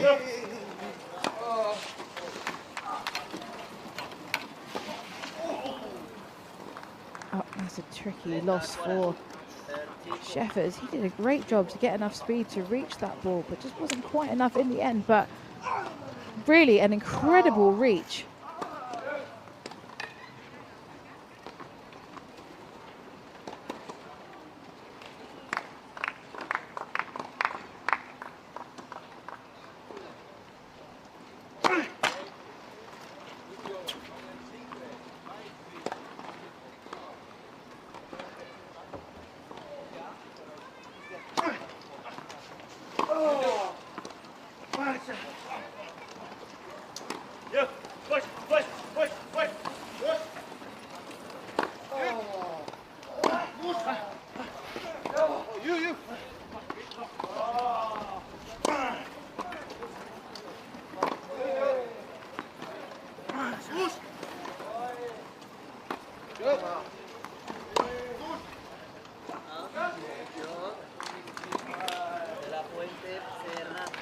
And that's the first game gone in this second set in the favour of the reigning Masters doubles champions. The gentlemen in the bottom part of your screen there, Gustavo Fernandez and Martin De La Puente.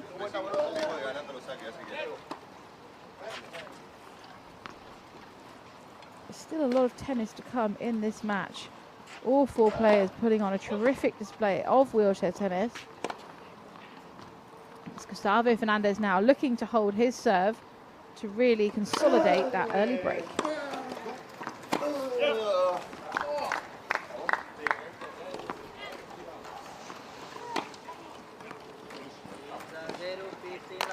Wow, what an incredible angle there. He had so much time. Sometimes those are the most difficult ones when you've got too much time to think, but not for Gustavo Fernandez. He used that just to carve out the most perfect angle.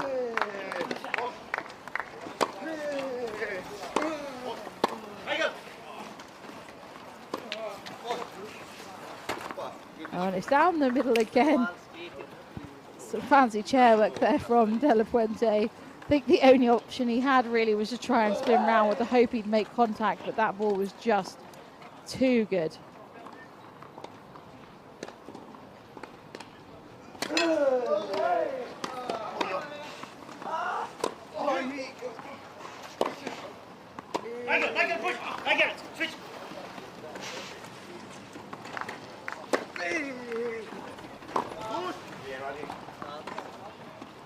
Well, it was a great call from Gerard, getting him to switch with his partner. He came across and did really well to pick up that tricky ball. But unfortunately for them, just ended in an error push long, 30-15.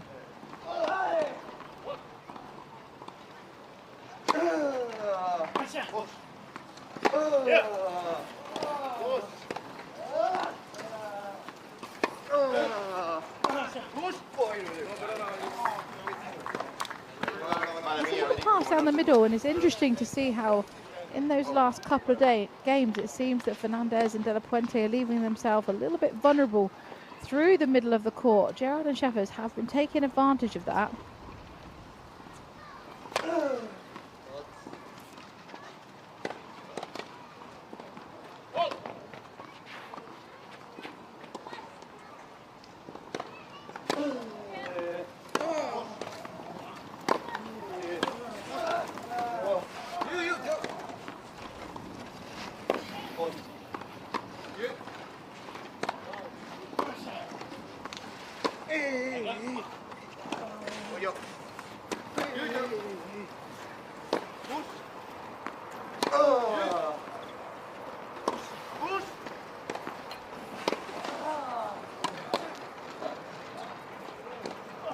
Frustrating miss from the racket of Michael Sheffers. Seemed like he was in a good position, but that ball did push just wide.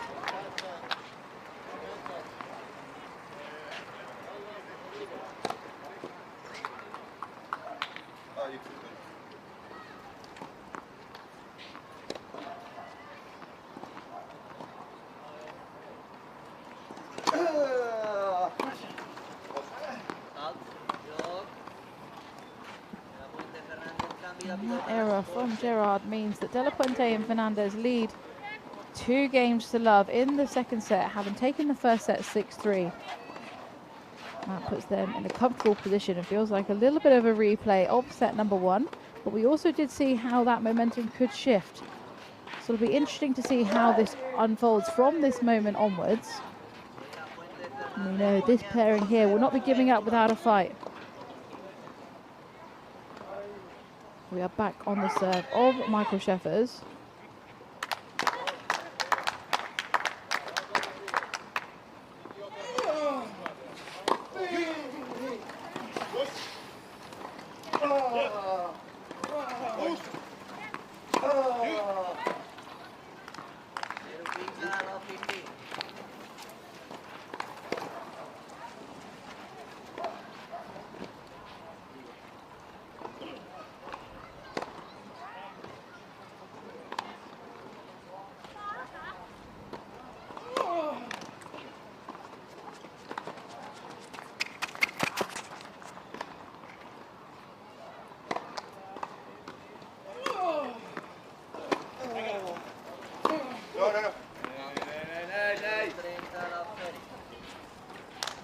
From Michael Scheffers, frustrated with his forehand there, pushing too long. Puts him in a bit of a vulnerable position on his service game. He's at love 30, some work to do here.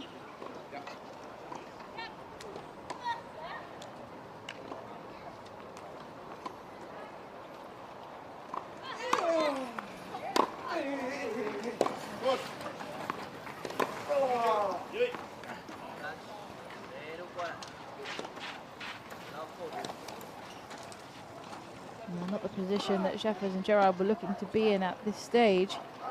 De La Puente and Fernandez here now with the opportunity to break. They've got 3 chances.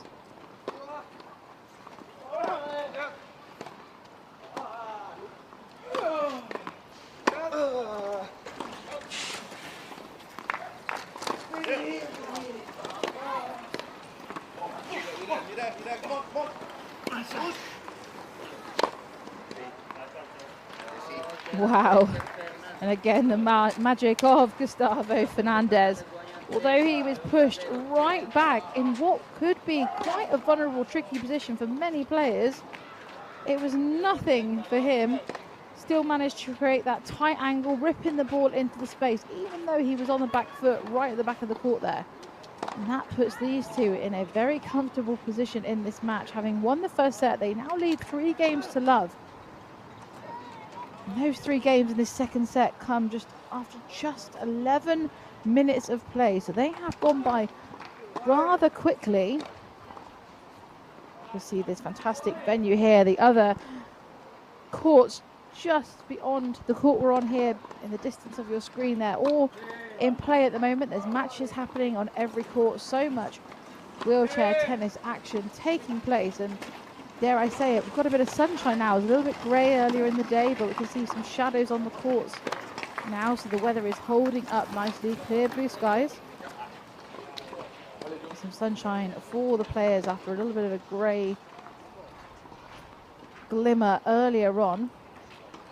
So De La Puente here and Fernandez are looking to extend that lead further and keep this score going in a direction that they are looking for.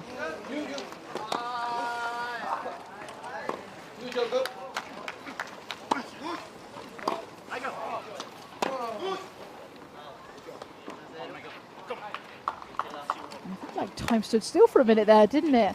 It was a very close miss. You could see after Scheffers hit that ball, he sort of froze for a minute. No one was quite sure if it was in or out, but it did push ever so slightly wide.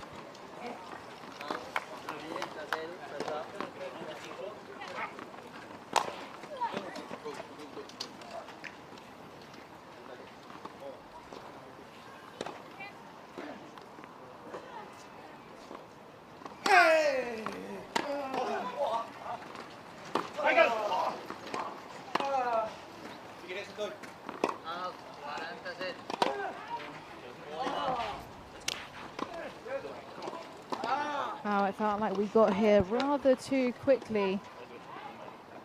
De La Puente now 40 love on his serve.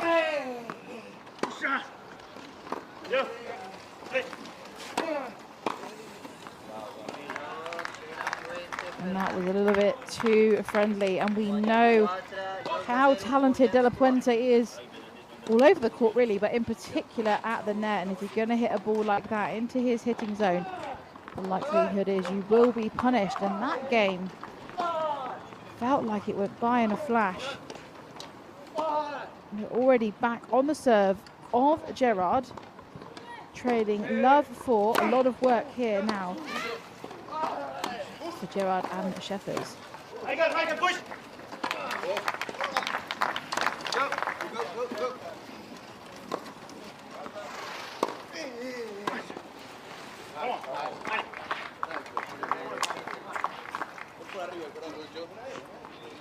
Nice work there from Gerard at the net. Again, really utilising that reach and that stretch he's got. An impressive shot, really, to hit that space when his chair was moving away from the court.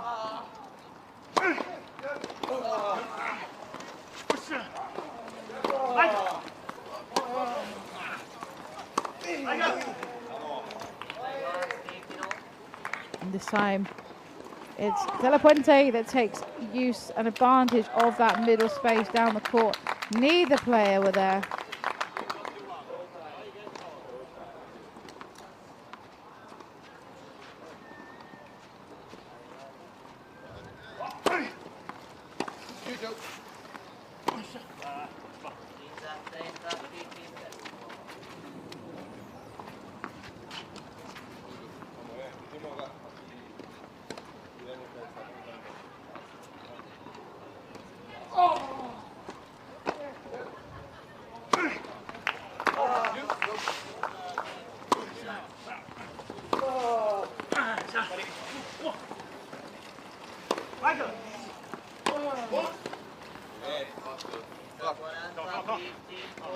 And it's an error long from the racket of Michael Sheffers, which puts a bit of pressure on his partner there. 15-40. Not the position Gerard was hoping to be in at this stage of the match.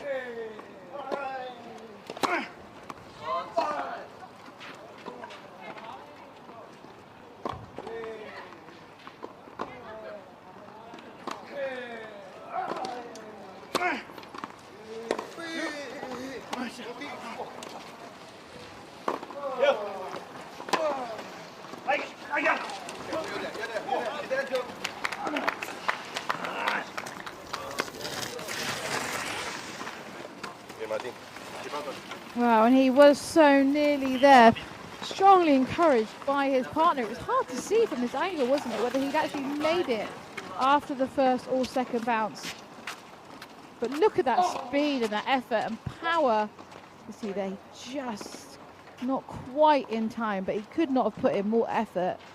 Applause there to Gerard for that court speed, but of course, an incredible shot from this end of the court. These two really bringing out some of their best tennis today, utilising all areas of the court. We've seen phenomenal let play from both, but for me, some standout moments have to have been so far. Gustavo Fernandez, the court coverage, the speed, and the shots he's managed to create from very uncomfortable, awkward areas of the court has been truly astonishing. But what a stark contrast this set has been in comparison to set number one. We're at just 17 minutes of play. And we're at 5 love. Set number one took 46 minutes. It was a lot closer, but this set seems to rapidly be running out of the control of Michael Sheffers on your screen there and his partner, Joachim Gerard. They have a lot to do if they want to stay in this match.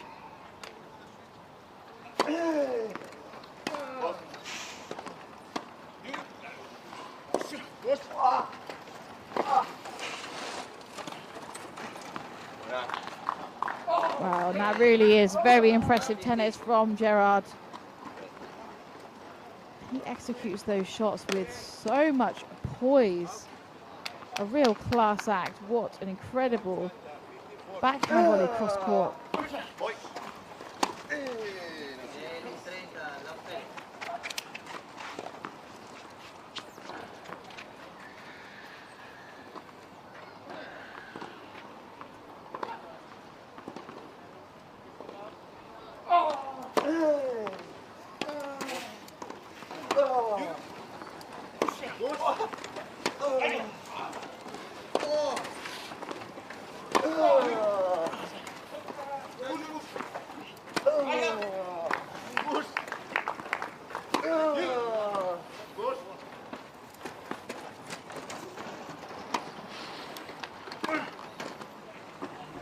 Well, I was thinking, surely not. Is Fernandez going to reach that ball? But he did. It was almost like he was stationary, watched the ball go over his head, watched it bounce and then move.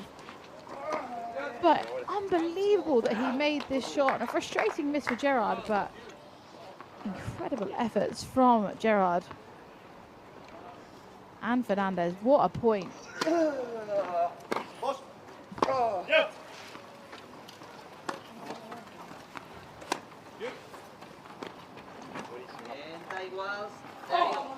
There's another really tricky one there for Gerard to negotiate. That ball landing very deep, close to his chair. Evens out this score line, 30 all.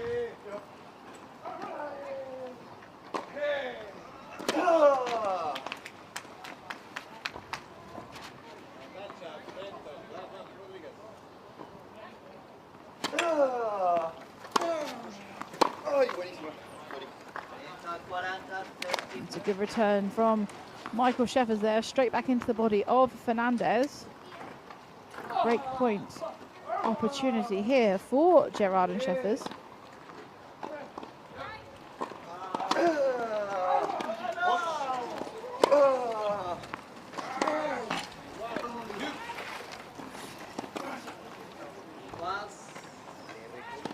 Well handled ball there from Fernandez. That ball just clipping the net can often throw off the rhythm of a player, but not Fernandez.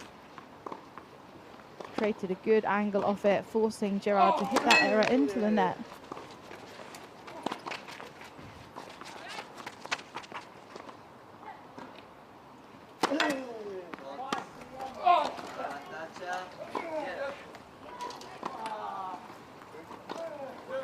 Another break point here.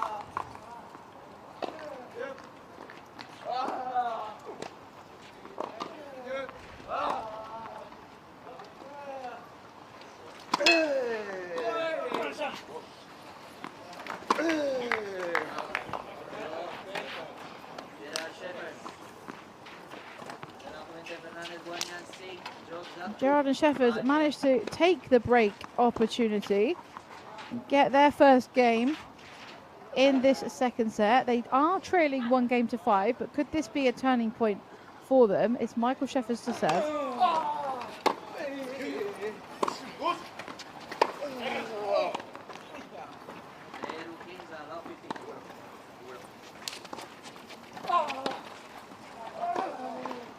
You can see here that was a really difficult one for Sheffers to return. The ball bounced really deep straight into his body, aided by the clay perhaps. It looked like that kick was really rapid after it hit the floor.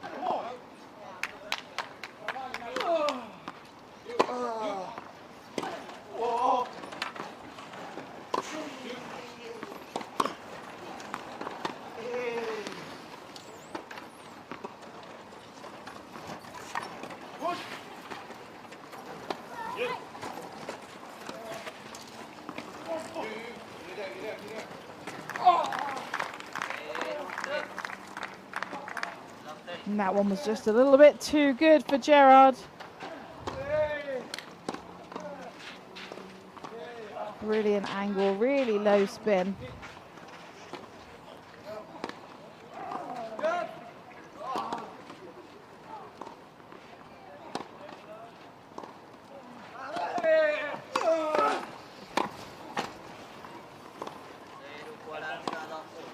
And the racket of apology. It happens, but that is a tough time for that to happen, because that net clip means that De La Puente and Fernandez have just gained their first match point.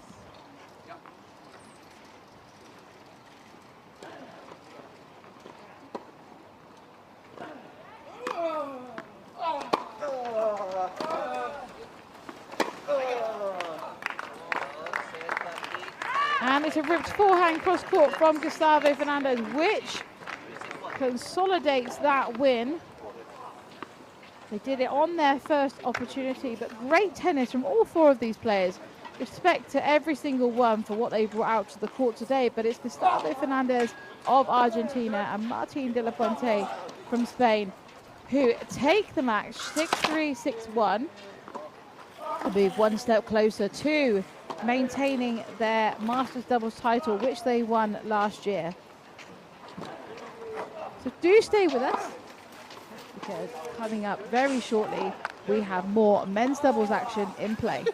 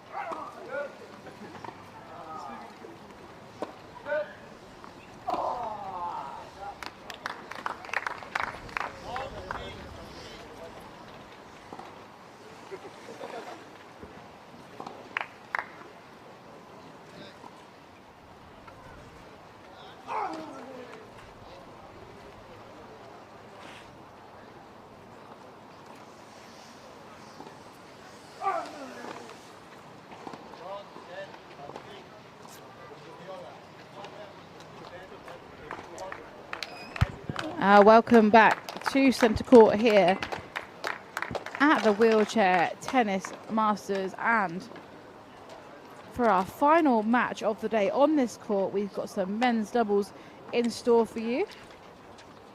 This will be one of the round robin matches in the men's doubles Group A. And we're going to see Hewitt and Reed from Great Britain on your screens right now. Reed is on the left, Hewitt on the right there, just making their final preparations. And they are playing against the Japanese pairing of Arai and Sanada. And these two pairings have only actually played against each other once before this.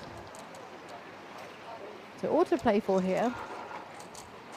And the one time they have met, that was this year, but it was Hewitt and Reed who came out on top. So they lead in their head-to-heads 1-0.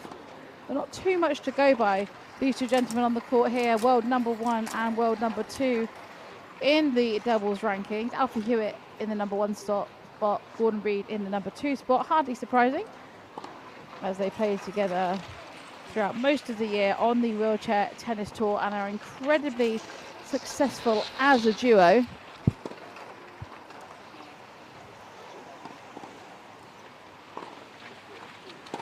Hewitt and Reed won their round robin match yesterday, and they're looking to win back their Doubles Masters title. They were Doubles Masters champions in 2017 and 2021, and are 18-time Grand Slam champions together. So they're all British pairing with an incredible repertoire and long list of accolades between the two of them. This year also being granted an OBE in the King's Honours, a very high honour in Great Britain. But great to see them recognised for their incredible contribution to wheelchair tennis and huge successes on the court. And on top of those successes, Hewitt and Reed also completed the calendar Grand Slam in men's doubles in 2021, and they were the only pair to have ever done that to date. So really a remarkable duo. They've won 43 doubles titles together since they first paired up 10 years ago. And of course, are training hard towards the Paris Paralympics next year, where they'll look to improve on their 2 silver medals which they've won at previous games. Alfie Hewitt here, just 25 years of age, currently at his highest ever world ranking of number 1. There's no higher to go. Although he's young, as you can see, he's been on the Wheelchair Tennis Tour competing for many years. 454 match appearances for Hewitt, with his losses only coming at just under 100. So very successful in his own right, in both singles and doubles. Of course, he's playing in the singles event here and won this morning, just like his doubles partner, Gordon Reed, who's also playing in the singles this week. Also won his match this morning, so they've had a good start today. But Gordon Reed's 7 years older than his partner, 32 years of age. Highest ever world ranking number 2, currently, sorry, highest ever world ranking at number 1, currently at number 2, but that's because his partner's at number 1, so I'm sure he's not too disheartened by that. Again, you can see the real length of time which Gordon Reed has been on the tennis tour, 657 appearances, truly remarkable, still at just 32 years of age, and so much tennis ahead of him as well. But as I said, him alongside Alfie Hewitt, incredible accolades, but now working super hard towards reaching that podium again in the Paris Paralympics next year. It's come around awfully quickly, hasn't it? And here we have Daisuke Are from Japan, 35 years of age, a right-hander, ITF singles ranking of 13 at the moment, not far off his highest ever ranking of 11. A lot less appearances than his opponents today, just due to the fact that he's not been on the tour for quite as long. Certainly no reflection in his tennis ability, just that little bit less experience. However, he has made quite an impact in his short time on the tour, and again is fighting for a place at the Paris Paralympics next year.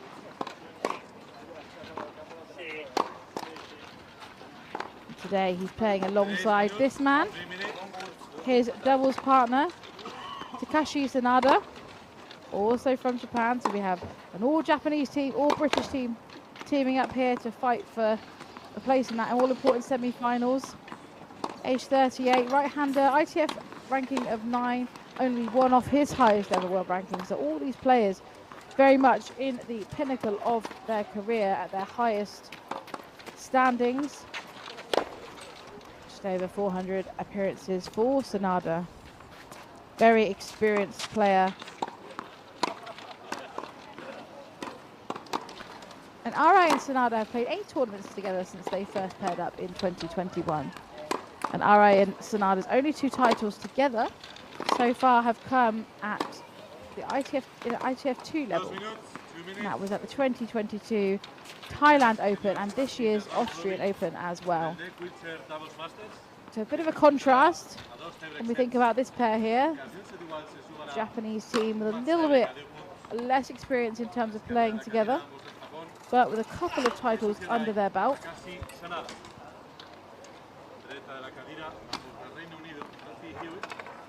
The Japanese pair so far played both French partnerships in their group. They have beaten Julien Laguette and Geoffrey Jassiak, but they did lose out to Frederick Cataneo and Stefan Houdet, who this pair here, Alfie Hewitt and Gordon Reid, defeated quite convincingly yesterday in their round robin stage.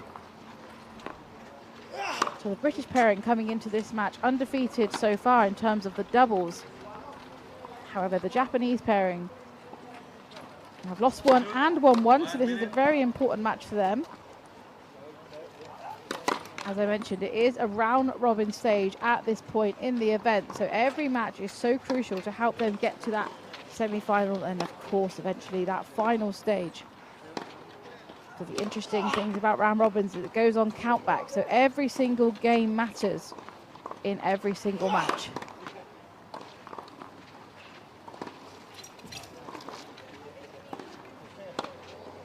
In a moment, just to recognise Sanada in the bottom left of your screen there.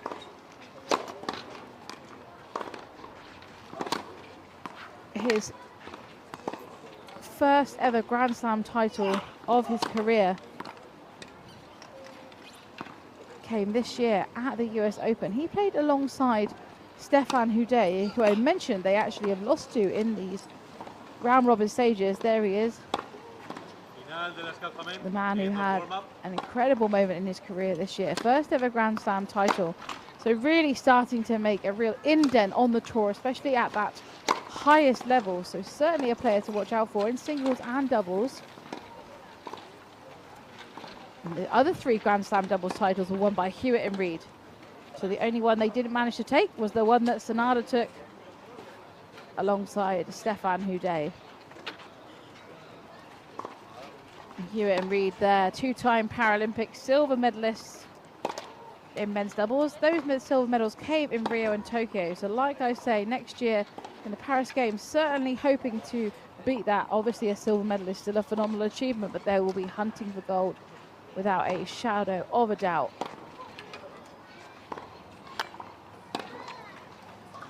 So just the second meeting between these 2 pairings.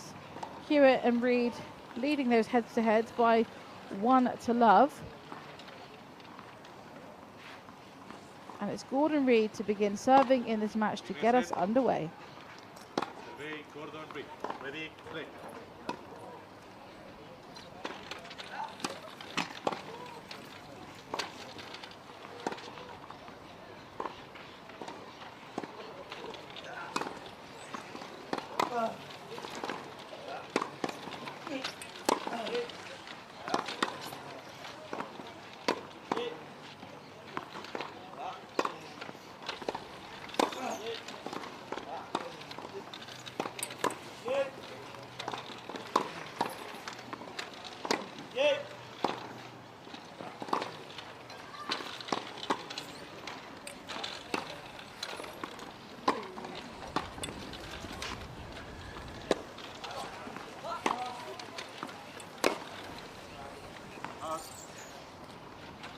That was a very long rally to get this match underway, eventually ending in that error from Sanada.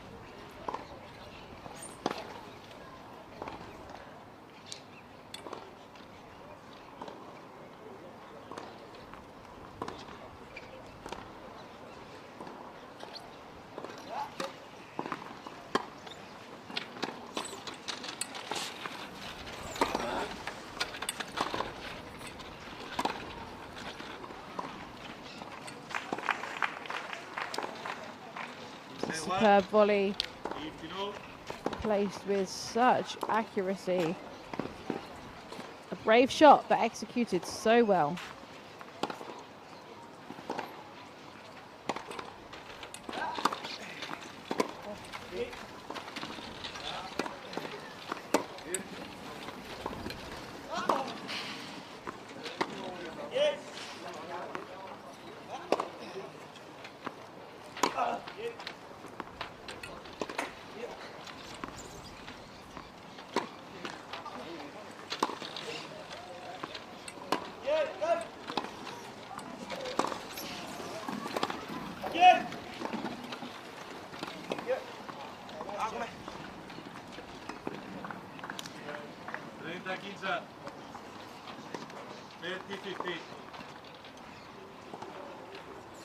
Little replay of that last point there. Gordon Reid again showing his superb movement around the court that we've seen so far in this event.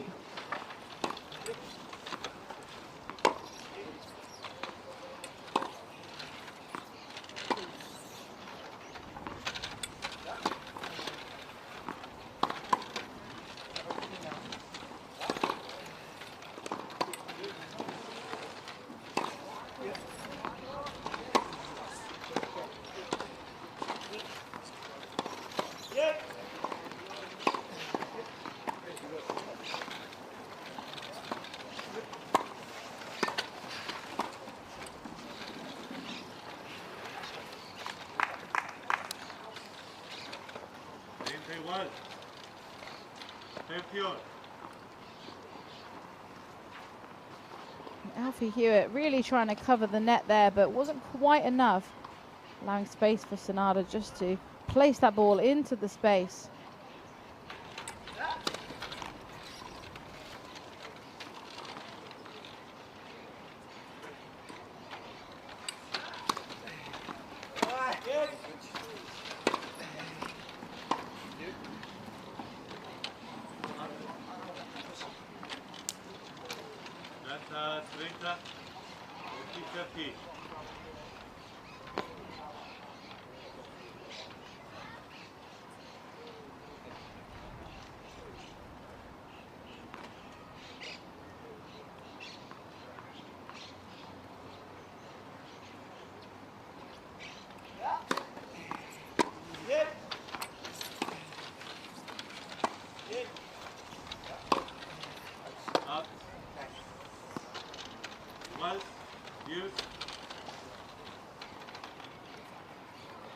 Game with a few ups and downs to get this match underway.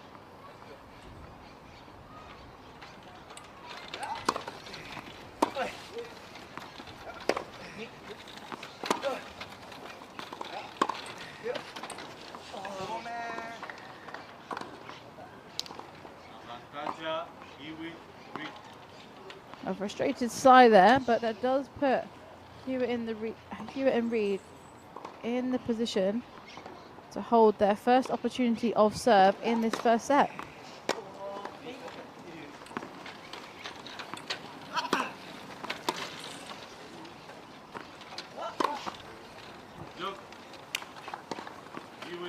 And it's effortlessly done by Alfie Hewitt. The forehand down the middle actually looked like it was going to be enough. Sanada doing a fantastic job to get a racket on it, but Alfie Hewitt at the net. It's a dangerous sight if you're on the other side of the court. And he just ripped that backhand so comfortably into the space, completely unreachable for Sanada. And that means we are with serve straight away in this match. And the sun is coming out by the looks of things. We've got sunnier and sunnier throughout the day. More shadows on the court. And it's now Sanada's turn to serve in this second game.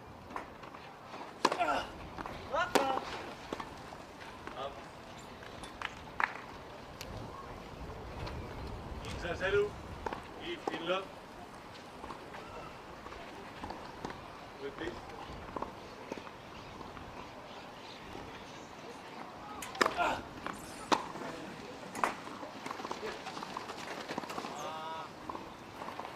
Say once. 15 on.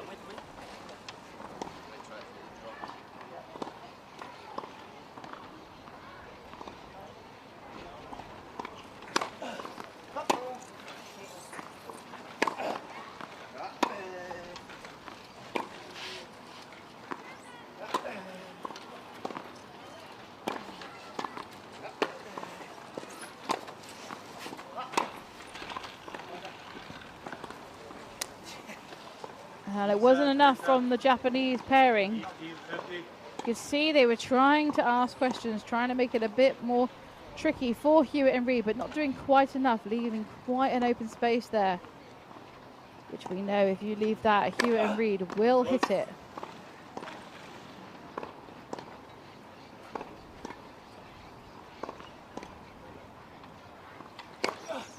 Hold. Observe Kulanta. 15, 14. So early opportunity here for Hewitt and Reed to break.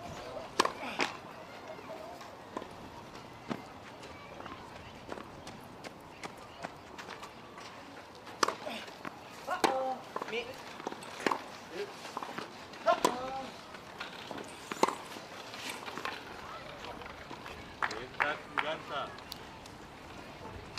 30, 40. Oh, it was a well-placed ball out of the reach of Hewitt. It had such excellent depth.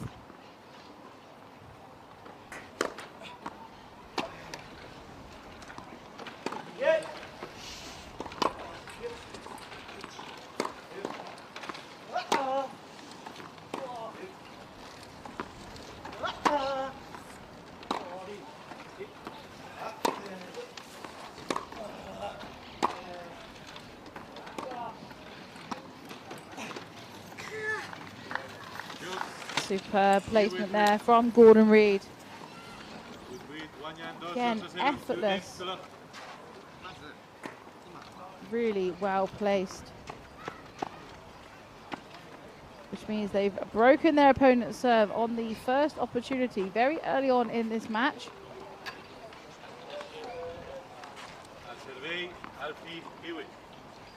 Now Alfie Hewitt looking to serve, to hold his service game and consolidate that break.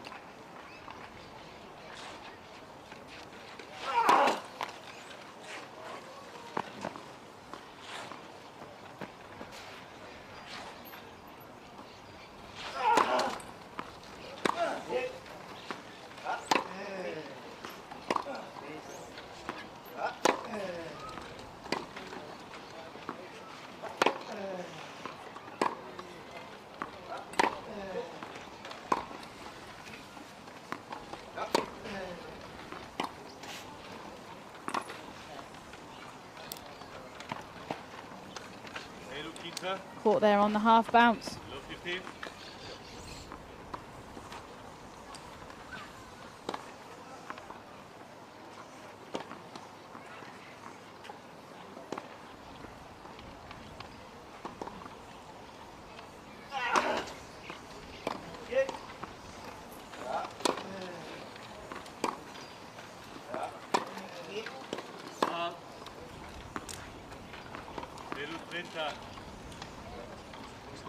Love 30.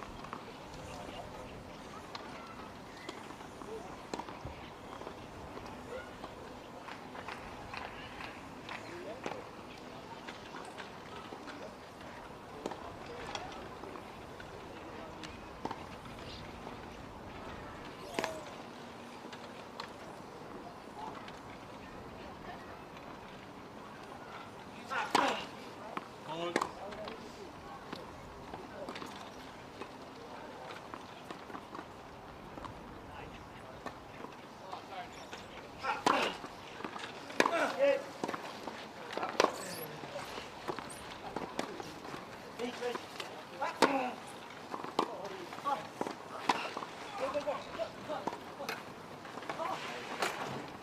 That was an incredible ball from Alfie Hewitt.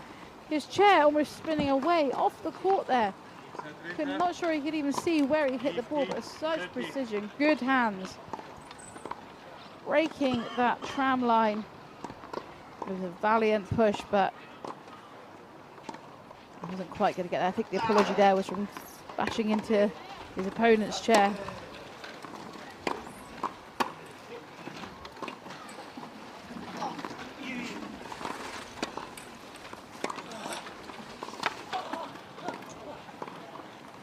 Gordon Reed again working his magic. Again, it's just completely effortless.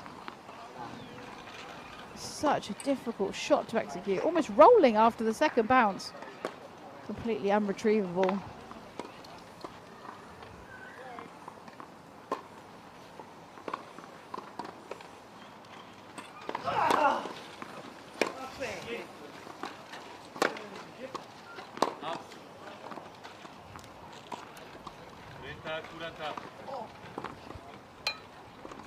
Now that shakes things up a little bit. The Japanese duo here with an opportunity to break the serve of Alfie Hewitt.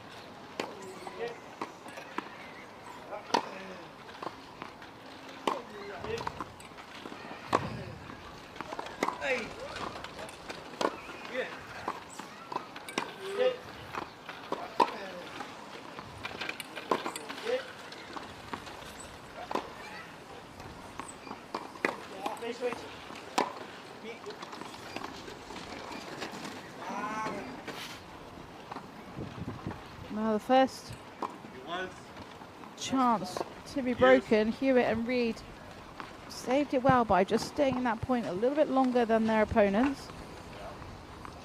Brings our score to juice.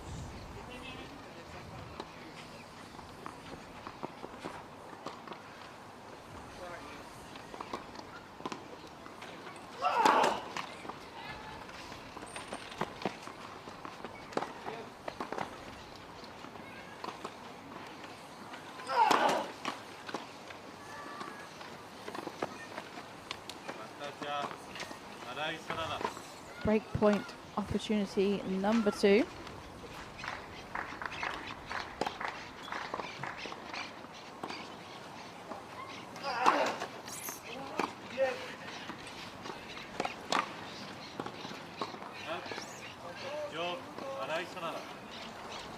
And that ball just extended beyond the baseline there, which means the Japanese pairing have broken the serve of Alfie Hewitt, bringing themselves back to a slightly more comfortable position than they were a game ago. They are back on serve. Can they stay in this first set and not allow the scoreline to run away with them as they did in those first couple of games? 14 minutes of play so far.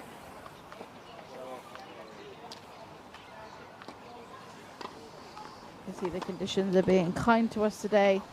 Not quite as windy as we've seen throughout this event so far. Earlier on in the week there was really gusty, and this morning quite a bit of wind, but you can see a little bit there on the umbrellas, but it's certainly not quite as bad as we've seen so far. And of course the most important thing, no rain. Want to keep these clay courts in perfect condition. Time.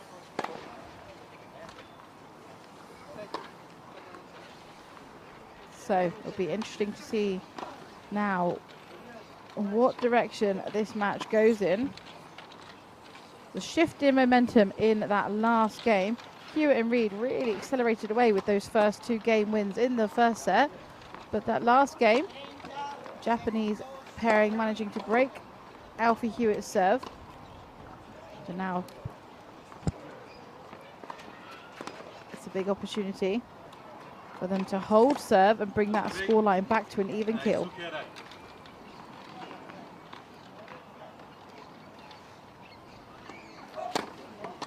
Four.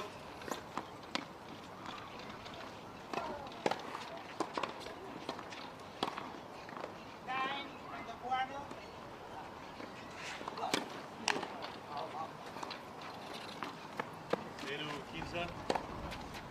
Low 15.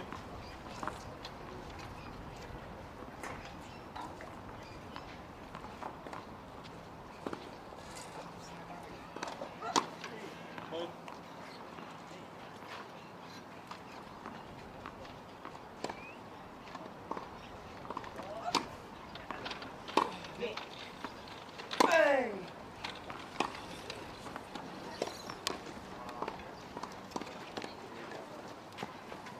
Zero, 30. Low 30.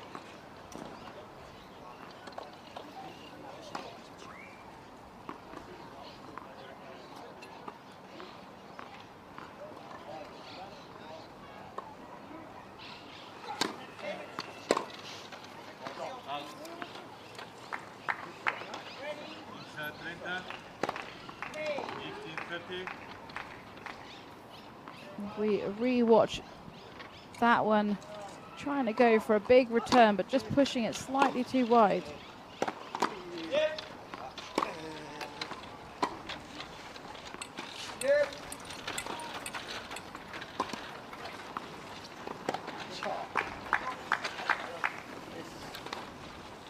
Igual. 38.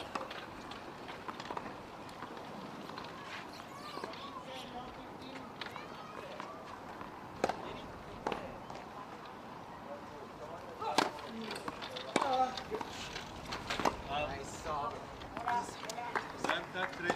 And that's a ball just too long, meaning an opportunity to hold serve and even out that score. Hold.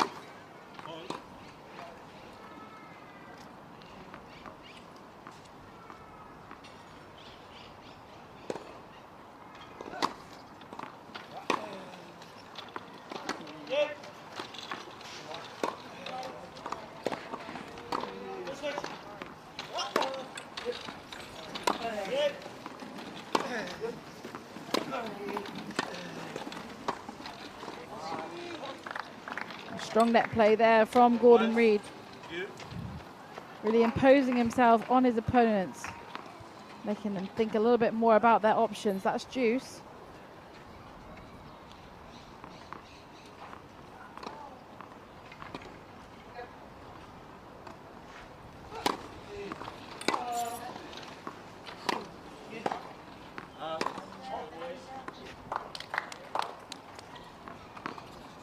Avantaja Iwi 3.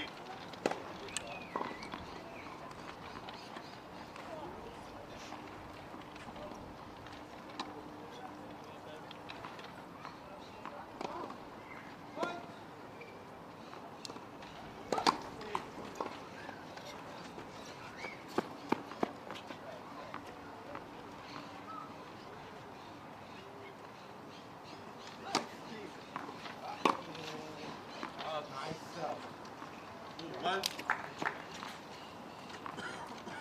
And we're back to juice once again. Japanese pair really wanting to stay in this match and even out that scoreline. They don't want to be broken now.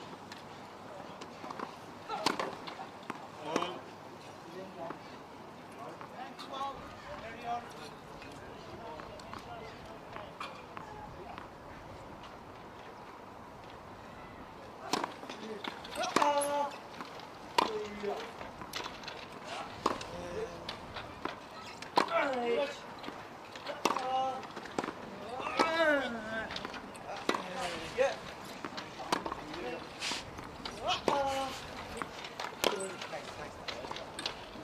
Out. Avantaja Iwi 3. So it was just long, giving Hewitt and Reid another opportunity to further their lead to break the serve of Ari.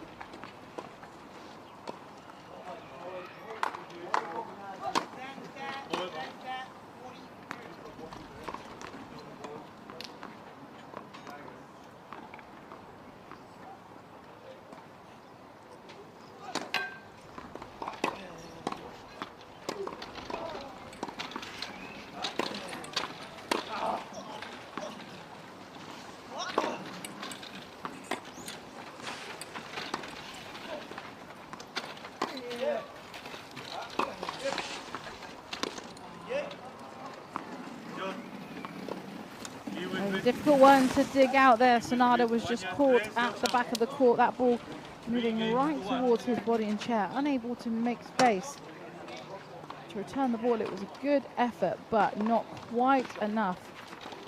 Not even reaching the net, which means that Hewitt and Reed now lead 3-1. Back onto their serve. It's Gordon Reed to continue proceedings. Will they be able to hold his serve and further the lead in set number 1?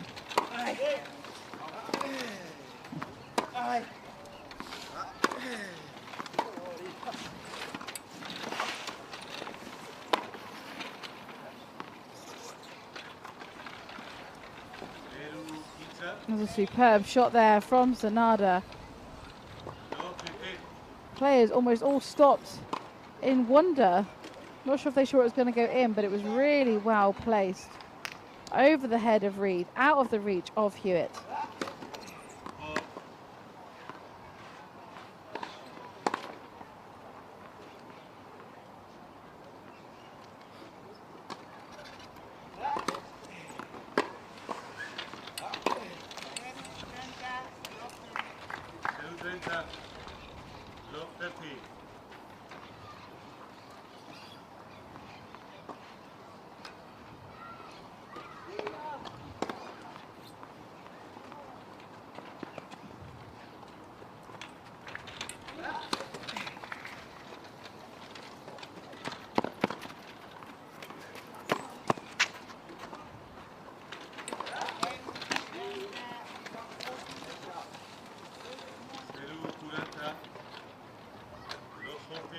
Wow, it's love 40 against the serve of Reed. Japanese duo here. In a good position to break the serve.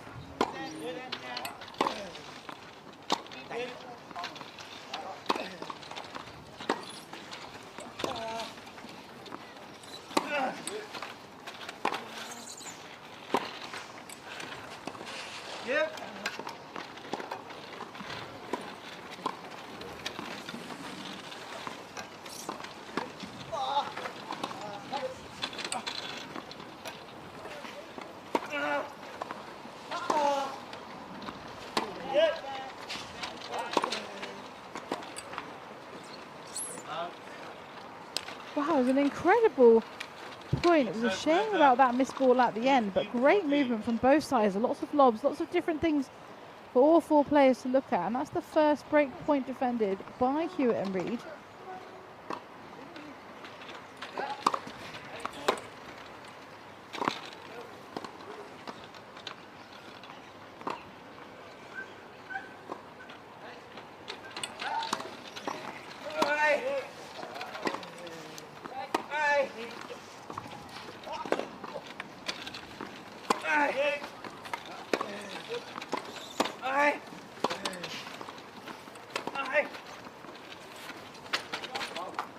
Another break point defended, with the error coming again from Sonada. The first one long, this one in the net. Potentially a bit of nerves setting in. Not the consistency that we saw earlier on in the set.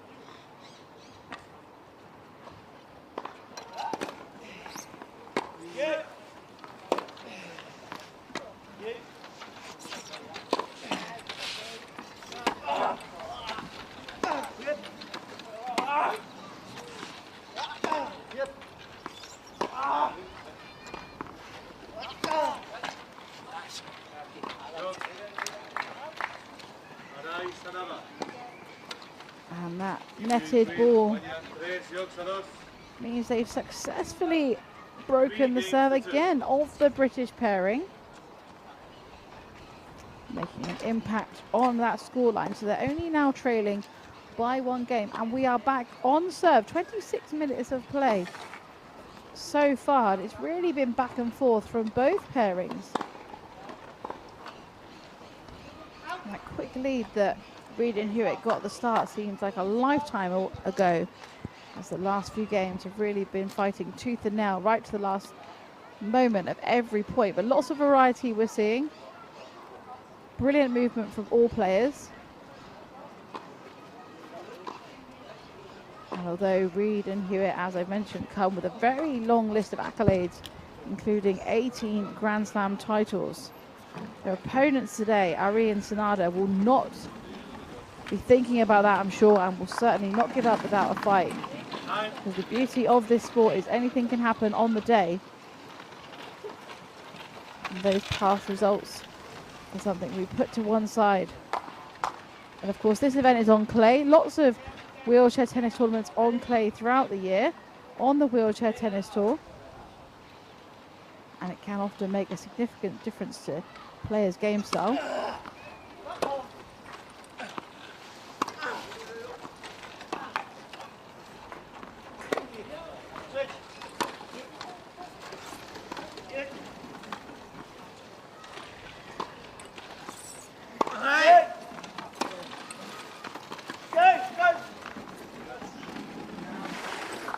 Gordon Reed was there, cheered on by his partner. We know his speed, but the ball not quite able to reach over the net.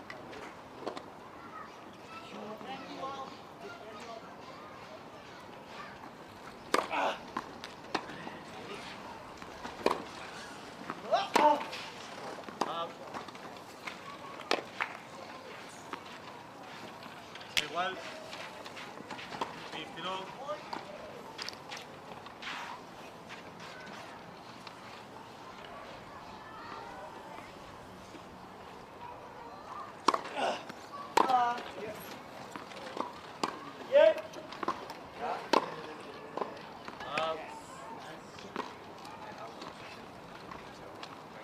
29. Another error from the end of Reed and Hewitt. So that was something we saw in their doubles match yesterday. They remained very consistent. We are seeing some errors creep in.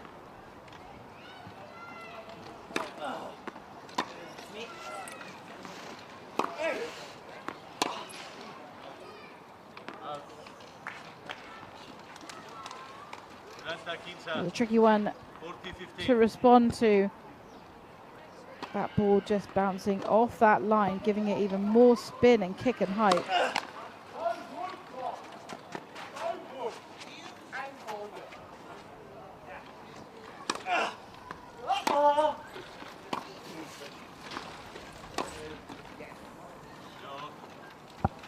There's another error,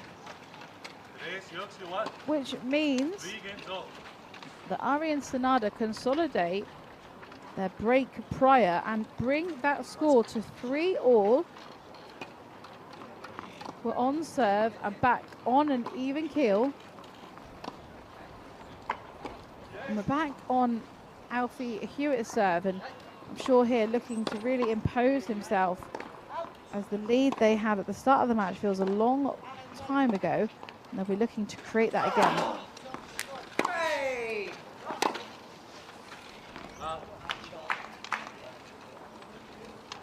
It's a very strong return, nice and deep.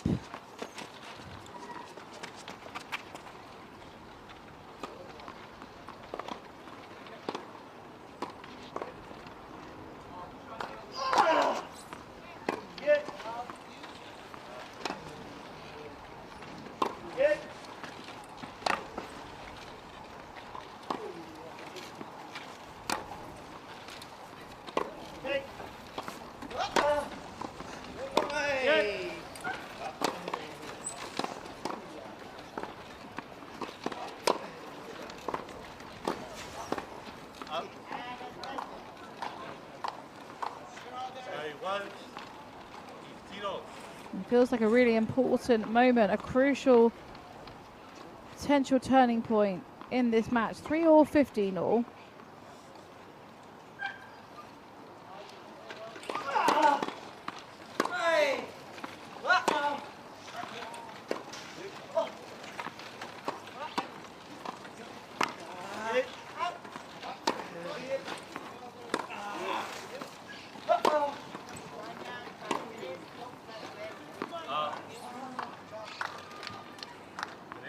Quinta. 30-15.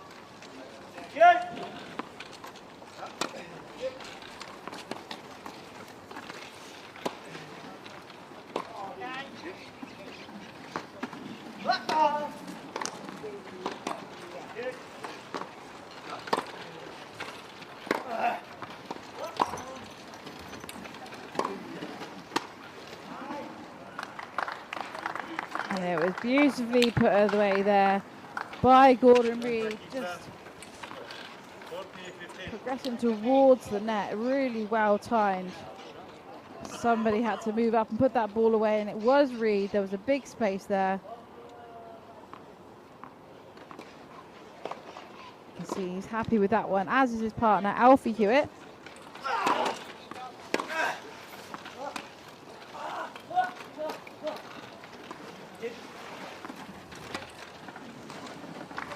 Oh, and that is some clever tennis there. It looked like Ari wasn't going to get it, but credit where credit's due. That was an incredible push. I can't believe he reached this one, to be honest. It looked like he wasn't going to get there, but that effort wasn't enough, and there was a huge space left down the line.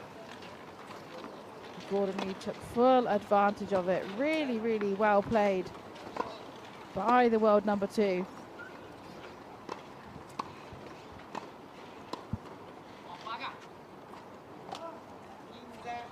And that means that we are still on serve in set number 1 here in the men's A group round robin match. 33 minutes, excuse me, of play so far. And it's 4-3 in favour of the British team. But as we've seen in this match so far, anything can happen. We've seen lots of breaks, lots of holds. We've seen a huge variety. And I'm sure we've got much more to come, much more world-class wheelchair tennis. But for now, we are back on Ari's serve, and the Japanese pair are trailing 3-4.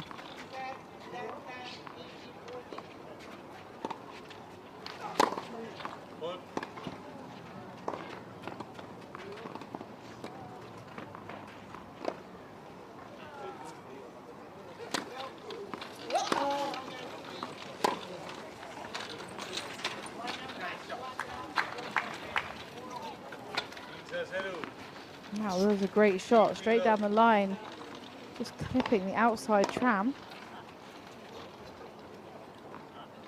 In fact, the team hesitated for a moment. I think they weren't quite sure if it was going to be in, but it was absolute precision and perfection.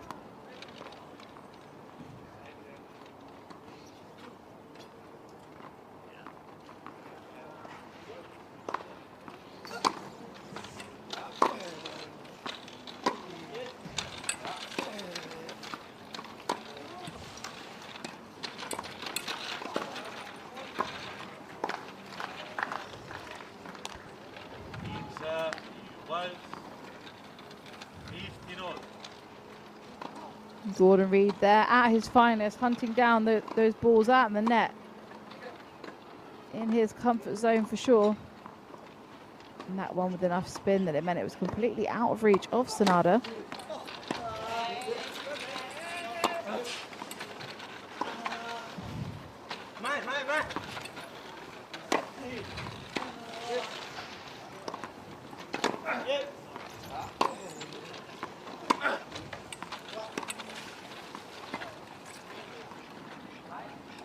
That is a superb shot. It looked like Reed and Hewitt had the court covered, but just managed to craft and find that space. Too good.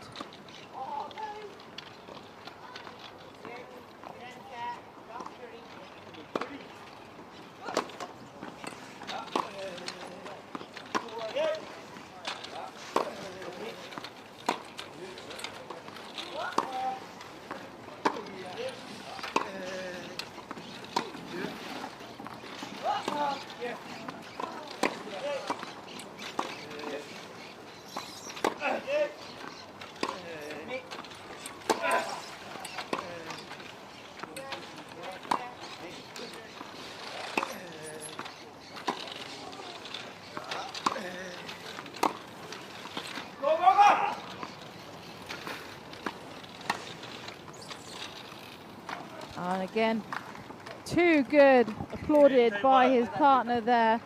Alfie enjoyed that one, but it was Gordon Reed with that really well-placed backhand volley. Again, he's so casual in the way he executes those shots. It's 30 all.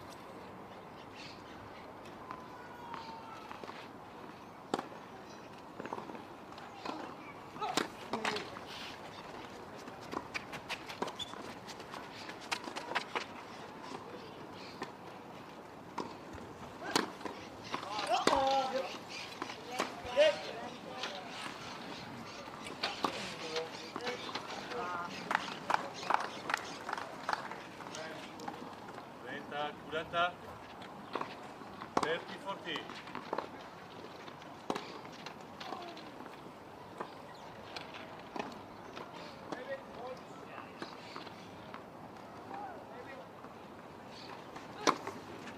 Ball.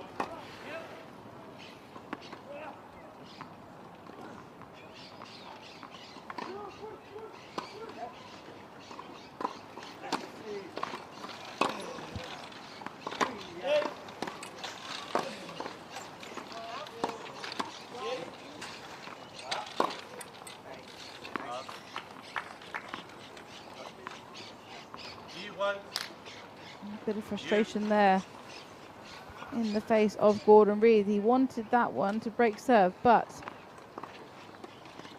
that result means that the score is at juice.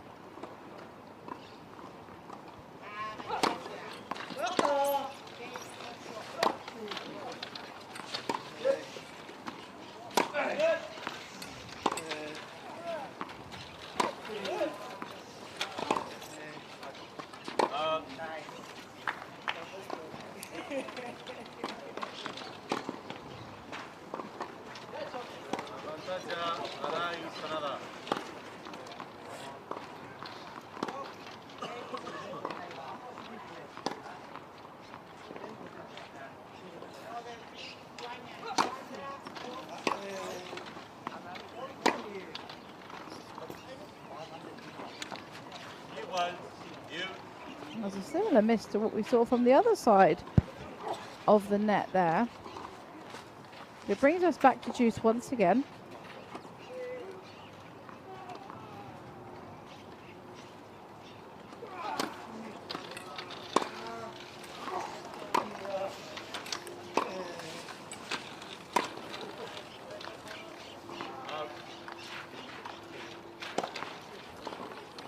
So the opportunity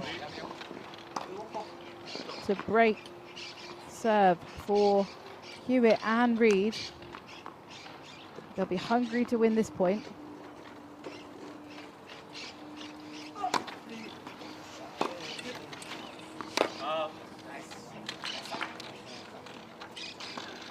It's another error along from the British team. A stark contrast to the performance that we saw yesterday when they played the French pairing. It felt like they couldn't miss, but the last game, we're seeing a few errors creeping in.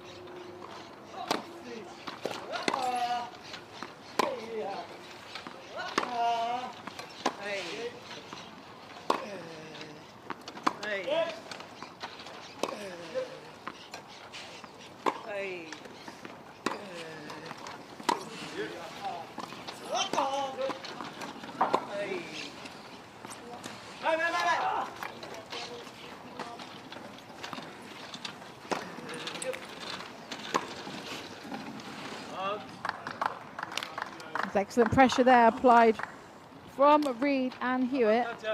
They're in a position once again to break serve.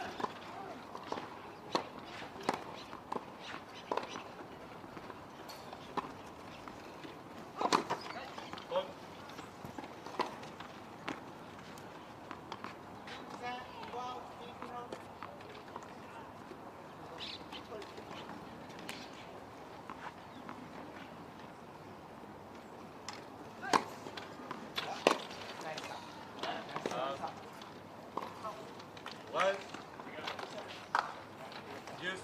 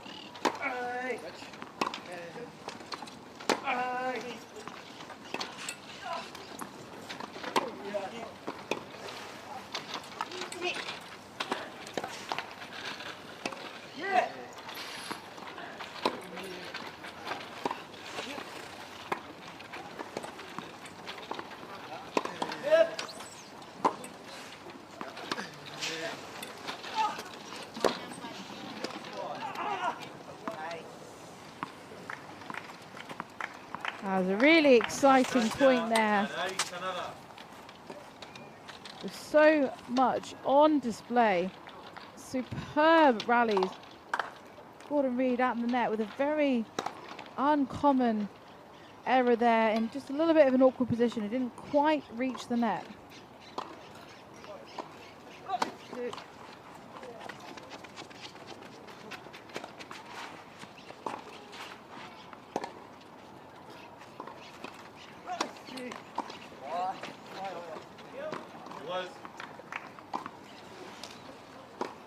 So we're back to juice.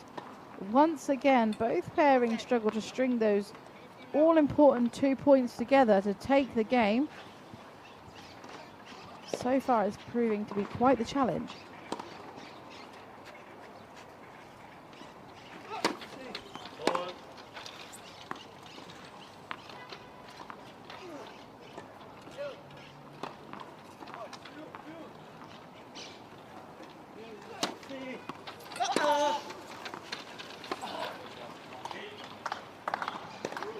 There's a strong return from Alfie Hewitt there down the line, and that's giving them yet another opportunity to break serve, gain a 2-game lead, which they had early on in the set, but it feels like a long time ago that they had that level of dominance in terms of the scoreline and on the court. Will they execute it this time?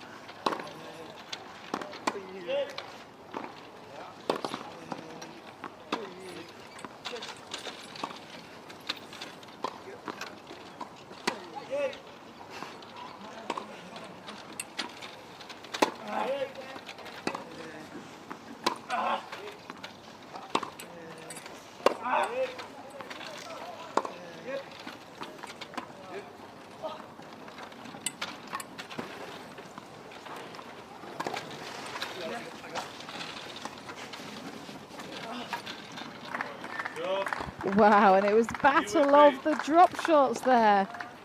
I'm not surprised they're smiling. That was a truly remarkable point to watch. I can only imagine the joy it was to play, but unbelievable pushes from all players. Drop shot after drop shot. They were there every time, but it was Gordon Reed with that magical touch cross court, which meant that game was finally won by someone, and it was the British team. That took it. The longest game of the match so far. It was so back and forth. Certainly wasn't convincing, but it's Reed and Hewitt that came out on top and lead 5-3.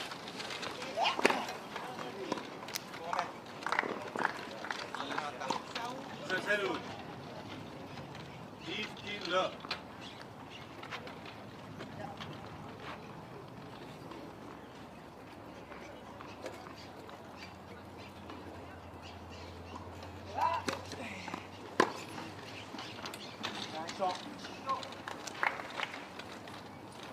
Side 1. 15 all.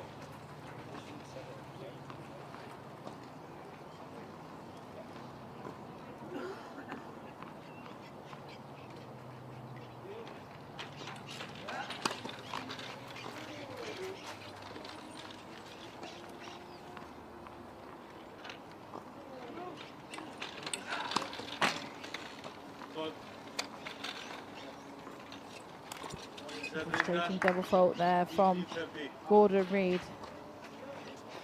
Means he's behind in his service game, 15-30.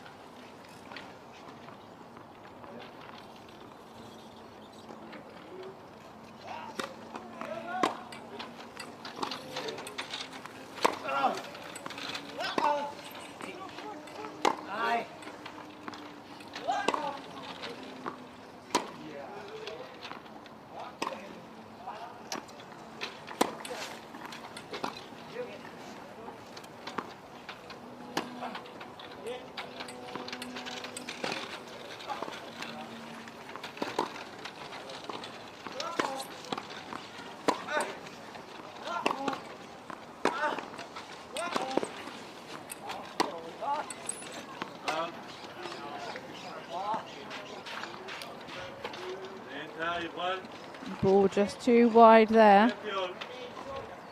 Puts Reed in a slightly more comfortable position on his service game. It's now 30 all. Hewitt and Reed just 2 points away from taking set number 1.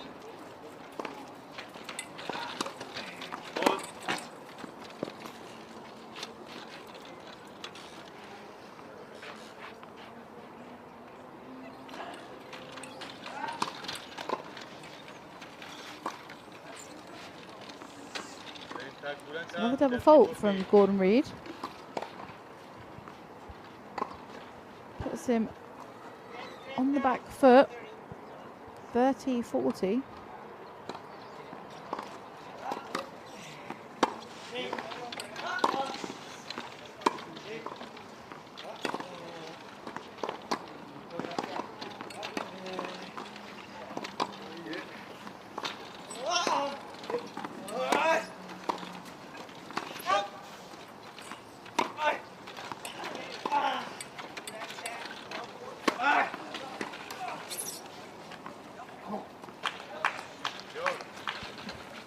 Sonata waited patiently there. Thought that ball was going to just creep over the net. Looked like it might, but there wasn't quite enough on that ball. And it was that ripped high forehand which really set that point up. As you can see there, it just hit the bottom of the net, which means British duo of Reed and Hewitt still in the lead, but just by 1 game once again. 49 minutes of play so far in this match, and it has been a real nail-biter, back and forth. And with the exception of that run at the start, neither pairing have managed to gain momentum in terms of accelerating away from the other pairing. But a real crucial, pivotal moment now in this match.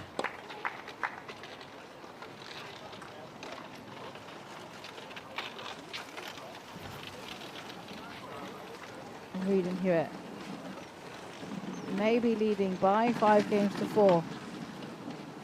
But as we know, Ari and Sanada will continue to fight and make it tricky for the pairing to execute their best tennis. It's Sanada to serve.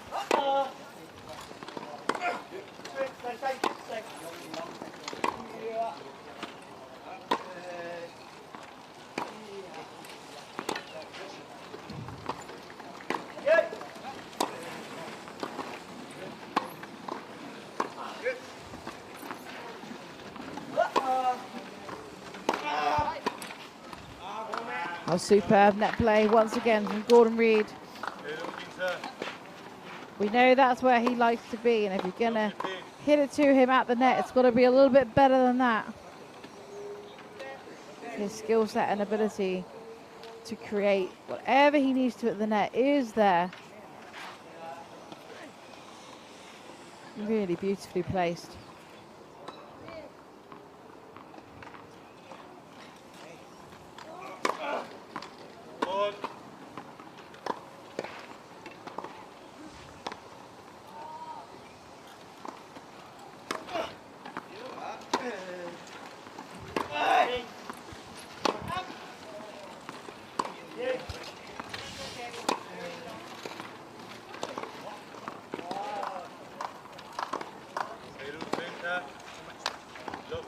So love 30 then. Reid and Hewitt edging closer to the opportunity to take the first set. There's still work to be done.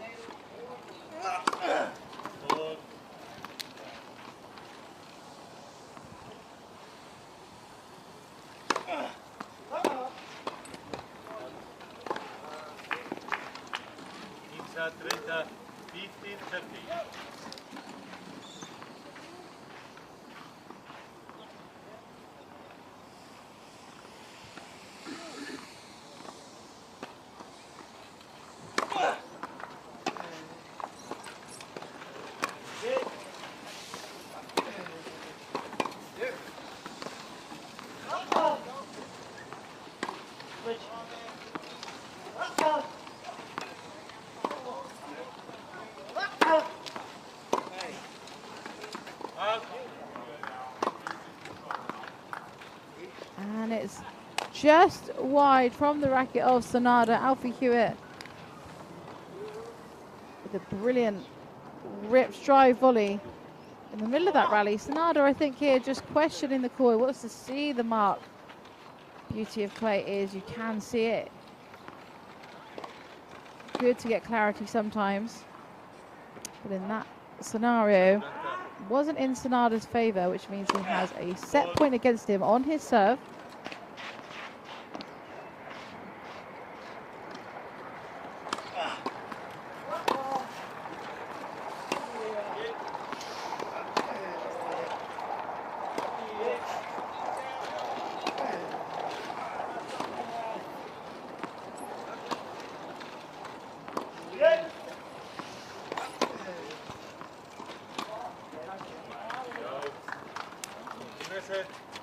And they've done it. They've managed to find a way.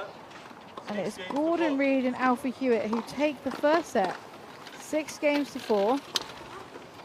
There's the Japanese pairing of Ari and Sanada. But it was a good first set. Some great tennis played. Both pairings struggling a little bit to gain momentum and string points together. It was full of its ups and downs. And it makes you curious as to what the second set has in store for us.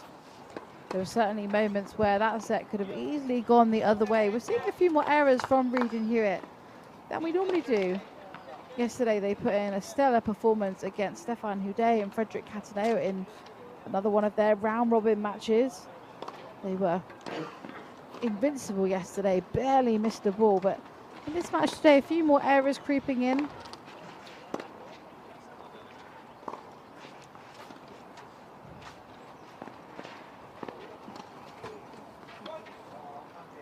So crucial point for these pairs just to utilise the extra time at change of ends.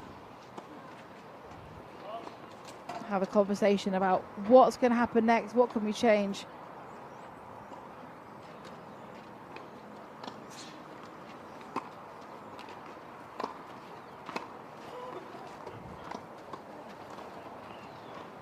And as I said before, Ari and Sanada have played 8 tournaments together since they first paired up in 2021. So, a much newer pairing than the British duo, who first started playing together 10 years ago.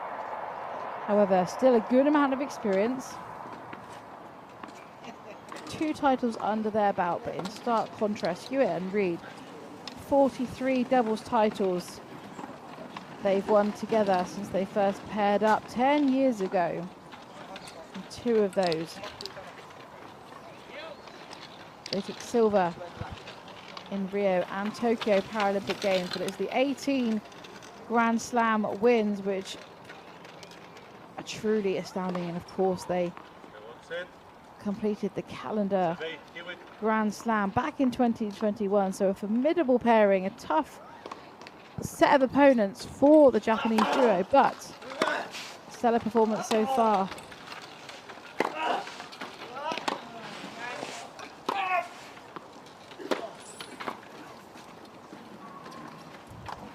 A tricky position there for Sanada, a little bit caught up, couldn't quite get out of the way of that ball.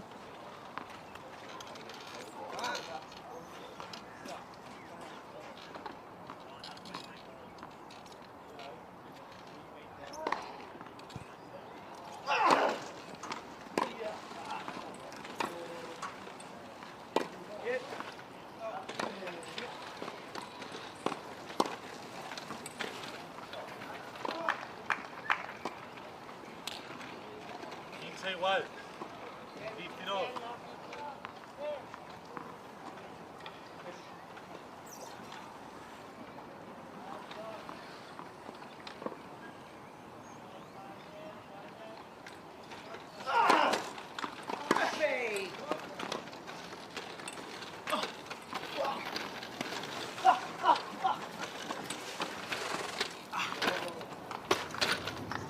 What an impressive point. I am not surprised at the smiles all round on the British end of the court, but the speed of these players returning these balls. You've got to feel for Sanada a little bit there. He got caught up in the clay.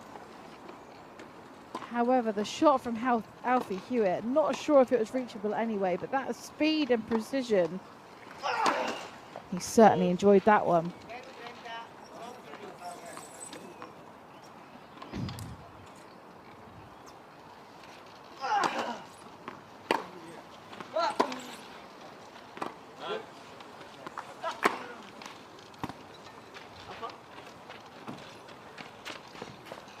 Alfie Hewitt there just double checking how far that ball was out, but it was called early.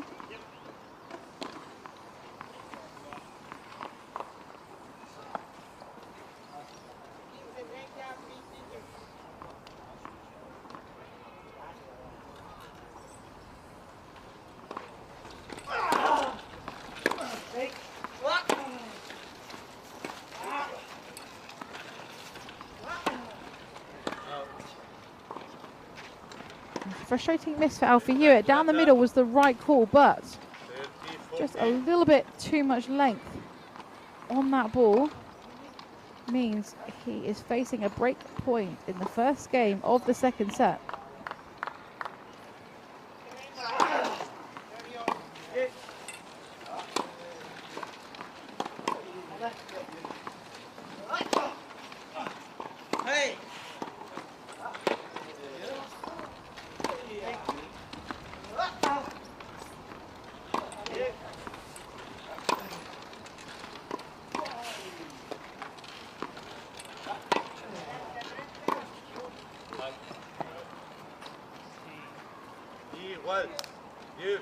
So deuce it is. Japanese duo not managing to capitalise on that first break opportunity.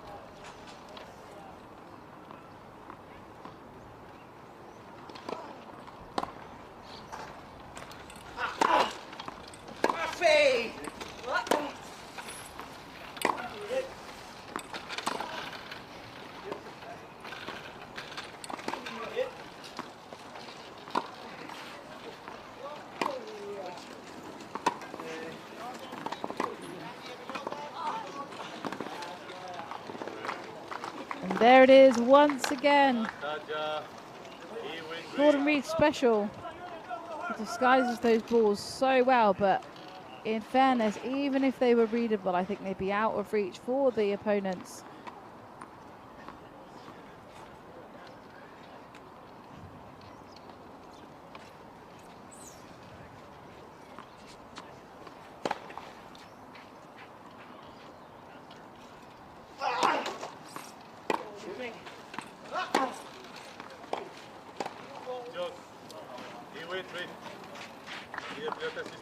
balls, please. So they managed to turn that game around. Get your set, first game, second set. And Hewitt and Reed hold a serve in the first game of the second set. Having fought very hard for the first set. They took the first set 6-4, but it was a real battle, real set of ups and downs. Based on the game we just saw there, it feels like we might be heading into a similar scenario in terms of set number 2.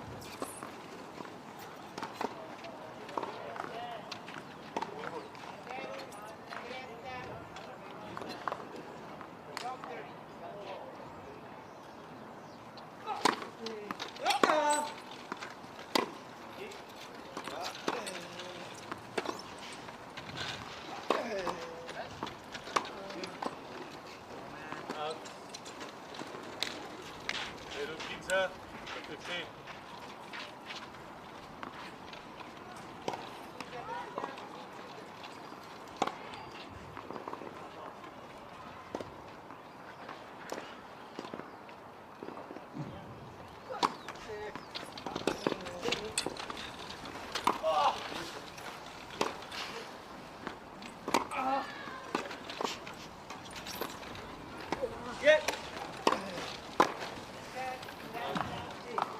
There was a big space there. Left far too open. Very rare, actually, that we see that from Reed and Hewitt, but the space was there. And Ari effortlessly just placing that ball away from both Reed and Hewitt.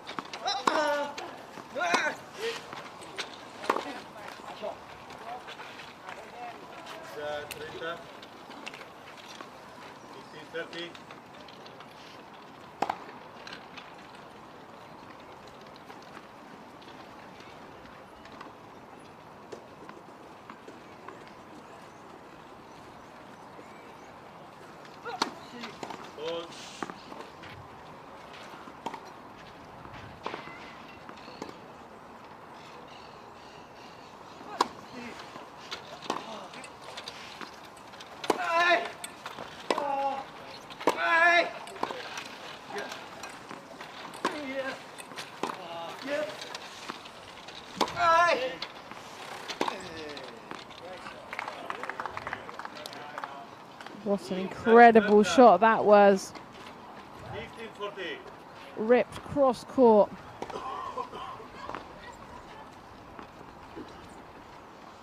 Such conviction and confidence there when executing that ball.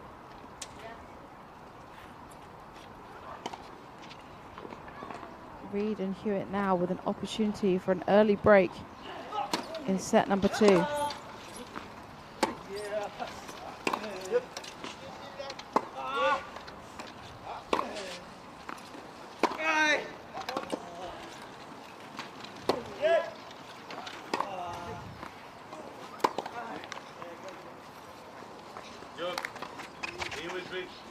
And they've managed to get on the first opportunity yet there, the first break point chance they had in that game, and they've taken it.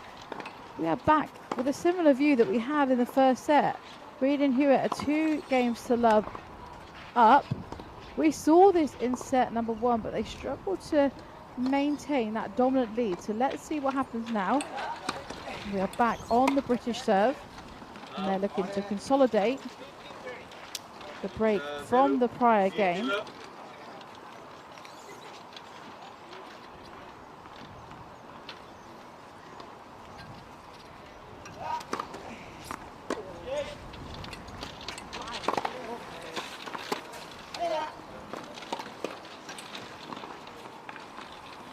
There's a crafty return from Ari there.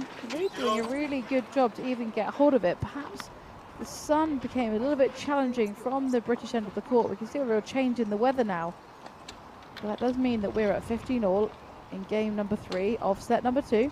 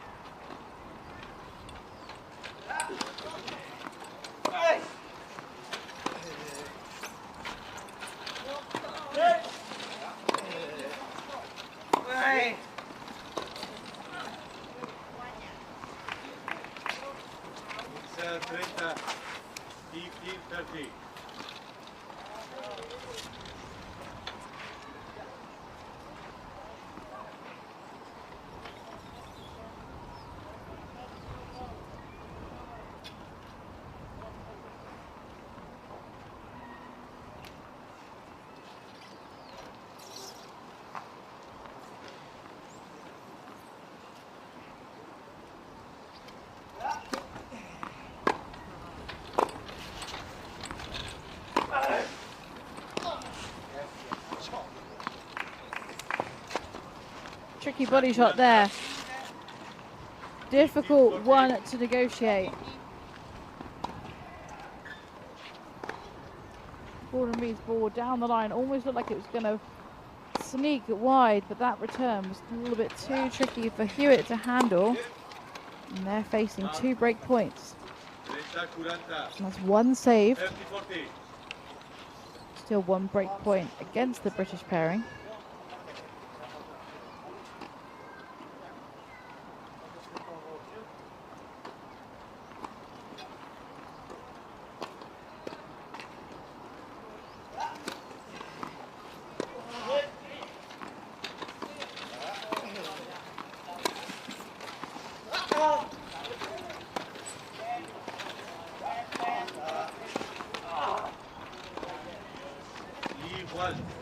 Oh, nicely reached by Gordon Reed.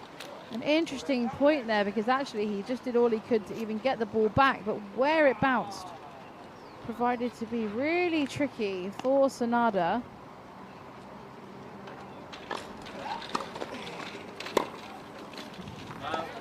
It's a 3-point winning streak in a row for Reed and Hewitt.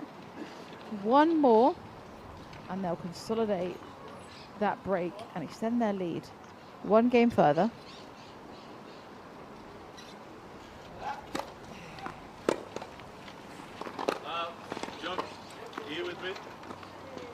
And that's done it. What a change in momentum in terms of that game. Reed and Hewitt faced 2 break points against them. However, they then managed to string together 4 points in a row, which means they have made a significant change to the scoreline. And the biggest gap we have seen so far in this match, they are now leading 3 games to love in set number 2 after just 15 minutes of play. Very different view to what we had in the first set. The games are still close and still up and down, but it feels like momentum is slightly more in the favour now of Hewitt and Reed.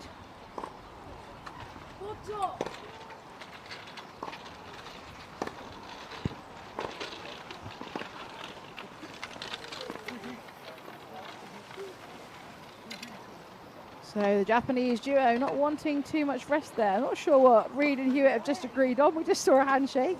Would love to know what that bet was about. But these two choosing to utilise more of their break at change of ends. Certainly looking a little bit more relaxed, and I'm not surprised, because that 3-love lead, I'm sure, will have a significant difference in feel mentally for them. A little bit more comfortable, and there's a lot of pressure on this man's shoulders here. It's Sanada to serve, trailing love 3.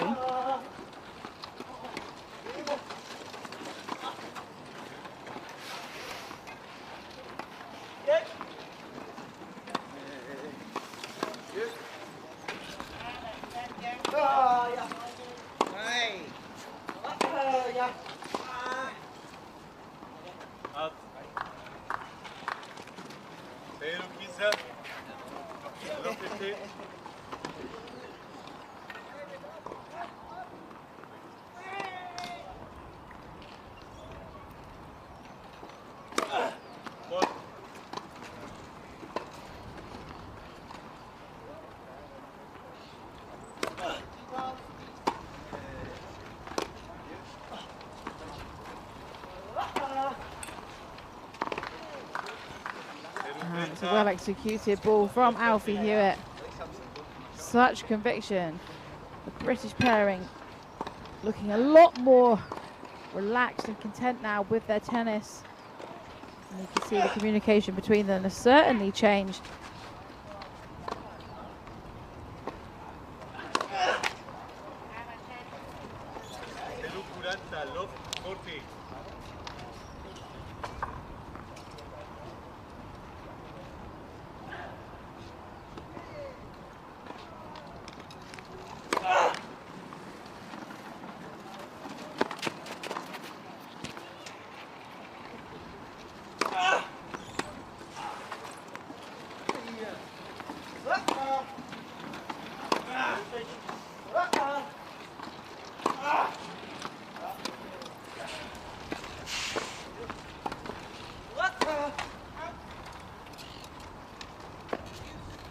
You can't help but think they got off lightly there. Ari needed a little bit more on his shot.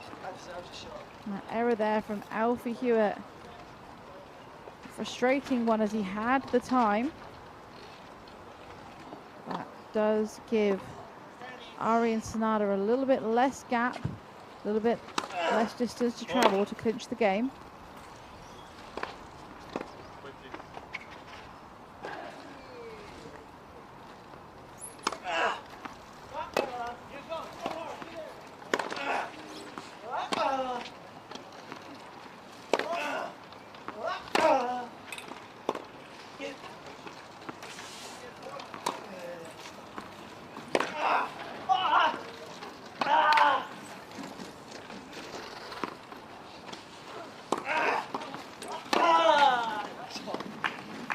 Well, it was excellent pushing from Alfie Hewitt. You can see he's frustrated with that miss.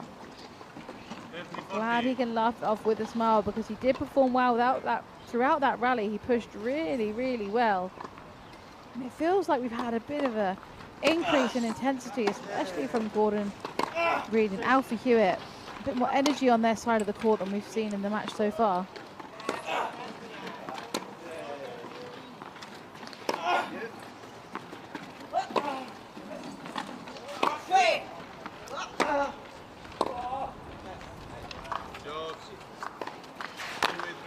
And that netted ball there means they have managed to extend their gap further. You see here, these two definitely looking more relaxed. And they're now only 2 games away from winning another match in their pool. And it's Alfie Hewitt to serve in the 5th game of the 2nd set.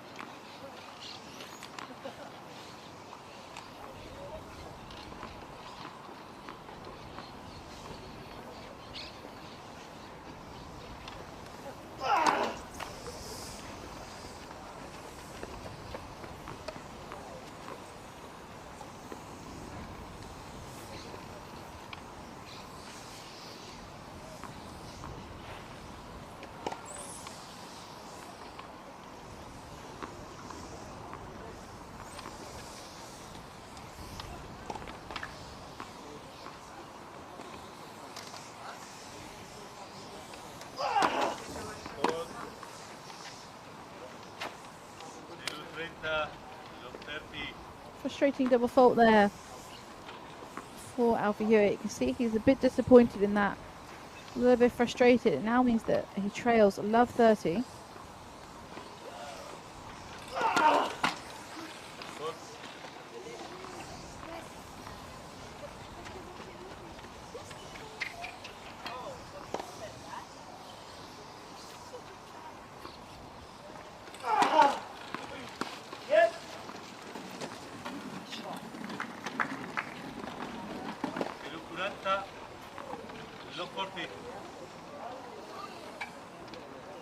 So 3 opportunities here. Wow, needed opportunities for the Japanese pairing to break the serve of Alfie Hewitt and get their name on the scoreboard in set number 2.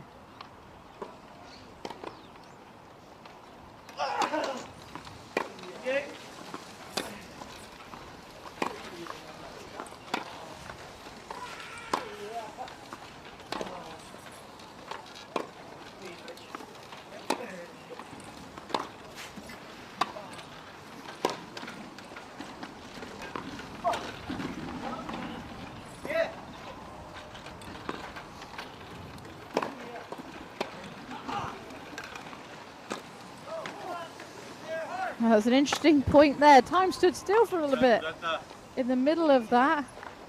Incredible push from the British end, but we even lost sight of the ball out of the picture. It had so much height on it. And we were all left wondering what was going to happen next. Gordon Reid, but again with a brilliant touch, but Ari able to get a racket on it, but not quite enough height.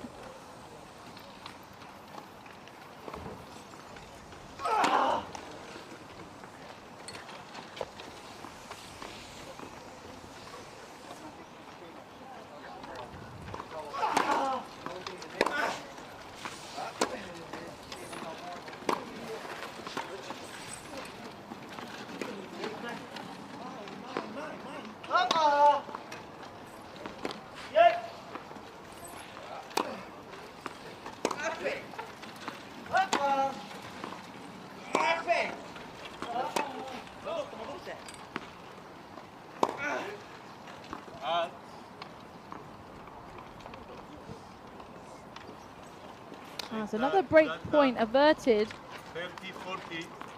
for the British team. One more and they'll bring that score to juice to put them in a more comfortable position. But that's 2 in a row they've managed to save.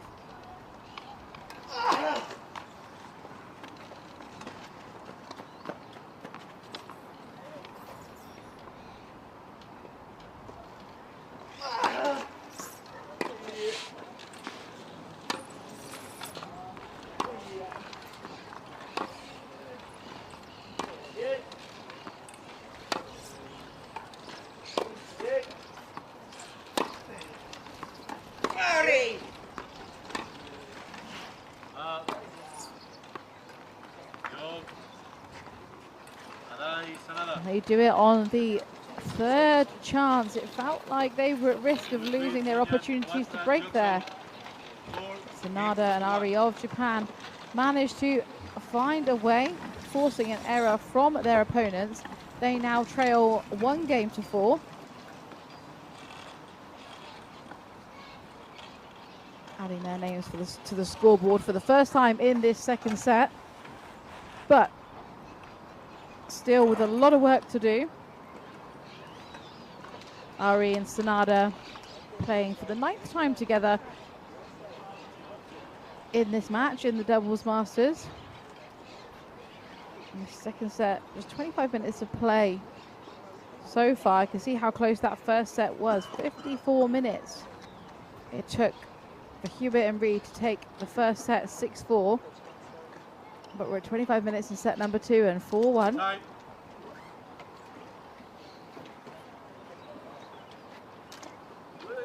And it's an interesting state of affairs here because up until this match, Hewitt and Reed had only dropped 6 games in their 2 matches so far this week.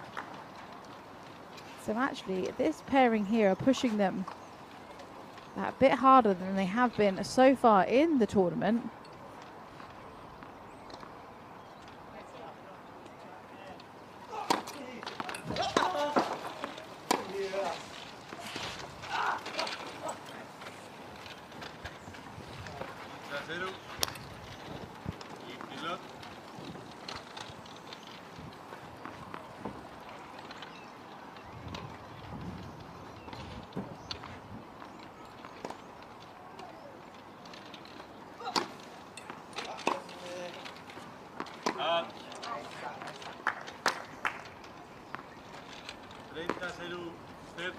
So potentially a shift in momentum here.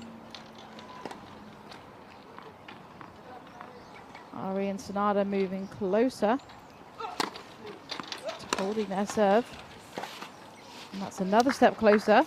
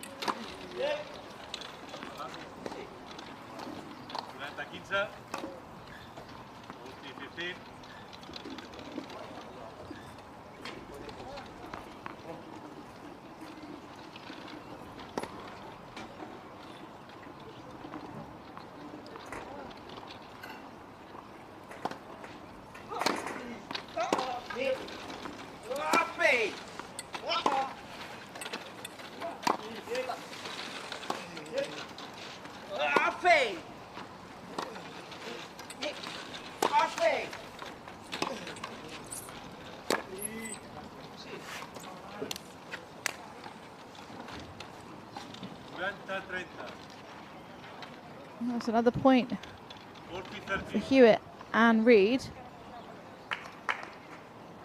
They're looking to try and break, to move themselves closer to the end of this match.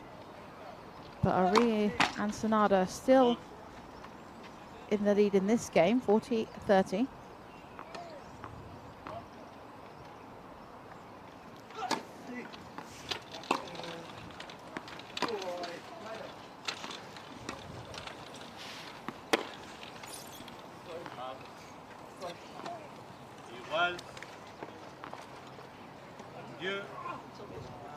So, deuce it is, a change, a shift again in momentum in this game, like we've seen so often throughout this match.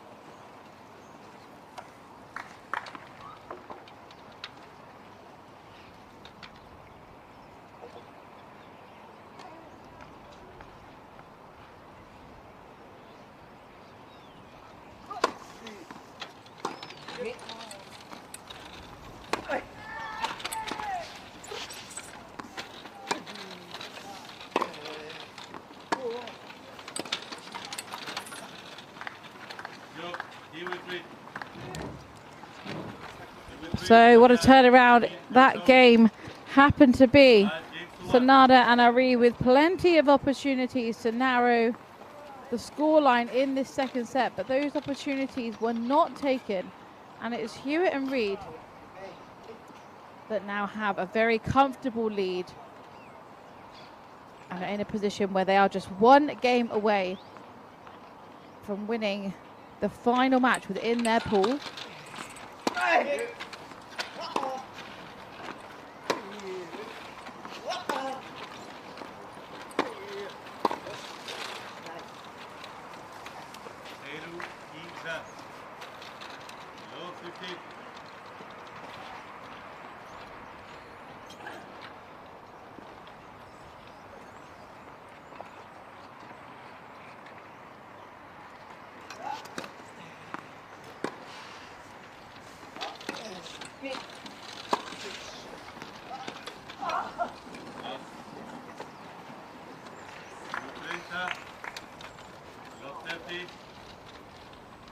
Sanada and Ari fighting hard to stay in this match. Really pushing now to try and get a breaker serve against Gordon Reed.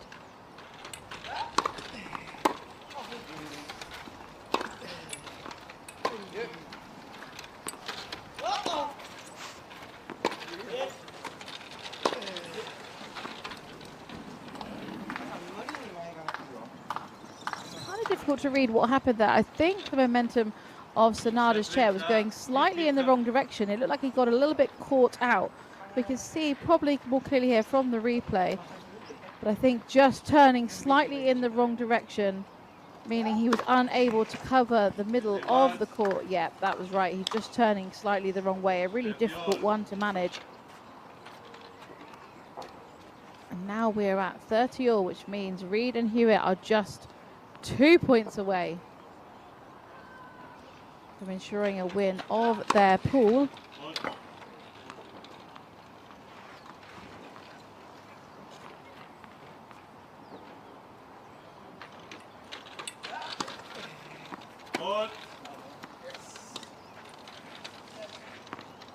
Untimely double fault from Gordon Reed, which means he's on the back foot here. Still 2 points away.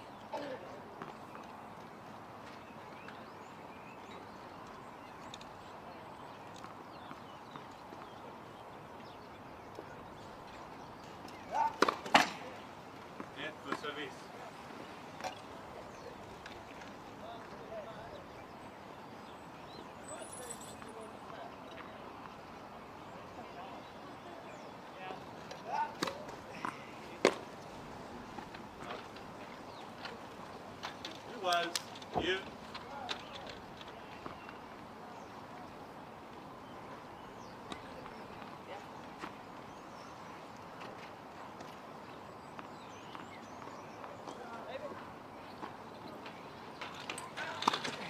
Good.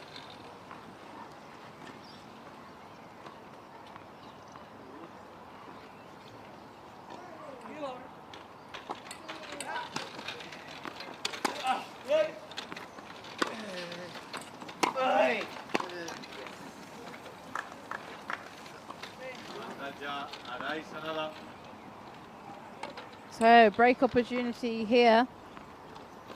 The Japanese duo desperate to remain in the match.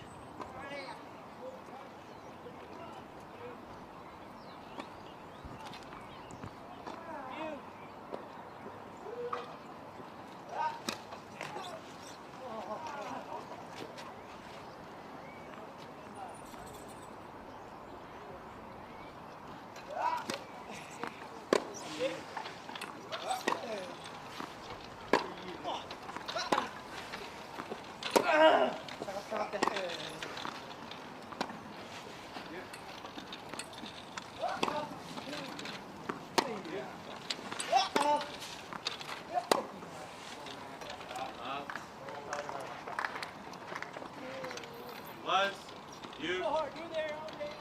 So we're back to Juice again in that same position. 2 points away.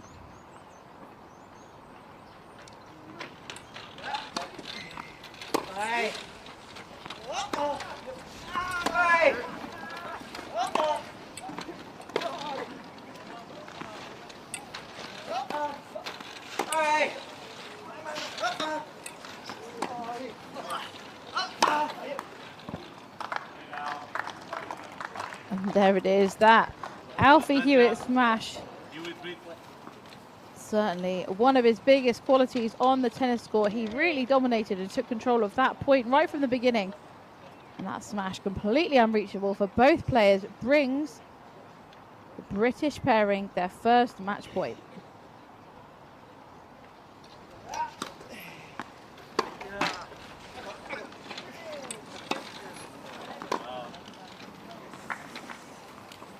Frustrating error there from Gordon Reed. A tricky one to return, as it was aided by the net. The return of Ari just clipping the tape, possibly creating an odd spin.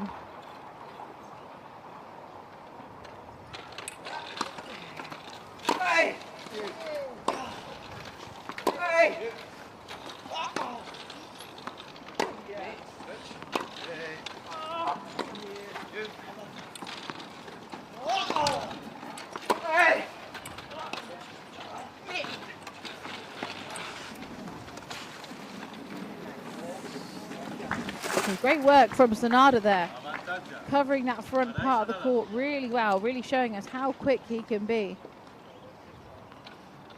And actually there was space, but Gordon Reed with a rare miss moving up to the front of the court. Break point.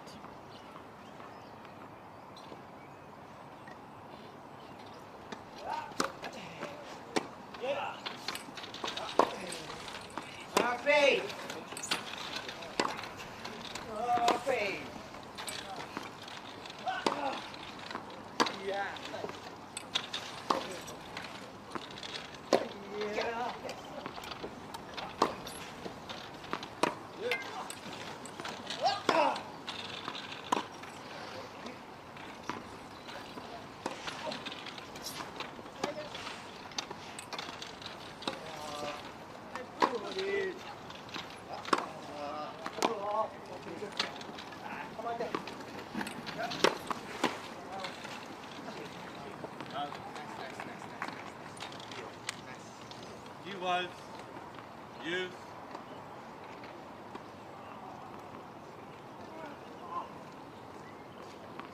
And we're back to yet another juice as that point unfolded with an error there.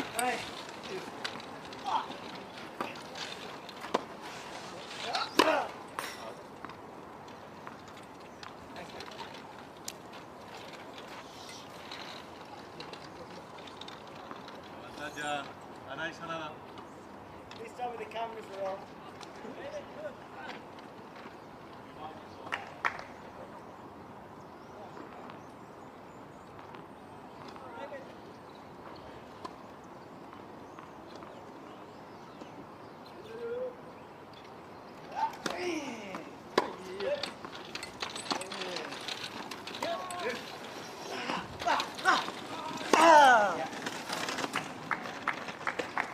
I'm not quite sure, I didn't hear a call there, so I think it was just wide, but a valiant effort from Alfie Hewitt, 적사dos 5 games. hitting round the net, but I think it did just go wide because we'd have seen a fist pump if not, and that means the score has narrowed 5 games to 2, still in favour of the British pairing.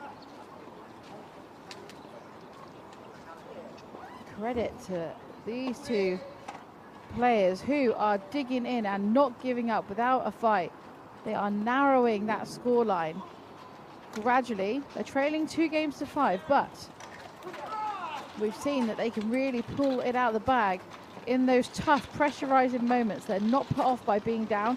In fact, we've seen some of their best tennis when they've been trailing behind these two.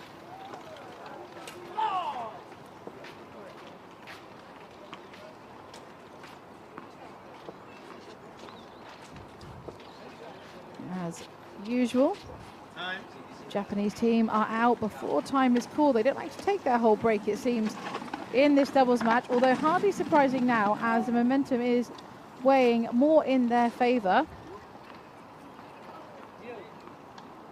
And it's Sonada to serve. Work for the British team to do here. Peru 15. 15.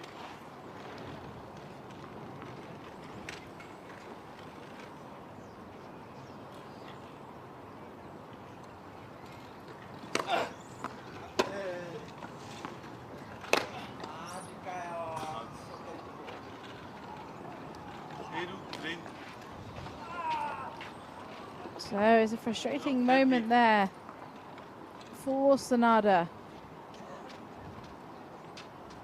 as that error means that he is now a love 30 down on his serve.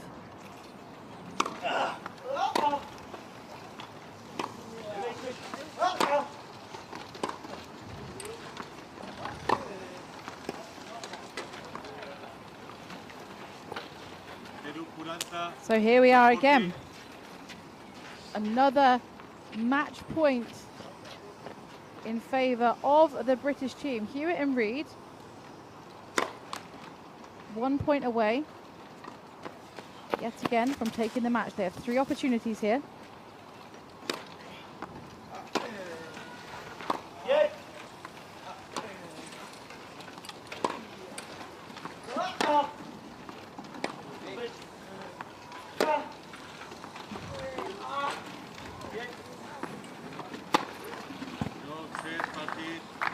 And it's all over. And what a way to finish that match. Brilliant smash down the middle of the court from Gordon Reed. His specialty throughout this match has been executing some superb net play. You can't help but feel for the Japanese pairing of Sonada and Ari, who really fought hard and kept the British duo thinking throughout that match. But it is Gordon Reed and Alfie Hewitt who come out on top and move 1 step closer to regaining their title here at the Doubles Masters. They have won 2 years in the past. They didn't win last year, so they're looking to get their name back on that trophy. And that concludes our wheelchair tennis for you today here on Centre Court. But do join us again tomorrow and right through to the end of the week. We are here right through till Sunday with more wheelchair tennis, singles and doubles masters in action.